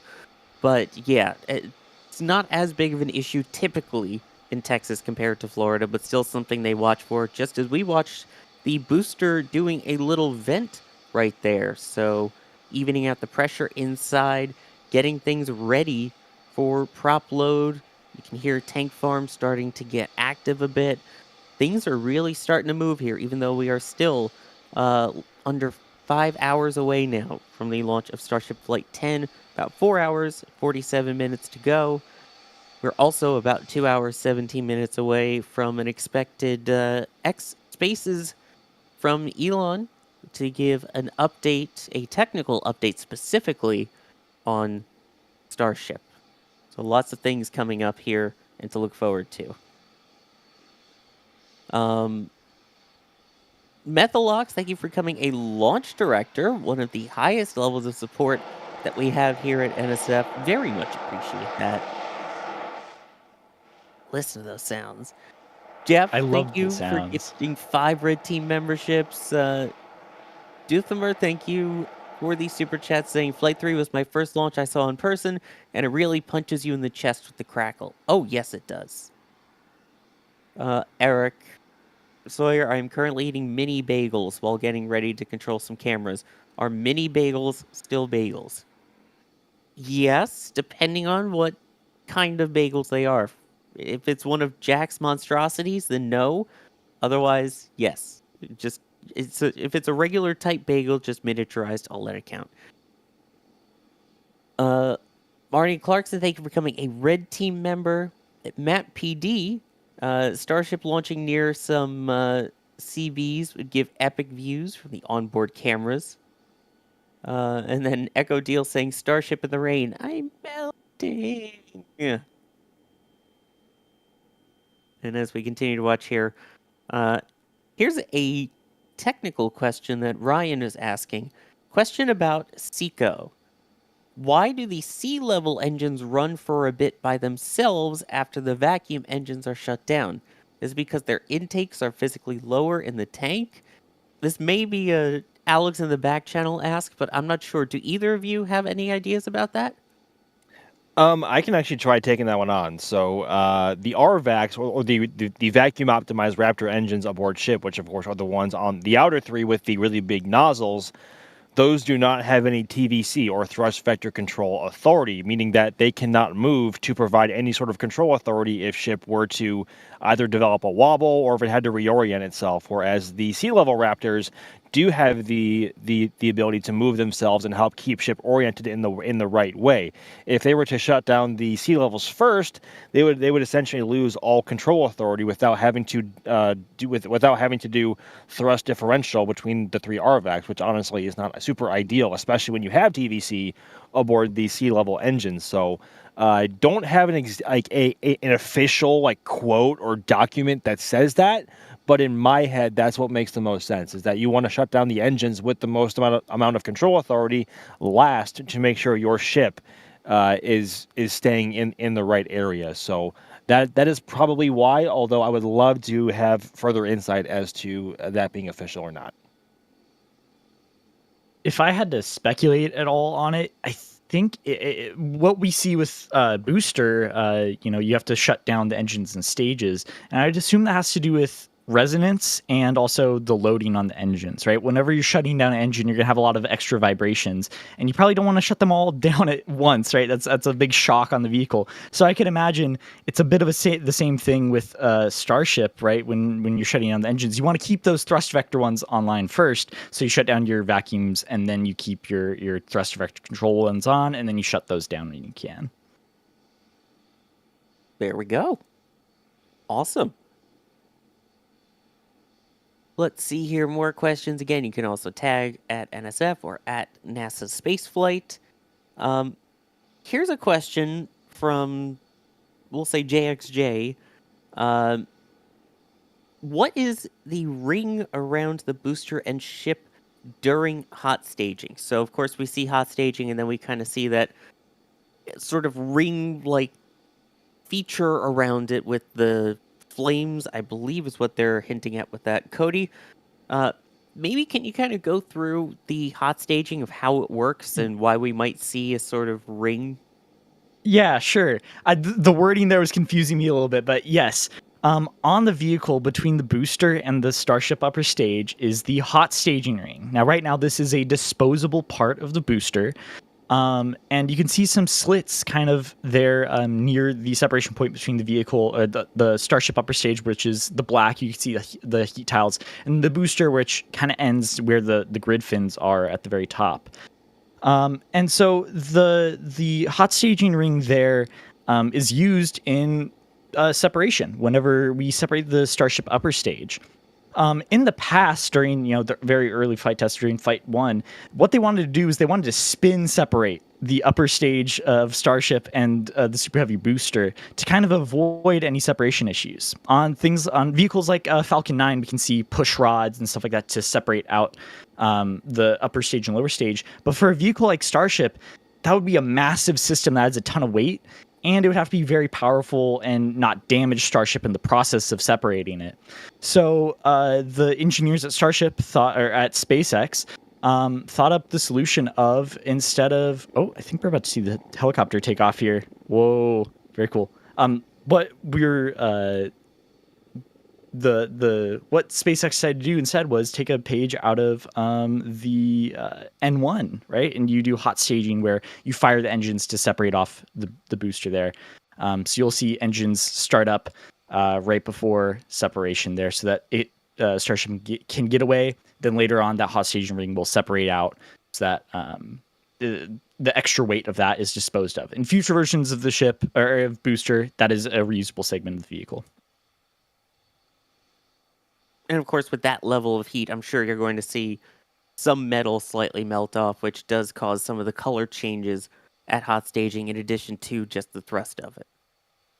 Right. Yeah. You can actually see the hot staging ring, especially in some of the photos that they've released from Flight 8 and Flight 9. Right after hot stage separation, the actual ring itself on the inside is actually still glowing orange, which is actually really, really cool. But also, it's worth noting that one of the objectives that they are doing for Flight 10, like Flight 9, is some of those vents on the hot staging ring have been closed off. And the reason why they want to do that is they want to control what direction the booster flips in after both stages separate and when the booster goes into its boost back burn.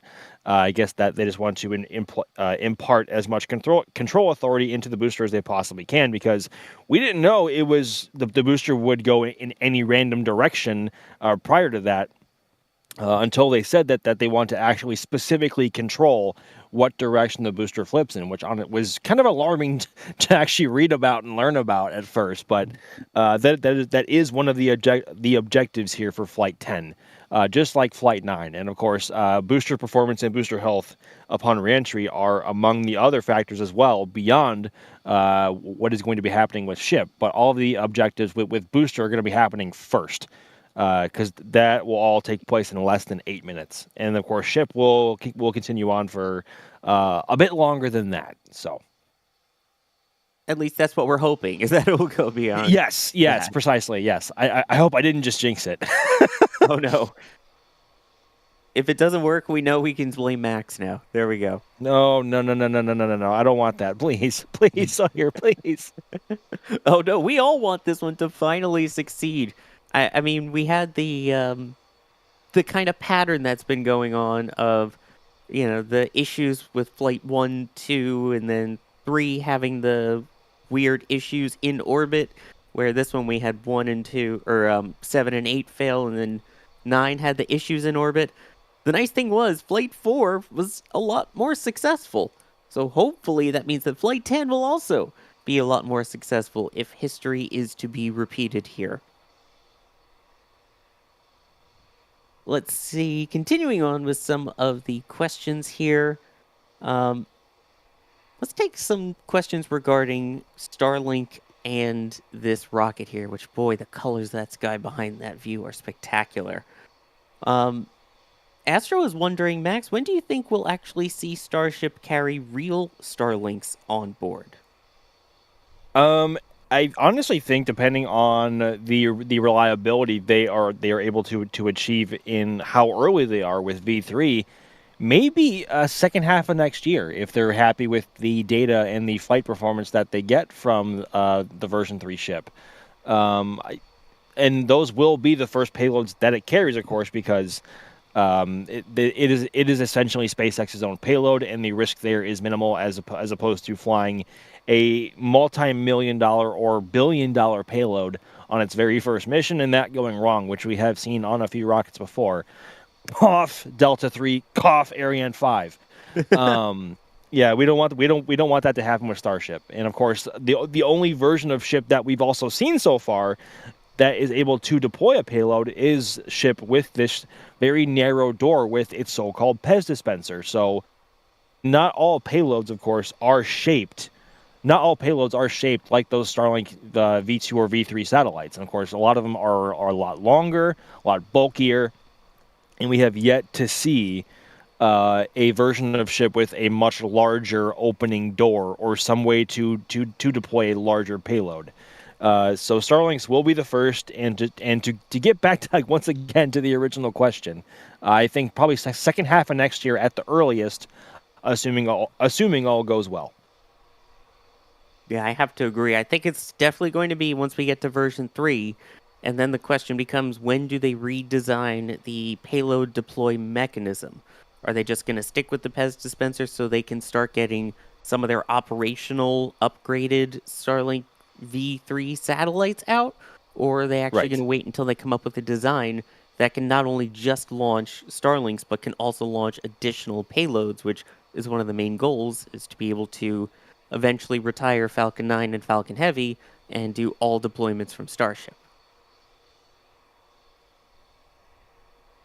Let's see here.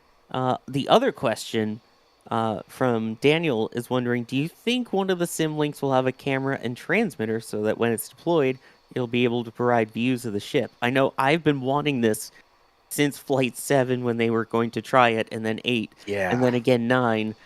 I really want them to have it so badly. What do you think the chances are? You know, I think everyone here is in the same boat in that we all are hoping that there is somehow a camera on board one of those sims to provide a feed of it leaving Starship. Although that would actually require a separate permit from the FCC to actually transmit the feed.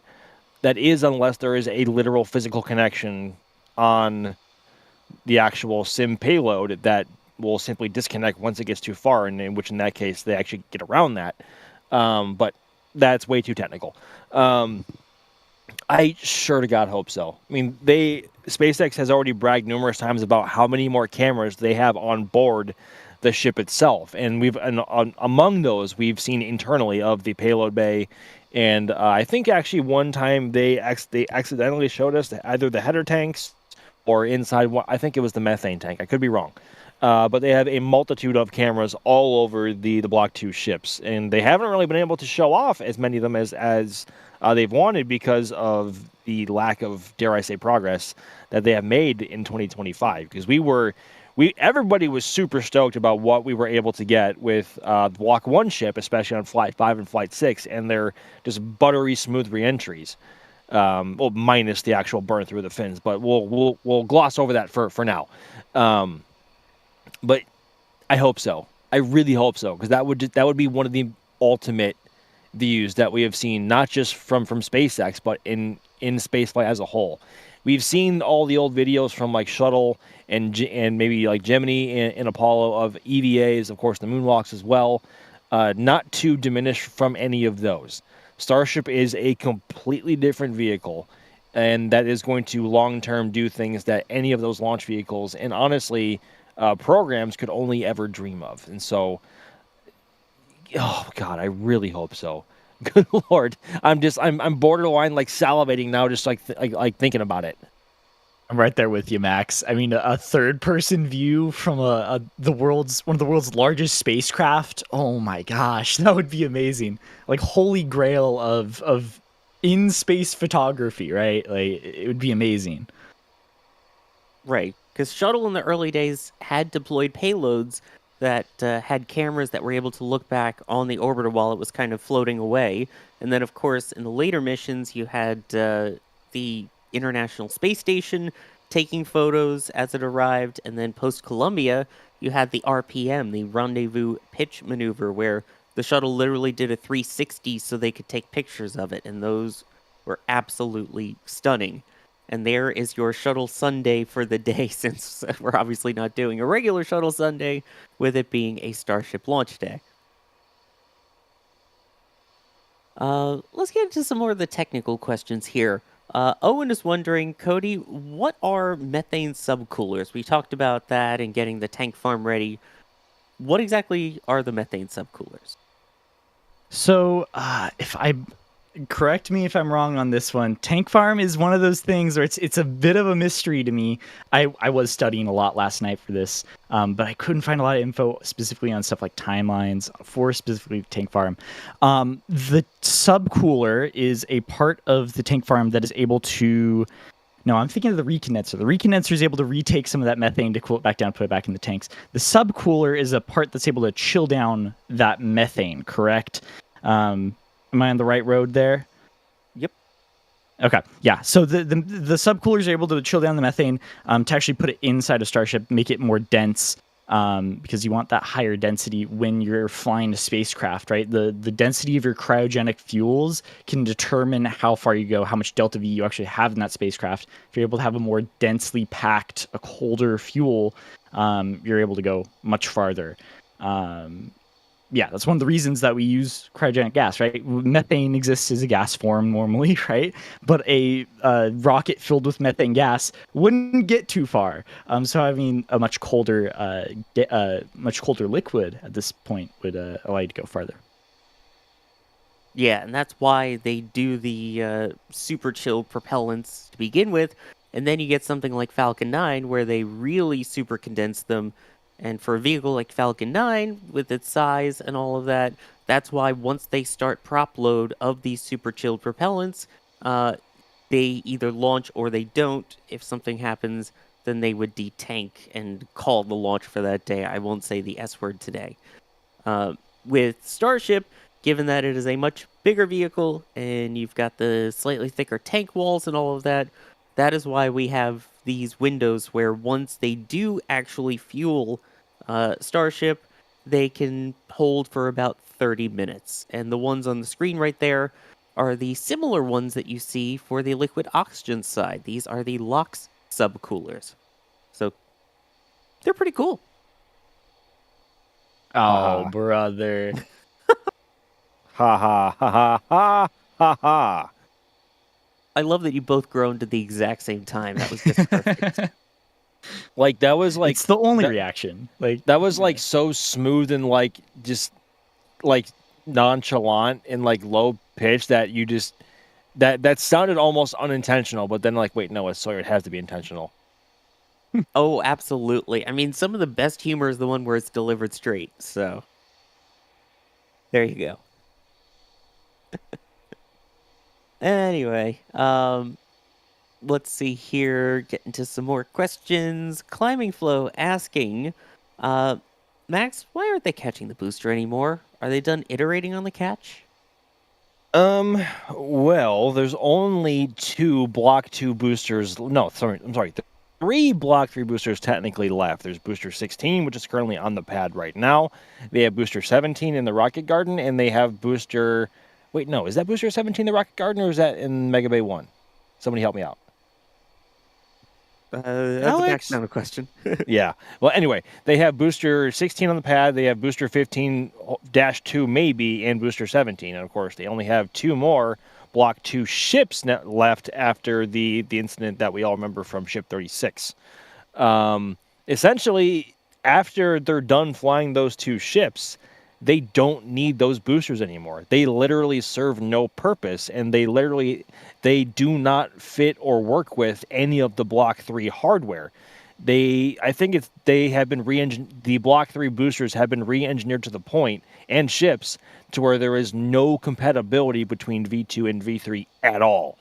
Between the Raptor 3s, the internal plumbing differences, the lack of heat shield on the Block 3 boosters, there is so much different that really the Block 2s can only really serve as well as the data that they can get. And of course, I think some of the flight data in terms of how they perform in the atmosphere on launch and re-entry for landing is data that can then be learned and then applied to the next generation of boosters and beyond. So it's all about data gathering, and because they don't need to catch and reuse them, they don't need to take the risk of bringing the booster back to the launch site, have something potentially go wrong, and absolutely nuking the launch site. That is worst case scenario.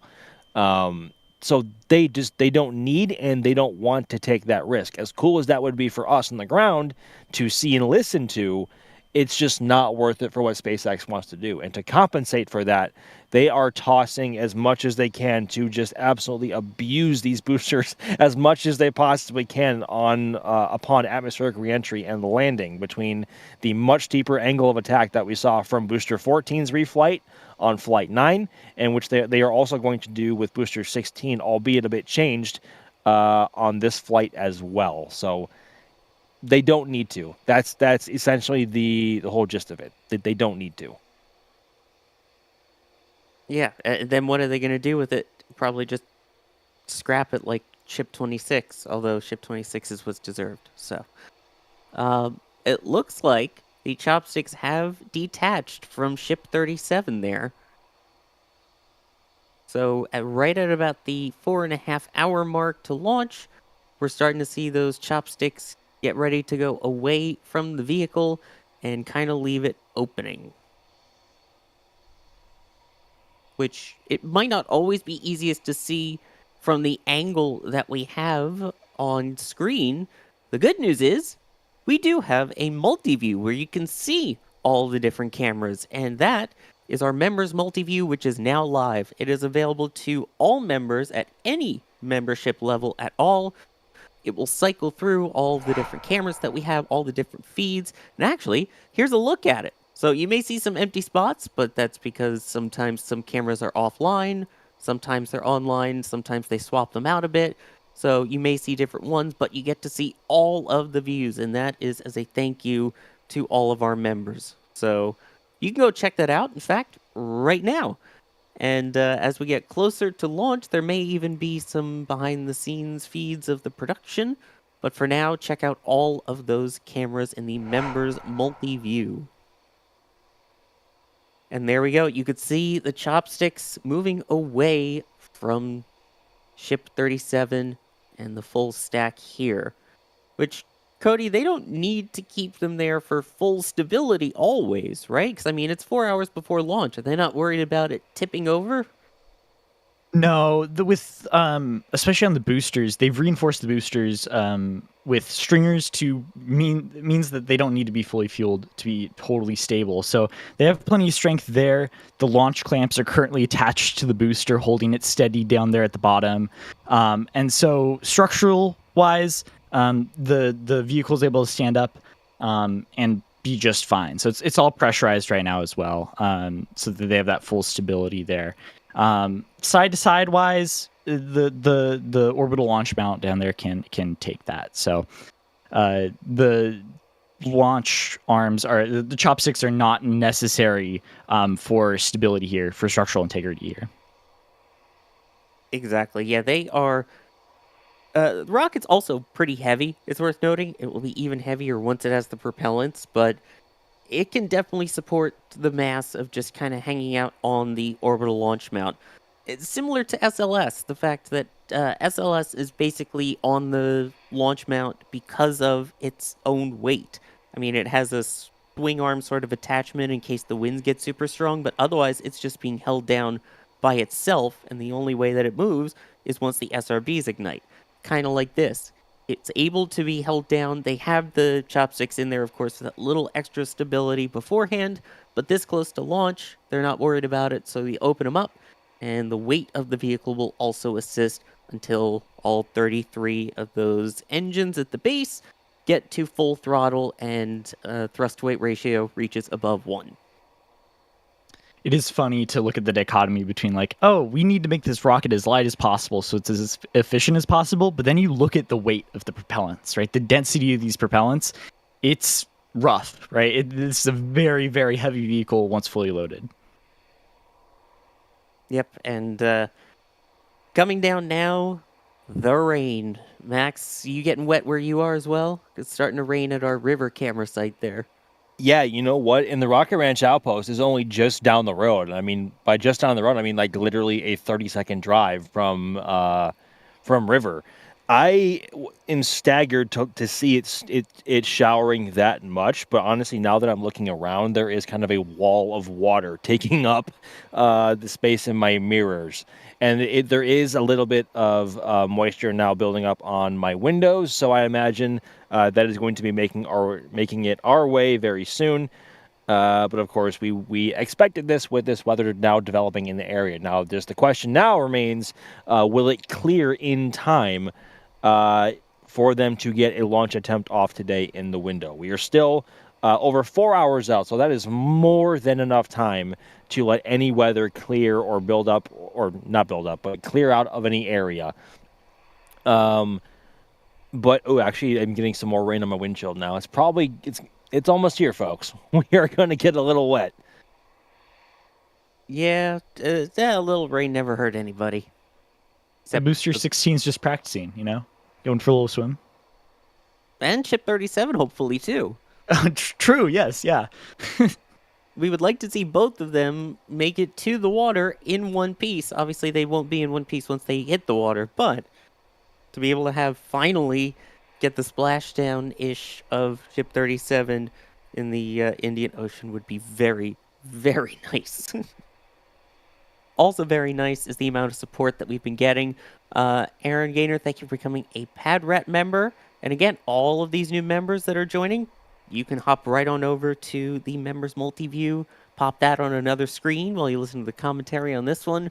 I'd rather be flying an X-Wing, saying you need to keep your yak dry as well. A wet yak is a grumpy yak. It makes their camera blurry and their beards frizzy. I'll make sure Yak knows of that. Myrak becoming a Capcom member. And again, Capcom and above get access to the NSF Discord as well. So that's where we do Flame Trench pre and post show. We also do some member views there. We also, on top of that, have all of our different channels dedicated to spaceflight, food, sports, anything and everything to share with your fellow NSFers. And so that means that old 177 pilot will also be there, upgrading to a launch director, which is one of the highest levels of support. That means you also get your name at the end of all of our flame trenches, NSF lives, things like that. And Speedy Halt going one step further than that, becoming a flight engineer, the highest level of support. You also get an executive space in the parking lot when NSF eventually builds a parking lot, whenever that is. Eric, thank you for becoming a Pad Rat member. Outer Stellar Space becoming a Pad Rat member. And Red Queen GTA gifting 10 Red Team memberships. Thank you so very much for all of the support. We really do appreciate it. And we're only able to bring you all of the different cameras that we do have on that multi-view because of support from everyone out there. Thank you. Cameron, wanting the official Flight 10 prediction. How well do you think the booster and ship will do? How far into flight do you feel the ship will get this time? Let's go around the horn on this one. Cody, I want to start with you, and then we'll go to Max, and then I'll give my opinions. What is your predictions for Flight 10? All right, predictions for Flight 10. Let's see. I'm going into my mind. I can see it.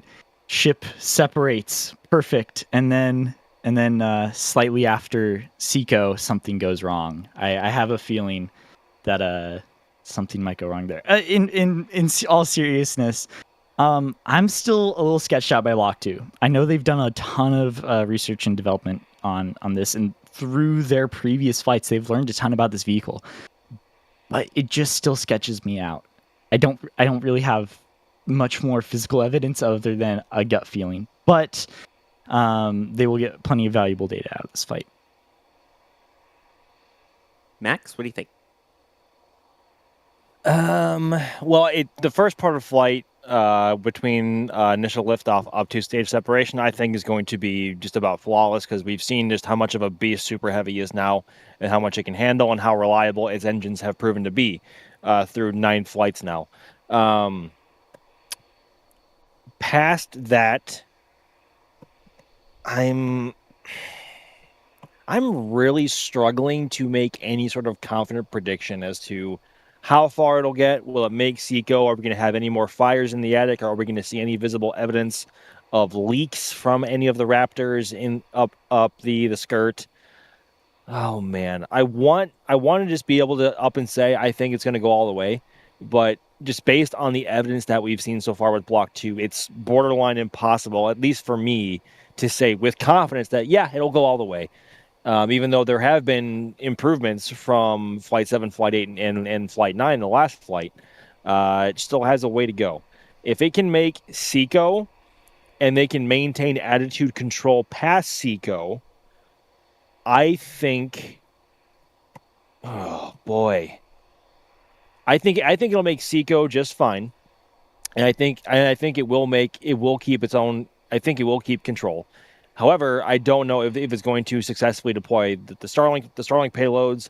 I do think it will have a successful relight because we have seen that on Flight 6. Granted, that was Block 1 and earlier Raptor 2s.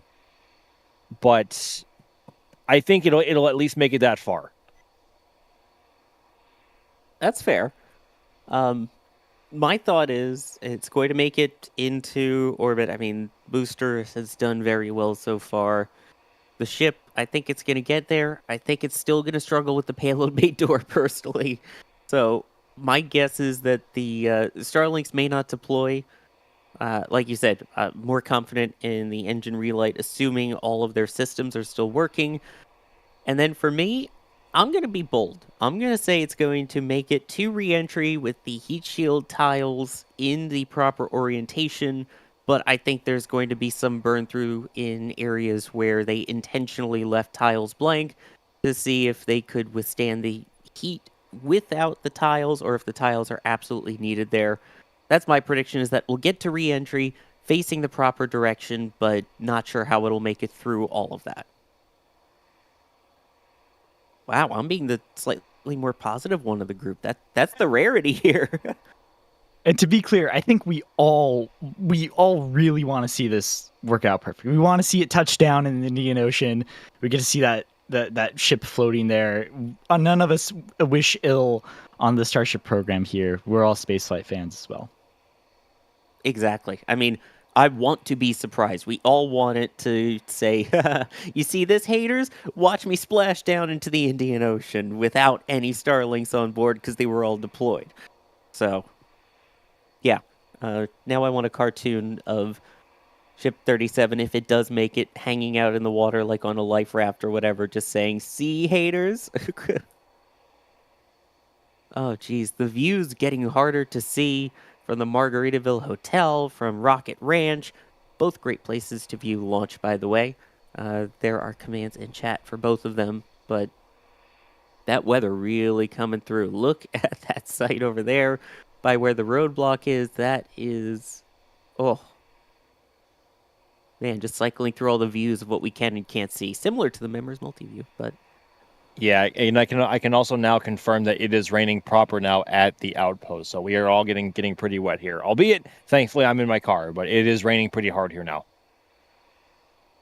The smart one, taking shelter in the vehicle. I think all people who have been to a launch, at least all of us at NSF here, have done at least a broadcast from our car while it's pouring outside waiting for a rocket to launch. It's standard. It's like a ritual. It really is. Oh, boy. Six String Simpleton was asking, by the way, will Elon's Starship technical update be streamed here? For those who didn't see, based on the clock in the top left, Elon mentioned that there will be a technical update regarding Starship coming up. And as you see there, about an hour and 45 minutes from now, it will be an X Spaces event. You can... I'm sure we'll get the official confirmation, but you will be able to hear it here. We'll make sure you hear it here because we don't want to be talking over it anyway. We're going to be listening to it, trying to get all the details from it, and chatting with you about it once we do hear it. So, yes, we will have Elon's update here for everyone to listen to as well. Bob Mack with a really good question here as we try and look at Starship through the rain here. They're asking, given SpaceX wants to increase launch cadence from Texas and Florida, when do you reckon Falcon 9 and Heavy will be retired? Because it is noted that they did want to eventually retire Falcon family of rockets and switch entirely to Starship. But obviously, Starship has a bit of a ways to go. Max, when do you think we'll stop seeing Falcon 9s fly? Falcon 9's not for a long while, at least well into the 2030s. I mean, it's so reliable, it is so capable, and it has a client list that is very, very long, and it is honestly continuing to grow now. And of course, Starship is only still in its infancy, so there's still a ways to go before Starship is really and effectively commercially viable. They aren't quite there yet, but Falcon 9 is, and it has been there for a while, and it is currently setting the standard for what American rockets can do and just low Earth orbit rockets can do, especially, or orbital rockets in general, I should say. Between cost, capability, and reusability, even though the rocket is not 100% reusable, because they only recover the first stage booster and the fairings, it is still currently leading the way with what orbital rockets are currently capable of. In Falcon Heavy, we have actually only seen fly, I think it is 11 times, which is very rare considering it flew for the first time in 2018, about 7 years ago now. Crikey. And there was also a 3-year gap in its launch cadence from 2019 to the end of 2022.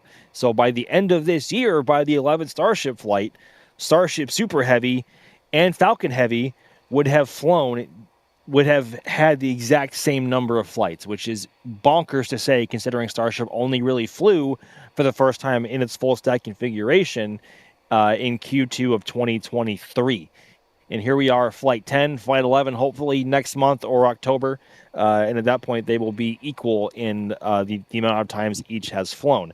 Granted, Falcon Heavy is commercially viable. It has flown numerous missions for the Space Force, and it has also flown missions commercially. It is an incredibly capable rocket on its own, but it is rather expensive and kind of impractical for SpaceX. And now, honestly, borderline impossible to fly until they have 2 LZs working again, unless they want to use the double drone ship landing for the side boosters, which is also rather inconvenient because then they can't really launch anything else that is not an RTLS mission for Falcon 9. So it's a whole web of just confusion and conflict whenever Falcon Heavy flies. It is a very special vehicle to fly to see fly on its own, but it is increasingly more rare to see fly. And honestly, we may not see one until next year again, which the last one being the launch of Europa Clipper, like the day after Flight 5 in October of last year. So, and even that one was fully expendable. And the one that was reused before that was the GOES. Oh gosh, I think it was GOES U in June of last year as well. So only 2 Falcon Heavy launches last year, potentially none this year, and I don't know how many we're going to see next year.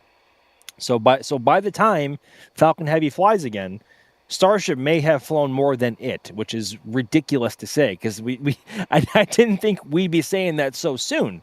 But yeah. Yeah, it's a shame. By the way, the red splotches that you see there right in the middle of the radar, that's right around Starbase. So there's the rain that we're referencing just for those looking at the radar on the left side of the screen. And along those lines, though, while we're still talking about Florida's Starship, Gabriel saying what will happen to Slick 40 when Starship comes and replaces Falcon 9. Probably the same thing that happened with LZ1 and will happen with LZ2 shortly. So basically, once if they don't have a need for it anymore, they can choose to end their lease, and then it would go back to Space Force and the United States Space Force and Space Launch Delta 45, and all of the people that deal with that area there can then decide to sell it to someone else. So you've got Vast and Stoke that will be taking over the LZs currently. So we'll see what would happen to Pad 40 there as well. So we will see. But again, that still seems to be a ways away. What's not a ways away is all the rain, because it is hitting all of our different locations, all of our cameras, and of course, all of our people out there as well. You can barely see what's going on out there, but what you can definitely see is a very wet D-Wise out in the rain there. Still working, still getting everything set up for launch, making sure we have awesome views. I'm sure some awesome slow-mo as well. But yes, D hanging out there in the pouring rain. A huge shout out to our entire team that is out there in this weather and have been working so hard the last couple of days, especially, well, a while, but especially the last couple of days, get everything set up for today's launch. So thank you, D, and thank you, Max and Jack and Caesar, and I know I'm missing people that are out there.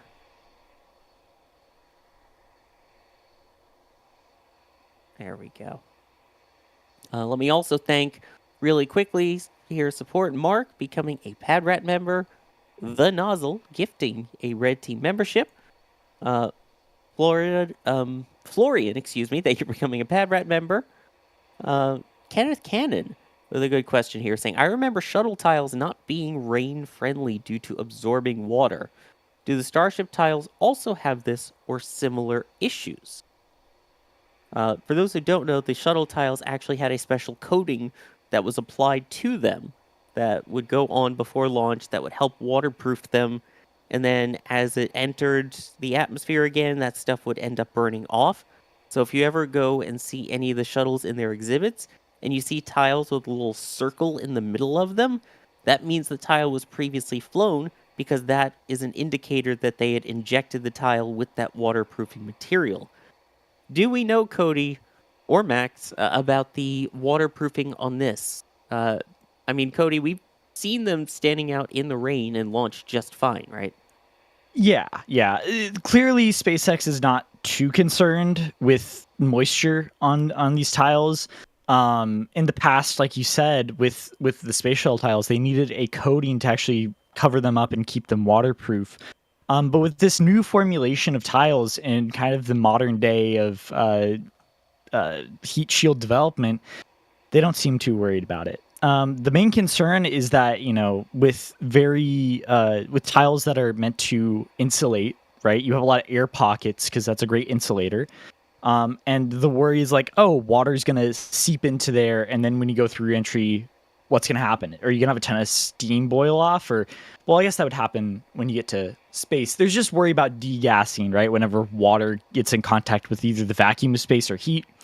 But because SpaceX is, left ships out in the rain, and in this case looks like still going ahead with launch, they don't seem too concerned about that possibility.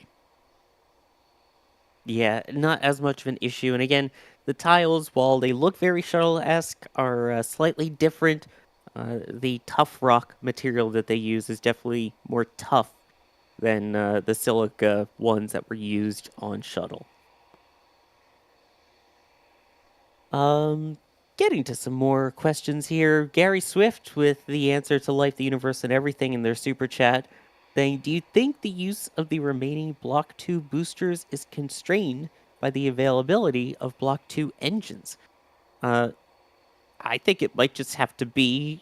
I think part of it is the fact that Block 2 is just kind of, how do I put it nicely? Underperformed, not met expectations.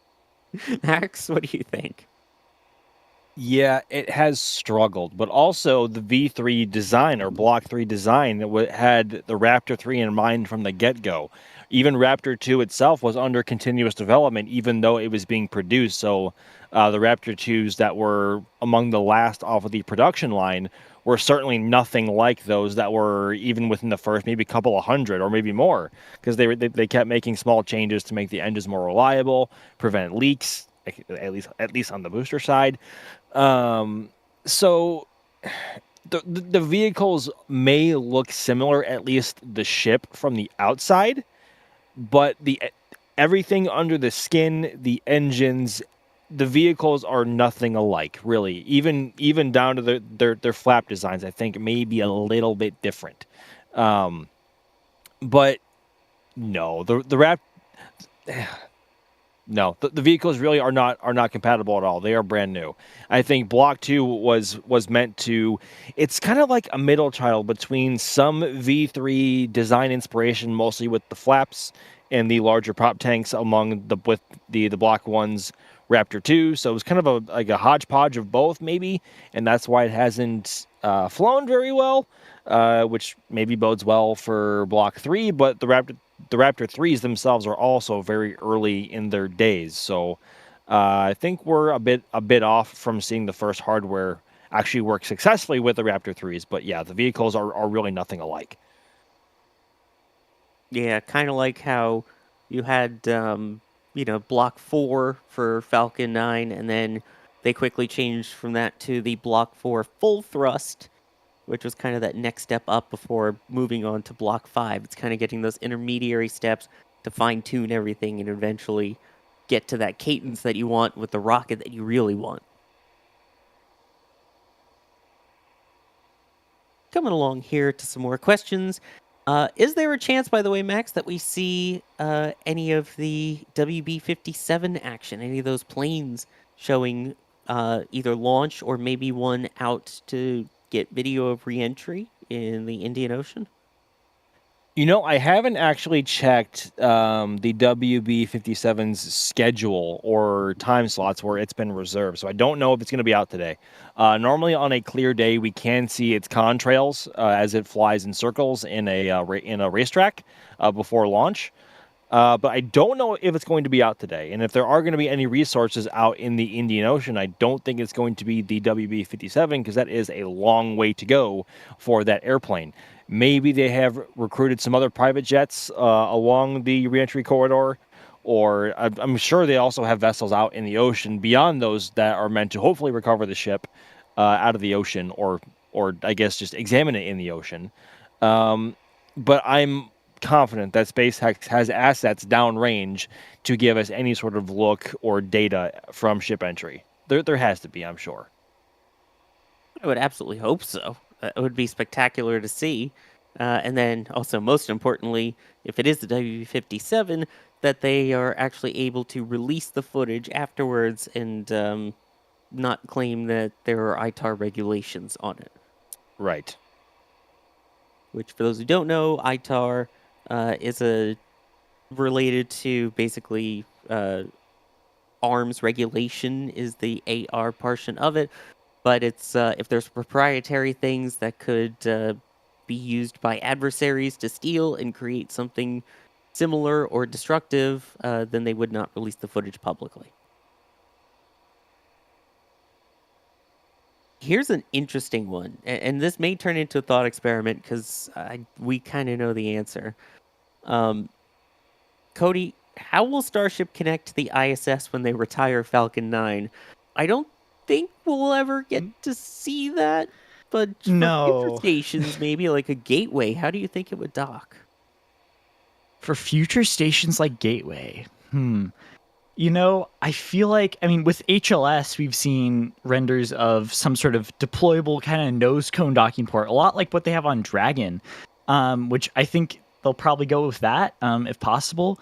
But in the future, that wouldn't be very viable, as that means that you are now moving a section of the ship that has a ton of heat shield tiles on it, and you don't necessarily want to move that stuff because then that introduces, you have a hinge there, you have a ever so small gap there that could introduce plasma into that area.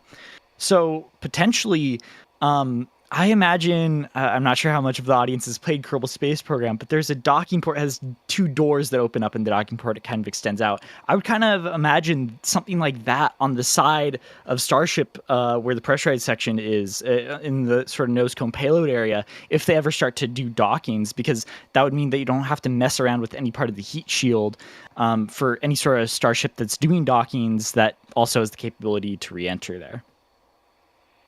Yeah, and for the ISS question, you want to take the answer on why we probably won't see that? Right, yes. The ISS is getting retired pretty soon. SpaceX has the contract to deorbit it with a modified Dragon. It's a very large Dragon capsule that has a large fuel section, that has lots of engines, that's designed to re-enter it. And I don't think we're going to be able to... We aren't going to see human-rated Starship launches to the ISS, in my opinion, for that. I think we'll get HLS human-rated long before we get any sort of Starship that has re-entry capability human-rated. So I don't think we're going to be able to see a Starship at the ISS, unfortunately. But it would be pretty funny to see Starship dwarfing the ISS a little bit there in size-wise. Oh, the size comparisons would be absolutely ridiculous, and I love the idea of it.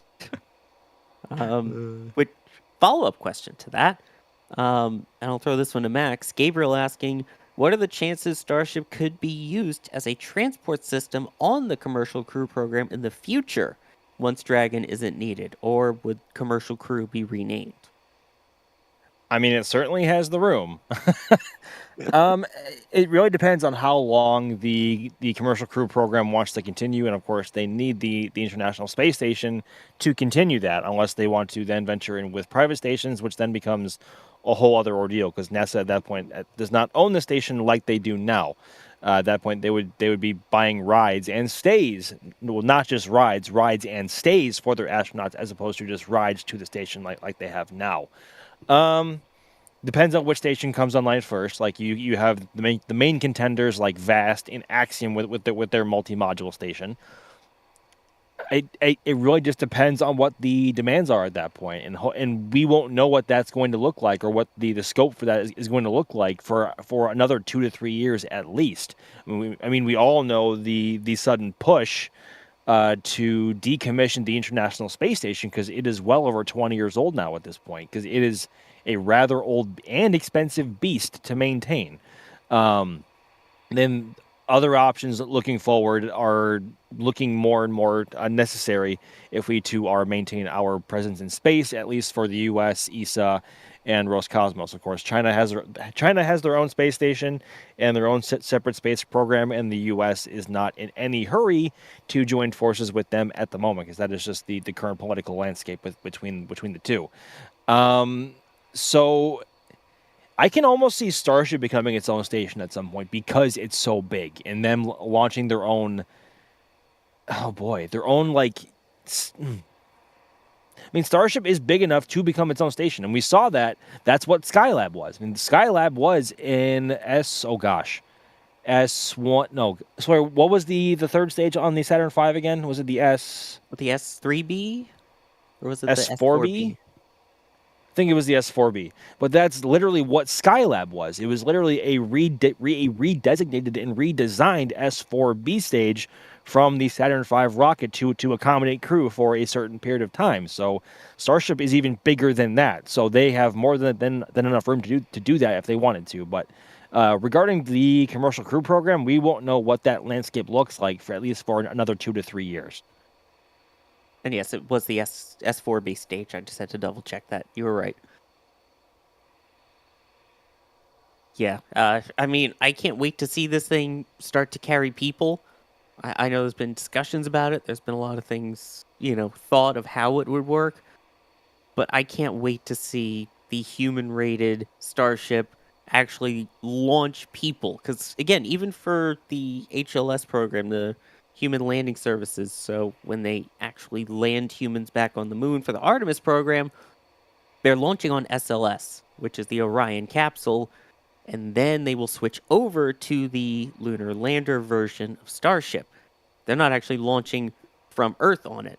So I absolutely cannot wait to see humans launching from Earth on Starship for commercial or any other ventures for that matter. Let me thank a couple people here real quick. IOSpace, thank you for becoming a PadRat member. Nathan, thank you for becoming a Red Team member. Metabricks, thank you for becoming a PadRat member. Ashley, thank you for becoming a PadRat member. And Los Dos Panas, thank you for becoming a PadRat member as well. I still see a lot of questions asked about the weather right now. Max, is the weather improving over there? So it looks to be a little bit. It is still currently raining here at the Rocket Ranch outpost. But on the bright side, it looks like the rain is starting to thin, and I'm seeing a lot more sky around me now, and that the clouds are also seeming to thin a little bit, or at least the lower altitude stuff is starting to clear out, which is what is carrying most of the rain. Still, obviously, some rain in the area. I'm seeing it just north of the production site from here, and kind of in between us and the launch complex at the moment, although I haven't seen any rain on the cameras that we have over at the launch site at the moment. But it looks like the weather is starting to clear up, and according to the radar that I'm using on my phone, which is Radar Omega, if you were curious, it says the rain should be stopping here in roughly 5 to 10 minutes, and hopefully it stays that way, because it is already about 2:40 in the afternoon, and it said the rain was going to at least slow down, if not stop, between 3 and 4 p.m., and we're almost there. So if that continues and they can keep it that way, they may have a window to go today. So cross your fingers.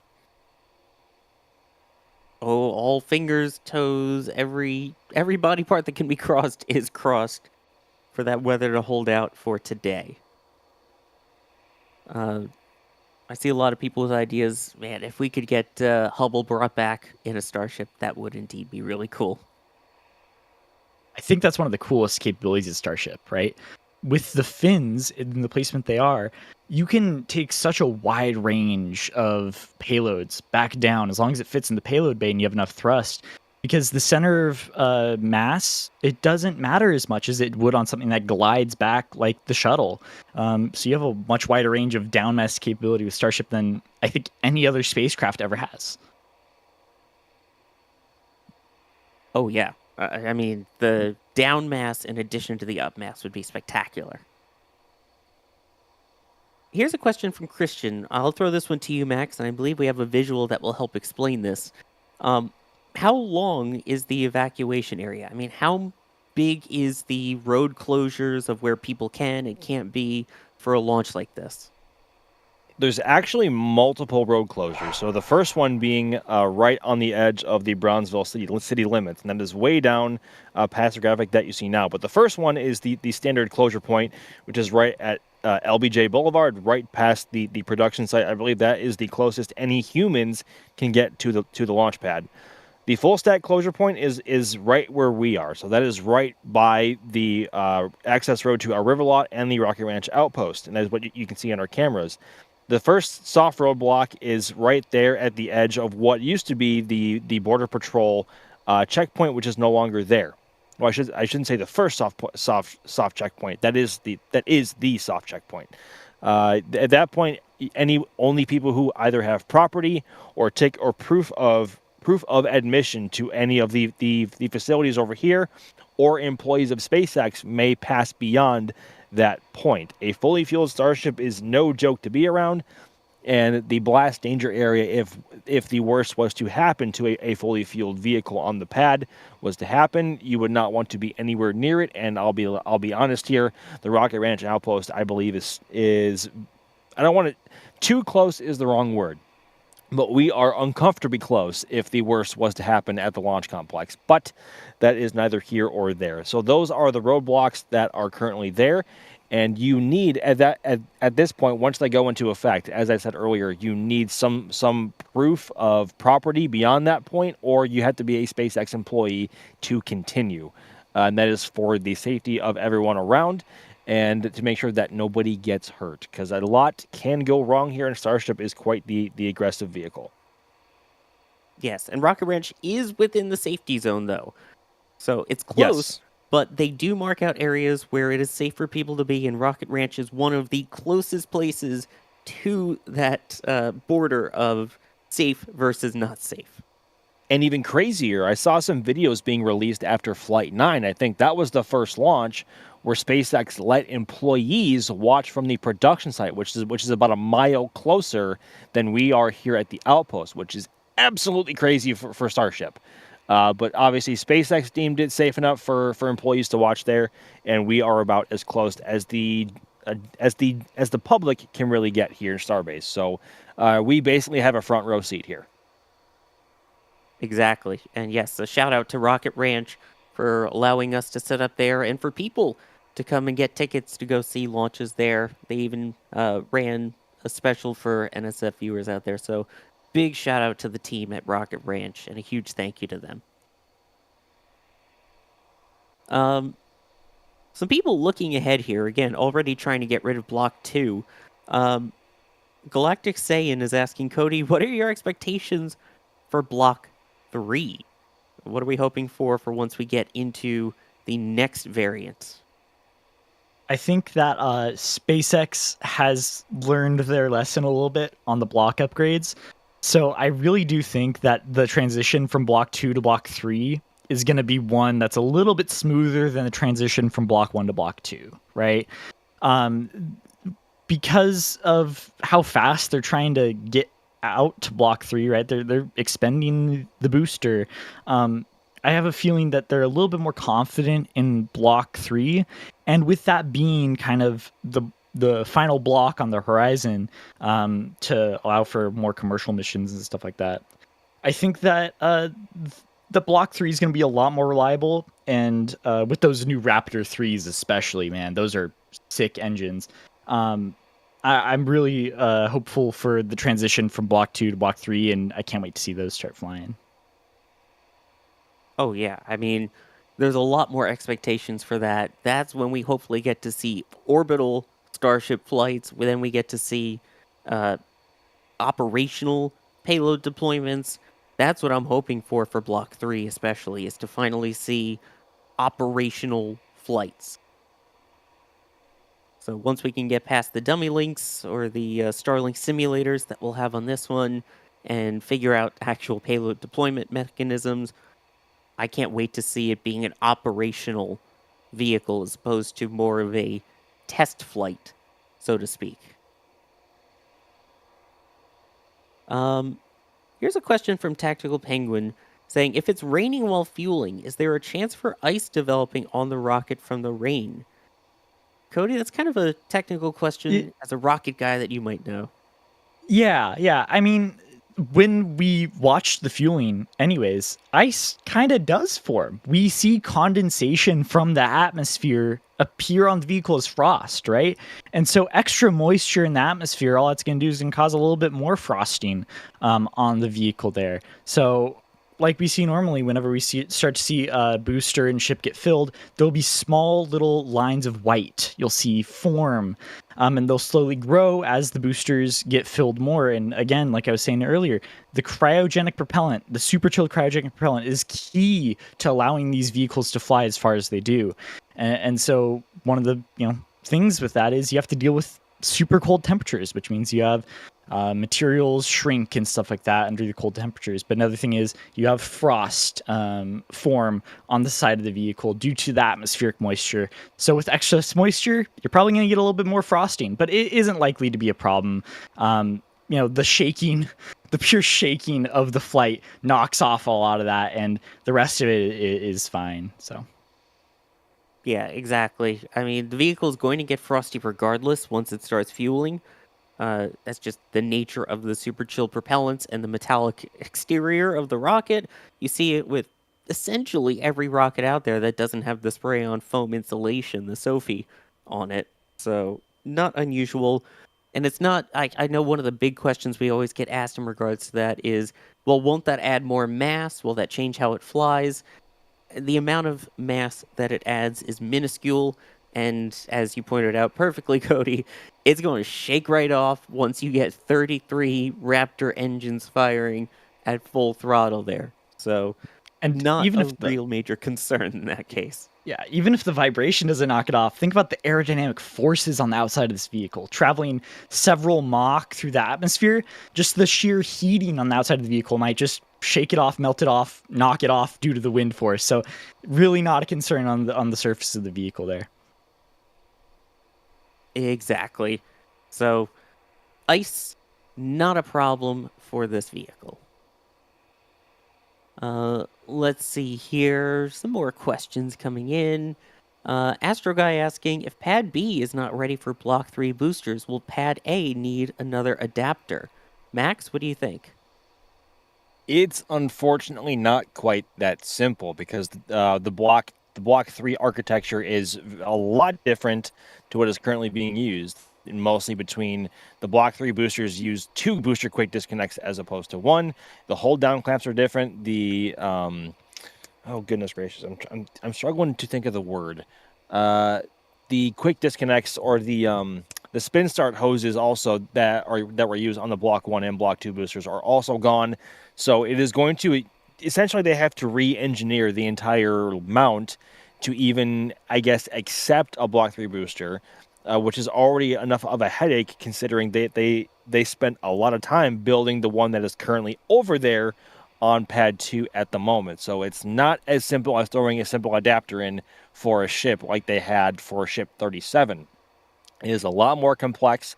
There's a lot more plumbing involved. The design, as I said earlier, the actual design of the booster is way different. So there's nothing on Pad 1 that would allow it to be accepted into that architecture. So no, it is not quite that simple. It needs Pad 2 or nothing. Yeah, it's the modifications that are going to be needed, whatever they decide to do with Pad 1/A after this, is going to be, quite major. As much as we're seeing major construction over at the second pad right next door. Oh boy. We are now about 3 hours and 40 minutes away from launch, from finally getting to hear those 33 Raptor engines ignite, and hopefully see the Raptor sea level and Raptor vacuum engines aboard the ship itself do their job, fingers crossed, and bring the ship back in one piece before hitting the Indian Ocean. Speaking of those Raptor engines, why don't we take a bit to learn a little bit more about them?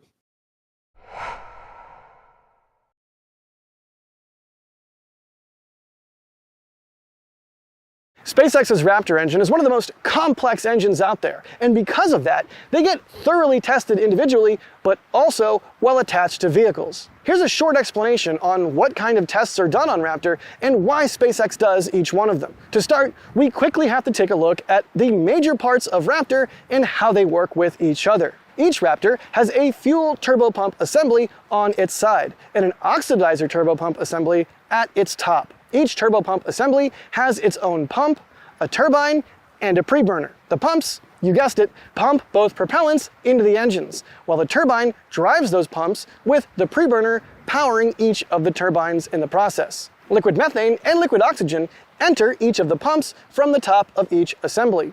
The liquid methane is then used to cool the nozzle, the combustion chamber, and the throat of the engine before going into the methane preburner. In the case of the liquid oxygen, it goes straight down into the oxygen preburner. In each preburner, there's usually a mix of propellants burning with each other, and that combustion is what drives the turbine and keeps the pumps going. On the methane preburner, that mix is fuel-rich, while on the oxygen preburner, the propellant mix is oxidizer-rich. Each preburner is like a small rocket engine inside a much bigger rocket engine, and each one has its own exhaust. The exhausts pass through the injector and then into the combustion chamber, where they burn with each other.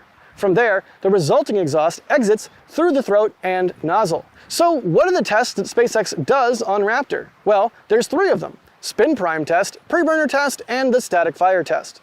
Before each of these tests, Raptor needs to be prepared for action with what's called engine chill. During engine chill, the Raptor pumps get filled with liquid oxygen and liquid methane to condition them before a test. Those 2 liquids are extremely cold, and trying to start the pumps without bringing them down to a similar temperature as those liquids can be very messy. You can damage the materials with a sudden change in temperature, you can get a bubble of gas into the pump and damage the impellers, the list goes on and on. So once the engine is chilled down and ready to go, let's test it.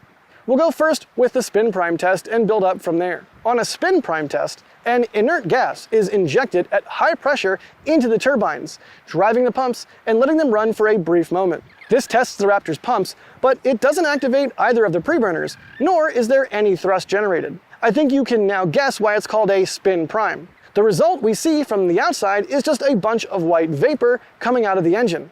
It does look pretty awesome though, with the booster's 33 Raptor engines. We get it, super heavy, you vape. The next type of test up the ladder is the preburner test, which kinda already tells you what it might be about. In this type of test, both pumps are started and the methane preburner is ignited using the preburner's own torch igniter. This is like seeing a snapshot right in the middle of a Raptor engine's startup sequence. You're lighting up half the engine, but the oxygen preburner is not lit up and the main combustion chamber is not running either. This results in a flame coming out of the engine since the fuel preburner is lit up, but there's no thrust. This type of test is a lot less common nowadays. The last time it was done here at Starbase, it was with Ship 26 on Suborbital Pad B. Yeah, that's how long ago. From the preburner test to the static fire test, you just need to light up the other preburner and the engine will come alive. And as long as you keep supplying propellants, the burn can be as long as you want. I mean, as long as the materials hold up. Static fire tests can be as brief as a second or 2, or as long as nearly 15 minutes, which is the current record for Raptor, by the way. Although, that was on the test stand at McGregor. The complexity of Raptor doesn't just stem from the fact that it's got a lot of things going on, but also because both the methane and oxygen sides are connected. The methane preburner burns methane with a little bit of oxygen from the oxygen pump, and the oxygen preburner burns a little bit of methane coming from the methane pump. So each side is dependent on the other. Get a mixture slightly wrong here, or the timing of things a bit off there, and boom! Of all the different rocket engine cycles, full flow stage combustion, the one Raptor uses, is arguably the most complex. But with that added complexity, you also get maximum performance, since none of the propellants are wasted by being thrown overboard. I bet now you might appreciate the fact that Raptors don't blow up even more often than they do. Thank you, Jack. That's such a great explanation of a very complex Raptor engine, and Raptor 3 still to come. And if you want to learn even more about the Raptor engines, we do have a full video right here on the channel. So if you're looking for something else to watch while we wait for things to happen, you can pop that in a second tab and check out all of the details in that video. So So right now, for those just joining in, we have about 3.5 hours to go until the opening of the 1 hour long window for the launch of Starship Flight 10. We are getting closer to hopefully seeing Ship 37 make it all of the way, fingers crossed. I see some people asking, you've noticed there is a second countdown clock on the screen. You are not misseeing things. That says Elon SpaceX update. That is because Elon is expected to give an update, a technical update, as it was put, on Starship, and that will be on X Spaces in about an hour from now. Of course, we will be having it live during the broadcast, and we will have some epic commentary afterwards, breaking it down, analyzing it, and seeing what that means for the future of Starship. So you don't even have to go anywhere. We will have it for you right here, where you'll be able to listen to it and then listen to some very special commentary afterwards. So definitely stick around for that. Now, also, for those just kind of joining after that, one of the big things we've been watching here is the weather. Max being out there in the field. What are we looking at forecast-wise? What was the official percentage? Kind of just update us on where we're at with that. So the official forecast that was released yesterday from SpaceX offered only a 45% chance of favorable weather for today, and that was throughout the entire 1 hour launch window that opens in about 3.5 hours from now. The day started kind of rough. There was a bit of a lightning watch and warning over at the launch pad early this morning. That then cleared. Then it got super hot as it does in South Texas, still here in the summertime. And actually, we just finished up a pretty decent rain shower that washed through Brownsville and us here at the Rocket Ranch outpost, because you get a lot of that convection heating mixing with the colder air coming in from the Gulf, and storms can pop up very quickly, as was in the forecast. But I'm happy to report that the rain has since stopped, and the sky, I don't want to say has cleared, but the amount of cloud cover around us has significantly been reduced to compared to what it was before. Seeing some blue sky now, which is a lovely change. So, according to the forecast, that looked to have been or should be the end of any inclement weather in the area. So, cross your fingers that holds true. And if that is the case, the weather should be holding well.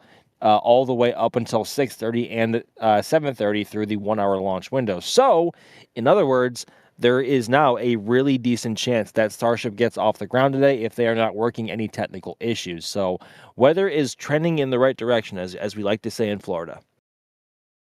Yes, that is always good to see. And again, that 45% chance of favorable weather, we have seen rockets that have launched at 10%. We have seen rockets that have not launched, I won't say the word, at 90%. And both of those happened within the same month of July of 2025. So, you never know. But what we do know is what we are expecting for this upcoming launch. Again, kind of just breaking things down here of what to expect. Cody, can you run us through what are the major milestones that they are hoping to achieve this time for Flight 10 after a kind of success, kind of not really success on Flight 9? Yeah, Flight 9 was a bit suboptimal. We did see some progress, though. So, one of the main things we're trying to see from this flight is control the Starship upper stage. So, with the upgrade to Block 2 of Starship, the program started off a little shaky initially with some RUDs at second stage ignition, which meant that SpaceX wasn't getting the data they wanted. So, with Flight 9, what we saw a perfect descent, right? We saw ship separation, and we saw SECO, but then we saw the loss of control from Starship, and I'm forgetting the exact word, the distributor, or it was a part on the top of the common dome of the methane tank. It failed and started to leak methane into the main upper section of Starship, the payload section. all of this resulted in the loss of control of the vehicle. It meant that the payload bay couldn't deploy because of the pressure there. So on this flight, what we're hoping to see is not that, right? We're trying to see a clean SECO, a clean shutdown of all the engines, a controlled flight. Then, midway through flight, we'll see the payload bay, what we like to call the PEZ dispenser on Starship open. It's a little slit you can see on the upper section of Starship. And 8 dummy Starlink satellites are going to be deployed there as a demo to prove that Starship is able to have the capability to deploy Starlink satellites. Soon after that, the Block 2 Starship is going to be able to, will perform a engine relight test. Now, this engine relight test is very important. It's proving the capability of Starship to be able to do orbital maneuvers, right? Which is necessary to be able to prove that, if Starship goes into orbit, it is able to safely deorbit in a controlled manner. After that, we'll then see the reentry of Starship, where we'll be seeing the testing of some very interesting heat tile configurations. A thing on Block 2, one of those interesting configurations is the reduced amount of heat shield tiles on the side of Starship. There's a black section there you can see on the side where the catch arms would go, right? And so we want to what SpaceX is doing is they're removing that to be able to test, hey, is this vehicle going to survive without extra heat shielding? Because we can't have the heat shielding there when we're catching ships. Along with that, there are some metallic tiles and also some tiles entirely removed. So SpaceX really needs to get data from this flight through reentry to determine how is the performance on landing, how's the performance through reentry, so that they can carry that data through to Block 3 to make it a better ship. Yep. That is a pretty good rundown of what we hope to expect. So yeah, we won't have a recoverable booster or a recoverable ship if all goes well, which is weird to say.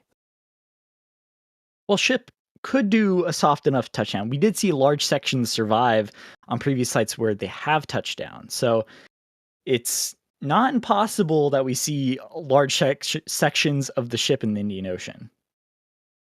That is true, but then we also tracked Gavin, who does a lot of the boat tracking here at NSF, noticed a bunch of ships that were in the area and then returning back to land, likely with any pieces, because we try not to be terrible stewards and leave just pieces of blown up rockets floating in the water if we can avoid it. It's not always avoidable, but if we can. So, yeah. Let me thank some people here really quick. Robert Clark, thank you for becoming a Red Team member. And a reminder, we have our members multi-view up and running. For any level of membership, you will get access to a rotating view of the cameras that we have at Starbase. So if you don't want to watch just our views, you can rotate through a whole bunch of them real quick and have our commentary on in the background. So you kind of get a show. And again, the multi-view available for any level of membership. Sean McPherson saying Godspeed Starship Flight 10. Crothers, thank you for becoming a Capcom member. In addition to the multi-view and all of that, you'll also get access to the NSF Discord, and you'll also get to hang out with the pre- and post-show for things like the Flame Trench and other cool events. Locks posting, has the tank farm started up? I can't tell. What's the usual time before a launch that it would spool up? Max, have you seen any tank farm spooling up activity yet? Beyond the LOX condensers, no. But those LOX condensers are almost running all the time, if not all the time. The first sign that we will see of the tank farm waking up is the so-called Pope vent, and that is the methane side of the farm waking up, getting ready to do what they need to do to make sure the propellant is properly conditioned and ready for propellant load. So, not quite yet. But the go from the SpaceX launch director is at T-1 hour and 15 minutes. So we will begin to see activity, I would presume 30 to 45 minutes before that, if not more, for it to wake up and be ready to commence prop loading at least aboard the ship, methane initially at T-minus 53 minutes. So not quite yet, but we are getting there. We're getting close, and then Locke's coming back with a $50 super chat saying, "I'm ready to be loaded." So apparently the Locke's coming in and telling us they're ready to be loaded onto the booster in the ship. Sentient Locks was not on my bingo card for this flight. Which I do want to talk about the propellant load for a second, because it boggles my mind just the amount of propellants that they are able to load, and they have gotten it so much quicker that it is almost as fast as a Falcon Heavy fuel loading. Right, Cody? I mean, they load this thing fast. I mean, yeah. Ship fuel starts just 53 minutes before launch, according to the SpaceX timeline. And so being able to load just that absolutely massive volume of propellant means it just kind of goes to show how much investment they have in the tanking infrastructure, the ground support equipment at Starbase. One of the things you see with Falcon 9, which was a capability that didn't really exist beforehand, was late load. You see this in the commercial crew program, which is a massive benefit for commercial crew, is you can fuel up very fast. Astronauts for commercial crew launches, they get on the vehicle and then they fuel up real quick and they launch. And so that capability here is extremely important, not only to be able to get people close to the rocket for as short a time as possible during loading operations, but also for efficiency. These cryogenic propellants are cryogenic. They don't want to stay as a liquid. They're actively fighting you to remain as a gas. And so the shorter amount of time you have this cryogenic fuel inside of the fuel tank, the more time you can have it in an insulated vessel where it's not boiling off as quick, which means that you can save more fuel and be more efficient with your launch. Exactly. And again, we're also worth noting the amount of propellant that we are talking about here. Falcon Heavy loads in about the same amount of time, and it is so much smaller and so much less propellant. That vehicle also, though, is RP1 and LOX, so Kerolox, basically, kerosene. This is Methalox with methane on board. Let's see here some other questions coming in. CMB Gaming wondering, how will Starship keep propellant at the right temperature for long missions like going to Moon or Mars? How does that thermal control work even for launch today on Starship? Do you want to take that, Cody? Yeah, so thermal control wise, it's tough because Starship being one of the design goals was like, hey, make this simple construction. We saw the Starship program start off in tents with just this thin stainless steel. And so compared to other launch vehicles that might have SOFI, which is spray-on foam insulation, or other systems like zero boil-off, which I believe NASA is testing, they're going to have a bit more of a challenge trying to keep all these propellants in the vehicle for longer term missions. That's one of the big downsides to cryogenic propellants is they constantly want to boil off. They constantly are fighting you. And that's why you see on a lot of longer term missions, you see like monomethyl hydrazine and nitrogen tetroxide, which are just, they're fine at room temperature. And that's why Orion, you can load those types of propellants months in advance and they're fine. Whereas here we need to load within the hour. So for longer term missions, they may need to look into larger forms of insulation for things like depot starships, or even starships going on longer term missions to try and increase the amount of time that they can have with those cryogenic propellants. I know this has been a big focus of vehicles like Centaur, I believe, trying to reduce boil off there. So lots of development needed for super long-term missions to maintain that propellant inside the fuel tanks. It's a challenge. It absolutely is a challenge. It's something that will have to be worked out over time. But worth pointing out right now, I think their main thing they're working on is getting a successful suborbital flight today. Not blowing up is more important than keeping the propellant for a long time. So yeah, if you blow up before you get to the point where you can use all the propellant, then it's null and void. Suboptimal, yes. That's a good word for it. Matt PD coming in saying, broadly speaking, what potential, if any, is there in using liquid ozone in propulsion systems?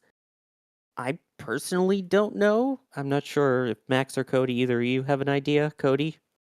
I mean, I'm reading rocket propulsive elements. I've not heard a mention of liquid ozone yet. So that would be an interesting propellant to look into, but I've not heard of that one. I've heard of, you have tri-propellant engines, you have hybrid engines, but never anything with liquid ozone. That might be a little bit hard to procure. And I imagine there's a reason we haven't seen it before. But with all this increased cost in development, or all this increased development for Starship and how massive the program is, maybe looking into different oxidizers might not be a bad idea for way, way in the future. Scott Manley in chat saying, oh boy, I have a lot of opinions on ozone. Oh, we'll have to see. We'll have to save those because I'm sure we could go on and on about it. I mean, Adam, there is a reason that liquid oxygen has existed for so long. It's the industry standard. So that's a good way to put it. Adam with a question here. Max asking if there are any test satellites on board, and thank you all for what you're doing. Amazing. Can you talk about the payload? And I'm also interested in talking a little bit about how they plan to actually try and deploy these. Yes, so Ship 37 currently has 8 Starlink V2/V3, whatever you want to call it, Starlink simulators on board, and they are essentially there to hopefully and finally demonstrate the ship's current PEZ dispenser system, in that the way it deploys payloads is very reminiscent of what a PEZ dispenser does, and that's a very old candy machine for those of you who can recall what a PEZ dispenser is. As far as we can tell, they are literally just inert, dumb. Dumb is kind of a harsh word, but like they don't really service any function other than being literal mass simulators to demonstrate the actual mechanism for deploying them.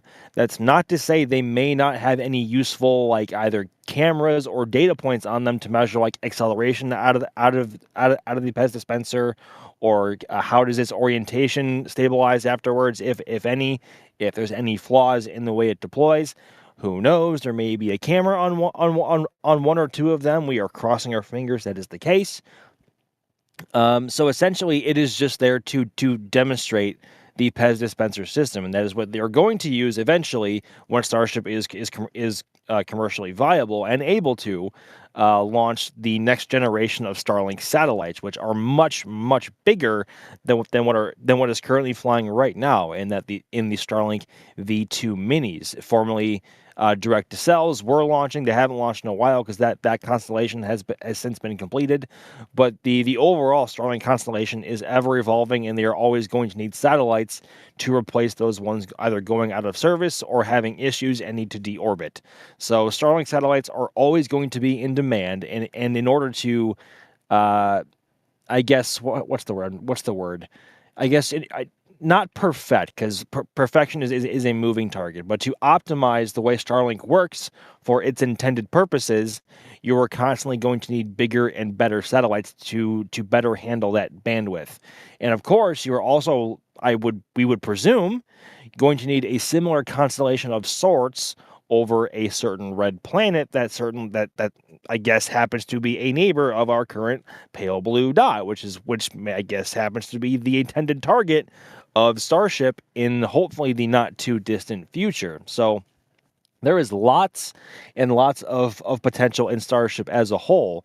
But again, another very long-winded answer. Yes, there are Starlink simulators on board Ship 37, as there have been for previous V2 ships, but they have yet to successfully open the door and deploy them because of what happened on Flight 7 and Flight 8. Don't need to talk about that. In Flight 9, they lost control, so they were unable to do so. So hopefully they will finally be able to demonstrate that today. We'll have to wait and see.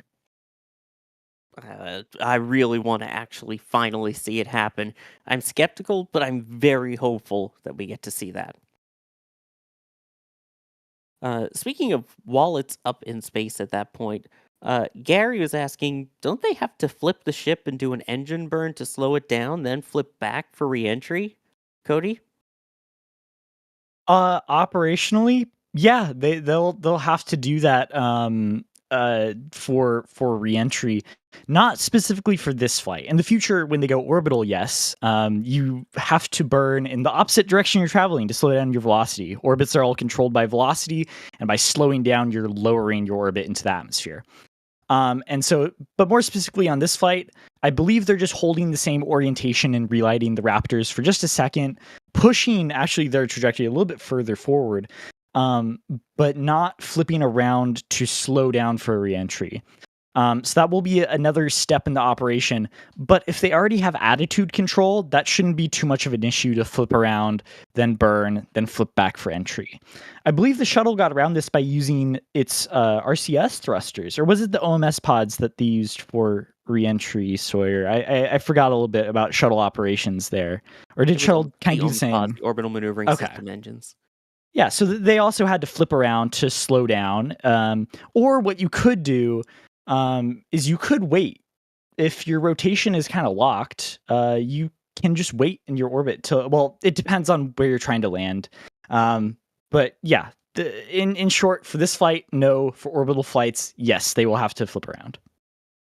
Yeah, and it's important to note that this one is not an orbital flight. This is on a suborbital trajectory, which is done for the exact reasons of Flight 9, where if something happens and you lose control of the vehicle and cannot control its reentry trajectory, that it will still splash down or break apart somewhere that is within a sort of keep out zone that's already been set, a safety corridor where they've tried to clear all of the water, all of the airspace, so that it does not fall on anyone or anything. Here's a question from Sam. I'll throw this one to you, Max. I've seen a few posts about there being a lot more quote-unquote missing heat shield tiles. Is this true? If any were accidental, would they have replaced them before stack? Yes. So the current TPS or thermal protection system tiles that are missing are done intentionally so in order to more efficiently test the ablative material that is currently underneath all of them as a backup should they have a tile fall off or a tile malfunction of some kind. And that is why over various spots, especially toward the nose of the ship, you will see a lot of tiles missing, and in its place is a black paint looking material, and you will still see the three little pins that would otherwise hold the tiles in place, and the ablative cover is, or the ablative material is still covering that. So that is why they are intentionally doing so. And I believe they are also still trying to demonstrate the actively or the regen cooled tile. I believe that there's only one on the ship. I don't recall seeing or reading anything on that in particular on this flight. It may still be there. It may not be. Someone should fact check me on that as soon as possible if they could. But what? Oh, yes. Here we go. This is part of the heat shield towards the aft end of the ship, as I captured during Ship 37's roll to the launch site yesterday. Yes, it was just yesterday, and they're already prepping for a launch. A crazy quick timeline. But what I was going to say is one of the unfortunate parts about the current V2 program is all of the engineers that work directly on the TPS system really still have yet to get any good data from their use, because they haven't had a good reentry and recovery of a V2 ship to see how it did. Of course, on Flight 7 and Flight 8, we all knew what happened, and on Flight 9, it was uncontrolled. So, yes, there are a lot of experiments still going on with the booster and the ship alike, and one of which, as we can see directly with the TPS tiles. But also, we also have a white and orange Coast Guard-ish looking helicopter by our highway camera site. Sawyer, what is this? this is what we've been seeing before. We saw the other strange helicopter. This is the orange and yellow one that we're used to seeing, where they will come up here to stop to refuel before heading back out as kind of a sort of security helicopter flying around, keeping an eye on things and just the range in that area. So we will see this come into land and then be on its merry way and flying around again very shortly. We do see this quite often, but all is normal. Also, I want to give a shout out to the photographer that took those photos. I think his name was Max Ivanes. Was that the name? I missed it. I've never heard anyone intentionally try to mispronounce my last name before. That was pretty good. Thank you. Yeah, Max took those amazing shots. So definitely check out Max on the socials if you're not already. Also, appreciate the people waving to the camera. Look at that. Nice. Good to see you guys. Thanks for rolling out and supporting the launch there. Absolutely love it. Let me also thank Carlos for becoming a PadRat member. Patrick, I've lost count already. Unbelievable. The amount of gifted memberships, it now goes up by another 50. Patrick Bob, thank you for gifting 50 more Red Team memberships. Oh my goodness gracious. Thank you. If you got one of those, please make sure you thank them. And again, members will get access to now 2 multi-views. You get the members multi-view flipping through all of our cameras, and then you will also now get the behind the scenes view. So if you want to see what it's like to produce the actual launch, seeing Kevin and the camera operators and all the different things they're working on their screens, that is now available as another option to watch for all member levels.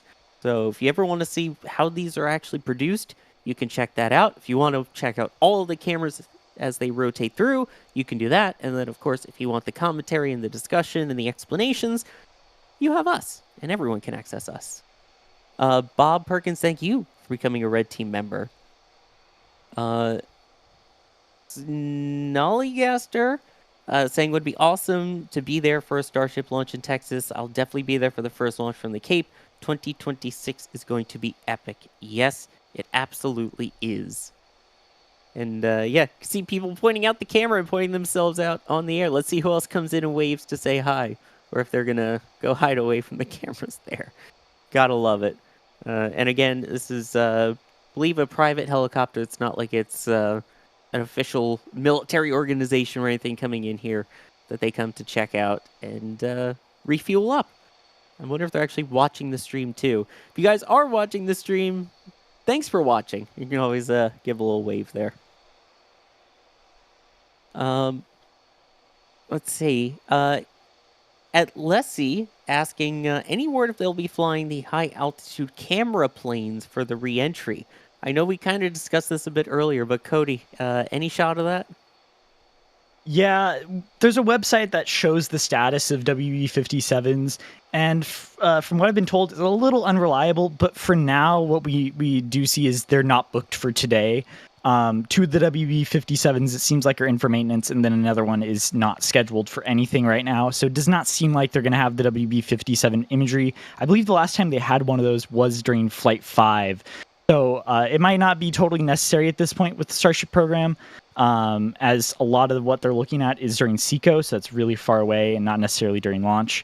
And the other point in flight is down in Australia, where they can't really send the WB-57s without, relocating them to a different continent.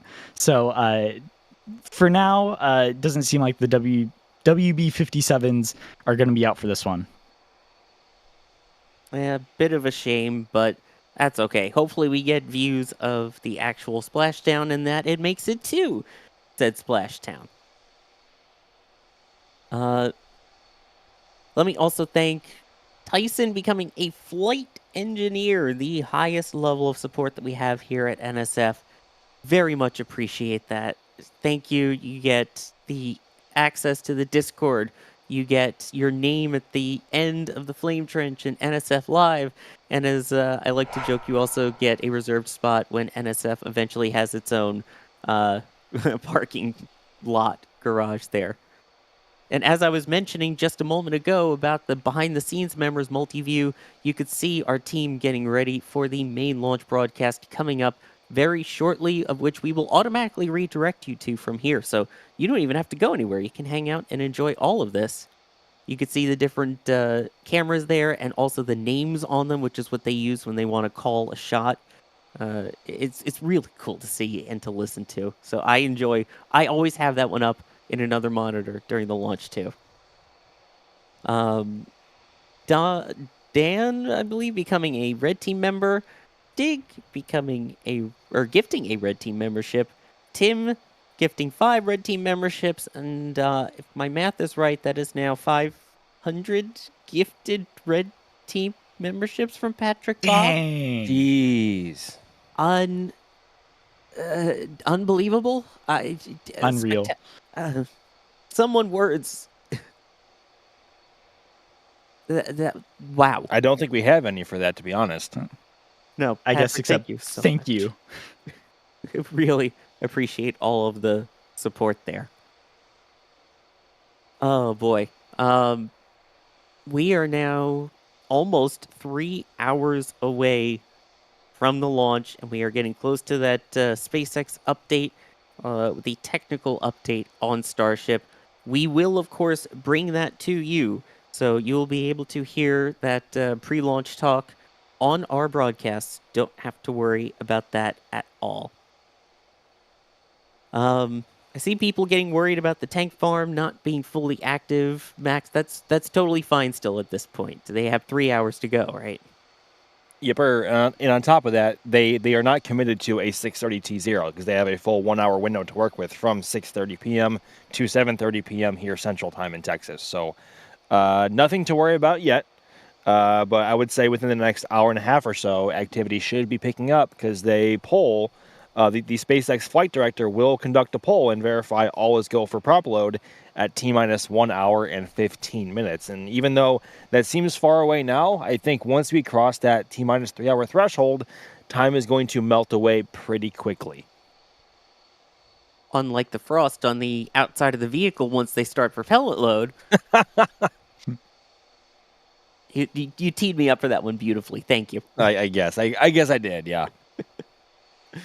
Oh boy. As we're nearing the end of the stakeout portion of the stream, I know we did this earlier, but quick final predictions on Flight 10.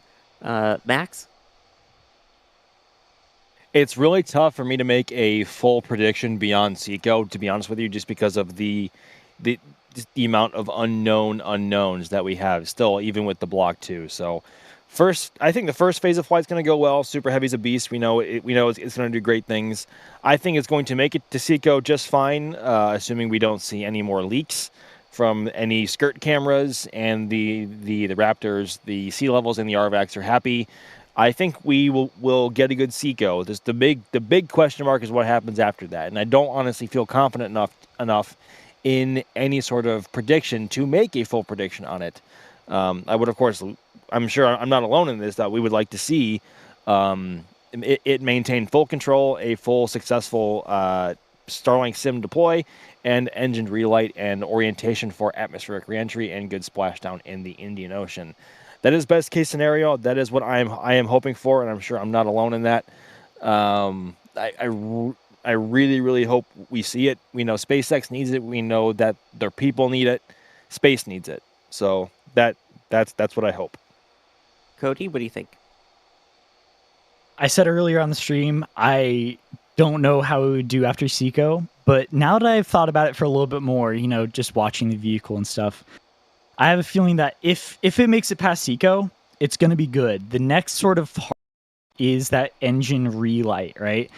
All the complex events are during engine works and maneuvers. So I think as long as they make it past Seco, the real measure if it's going to work or not is that engine relight, and then afterwards if they're able to hold orientation. If they're able to hold orientation, I really do think it's going to be fine through re-entry. We've seen it re-enter through, I say, arguably worse conditions.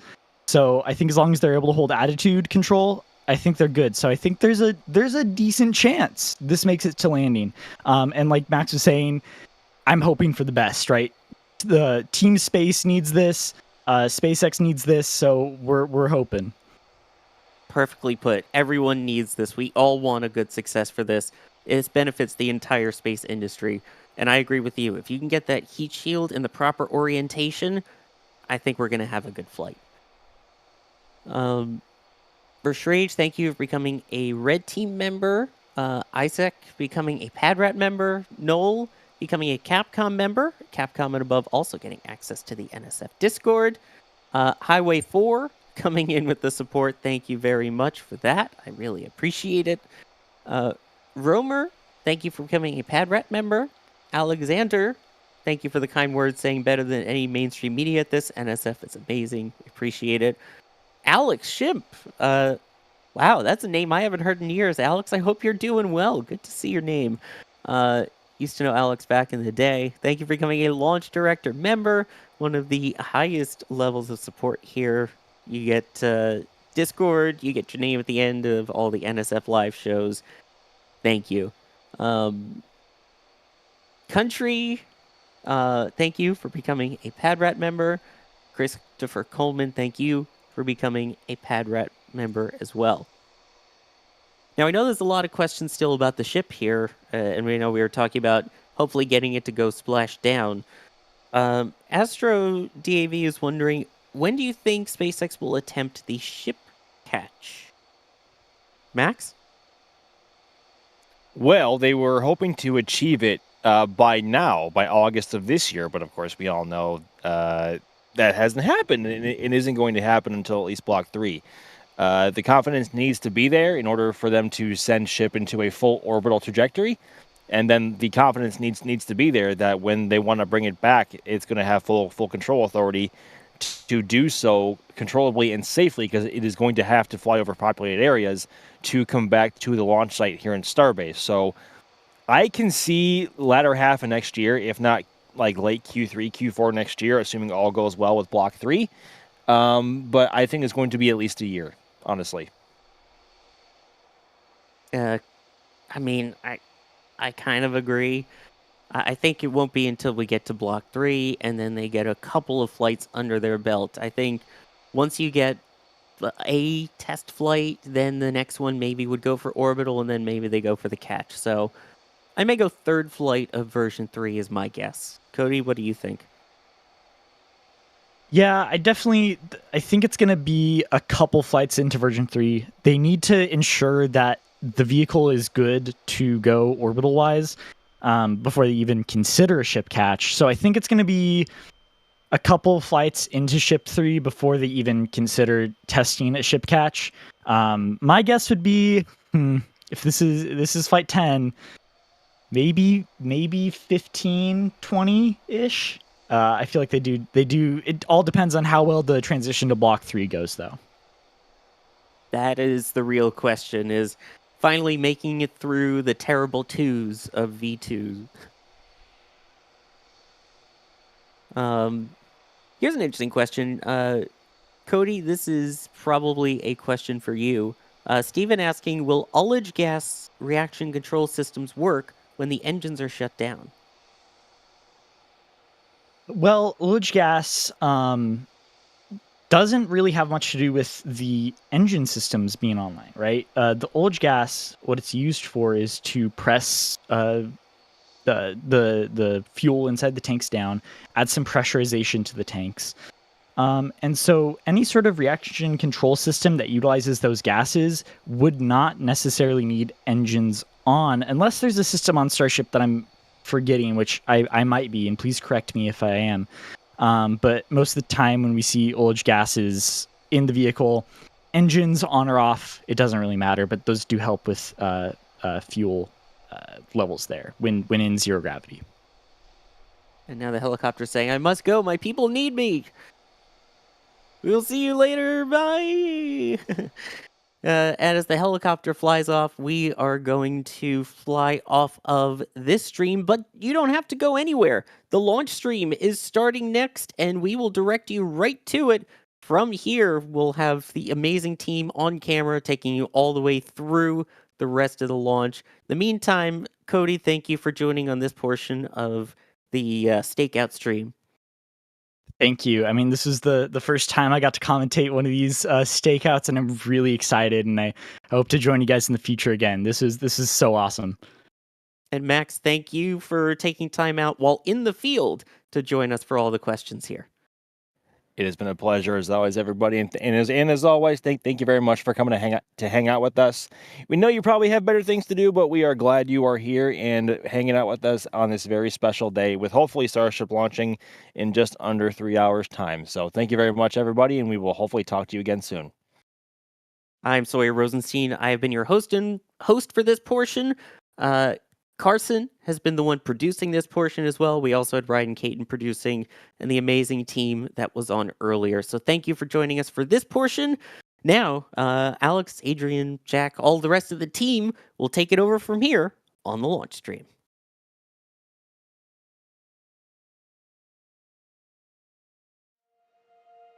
So about those launch dates, I think that may delay a bit.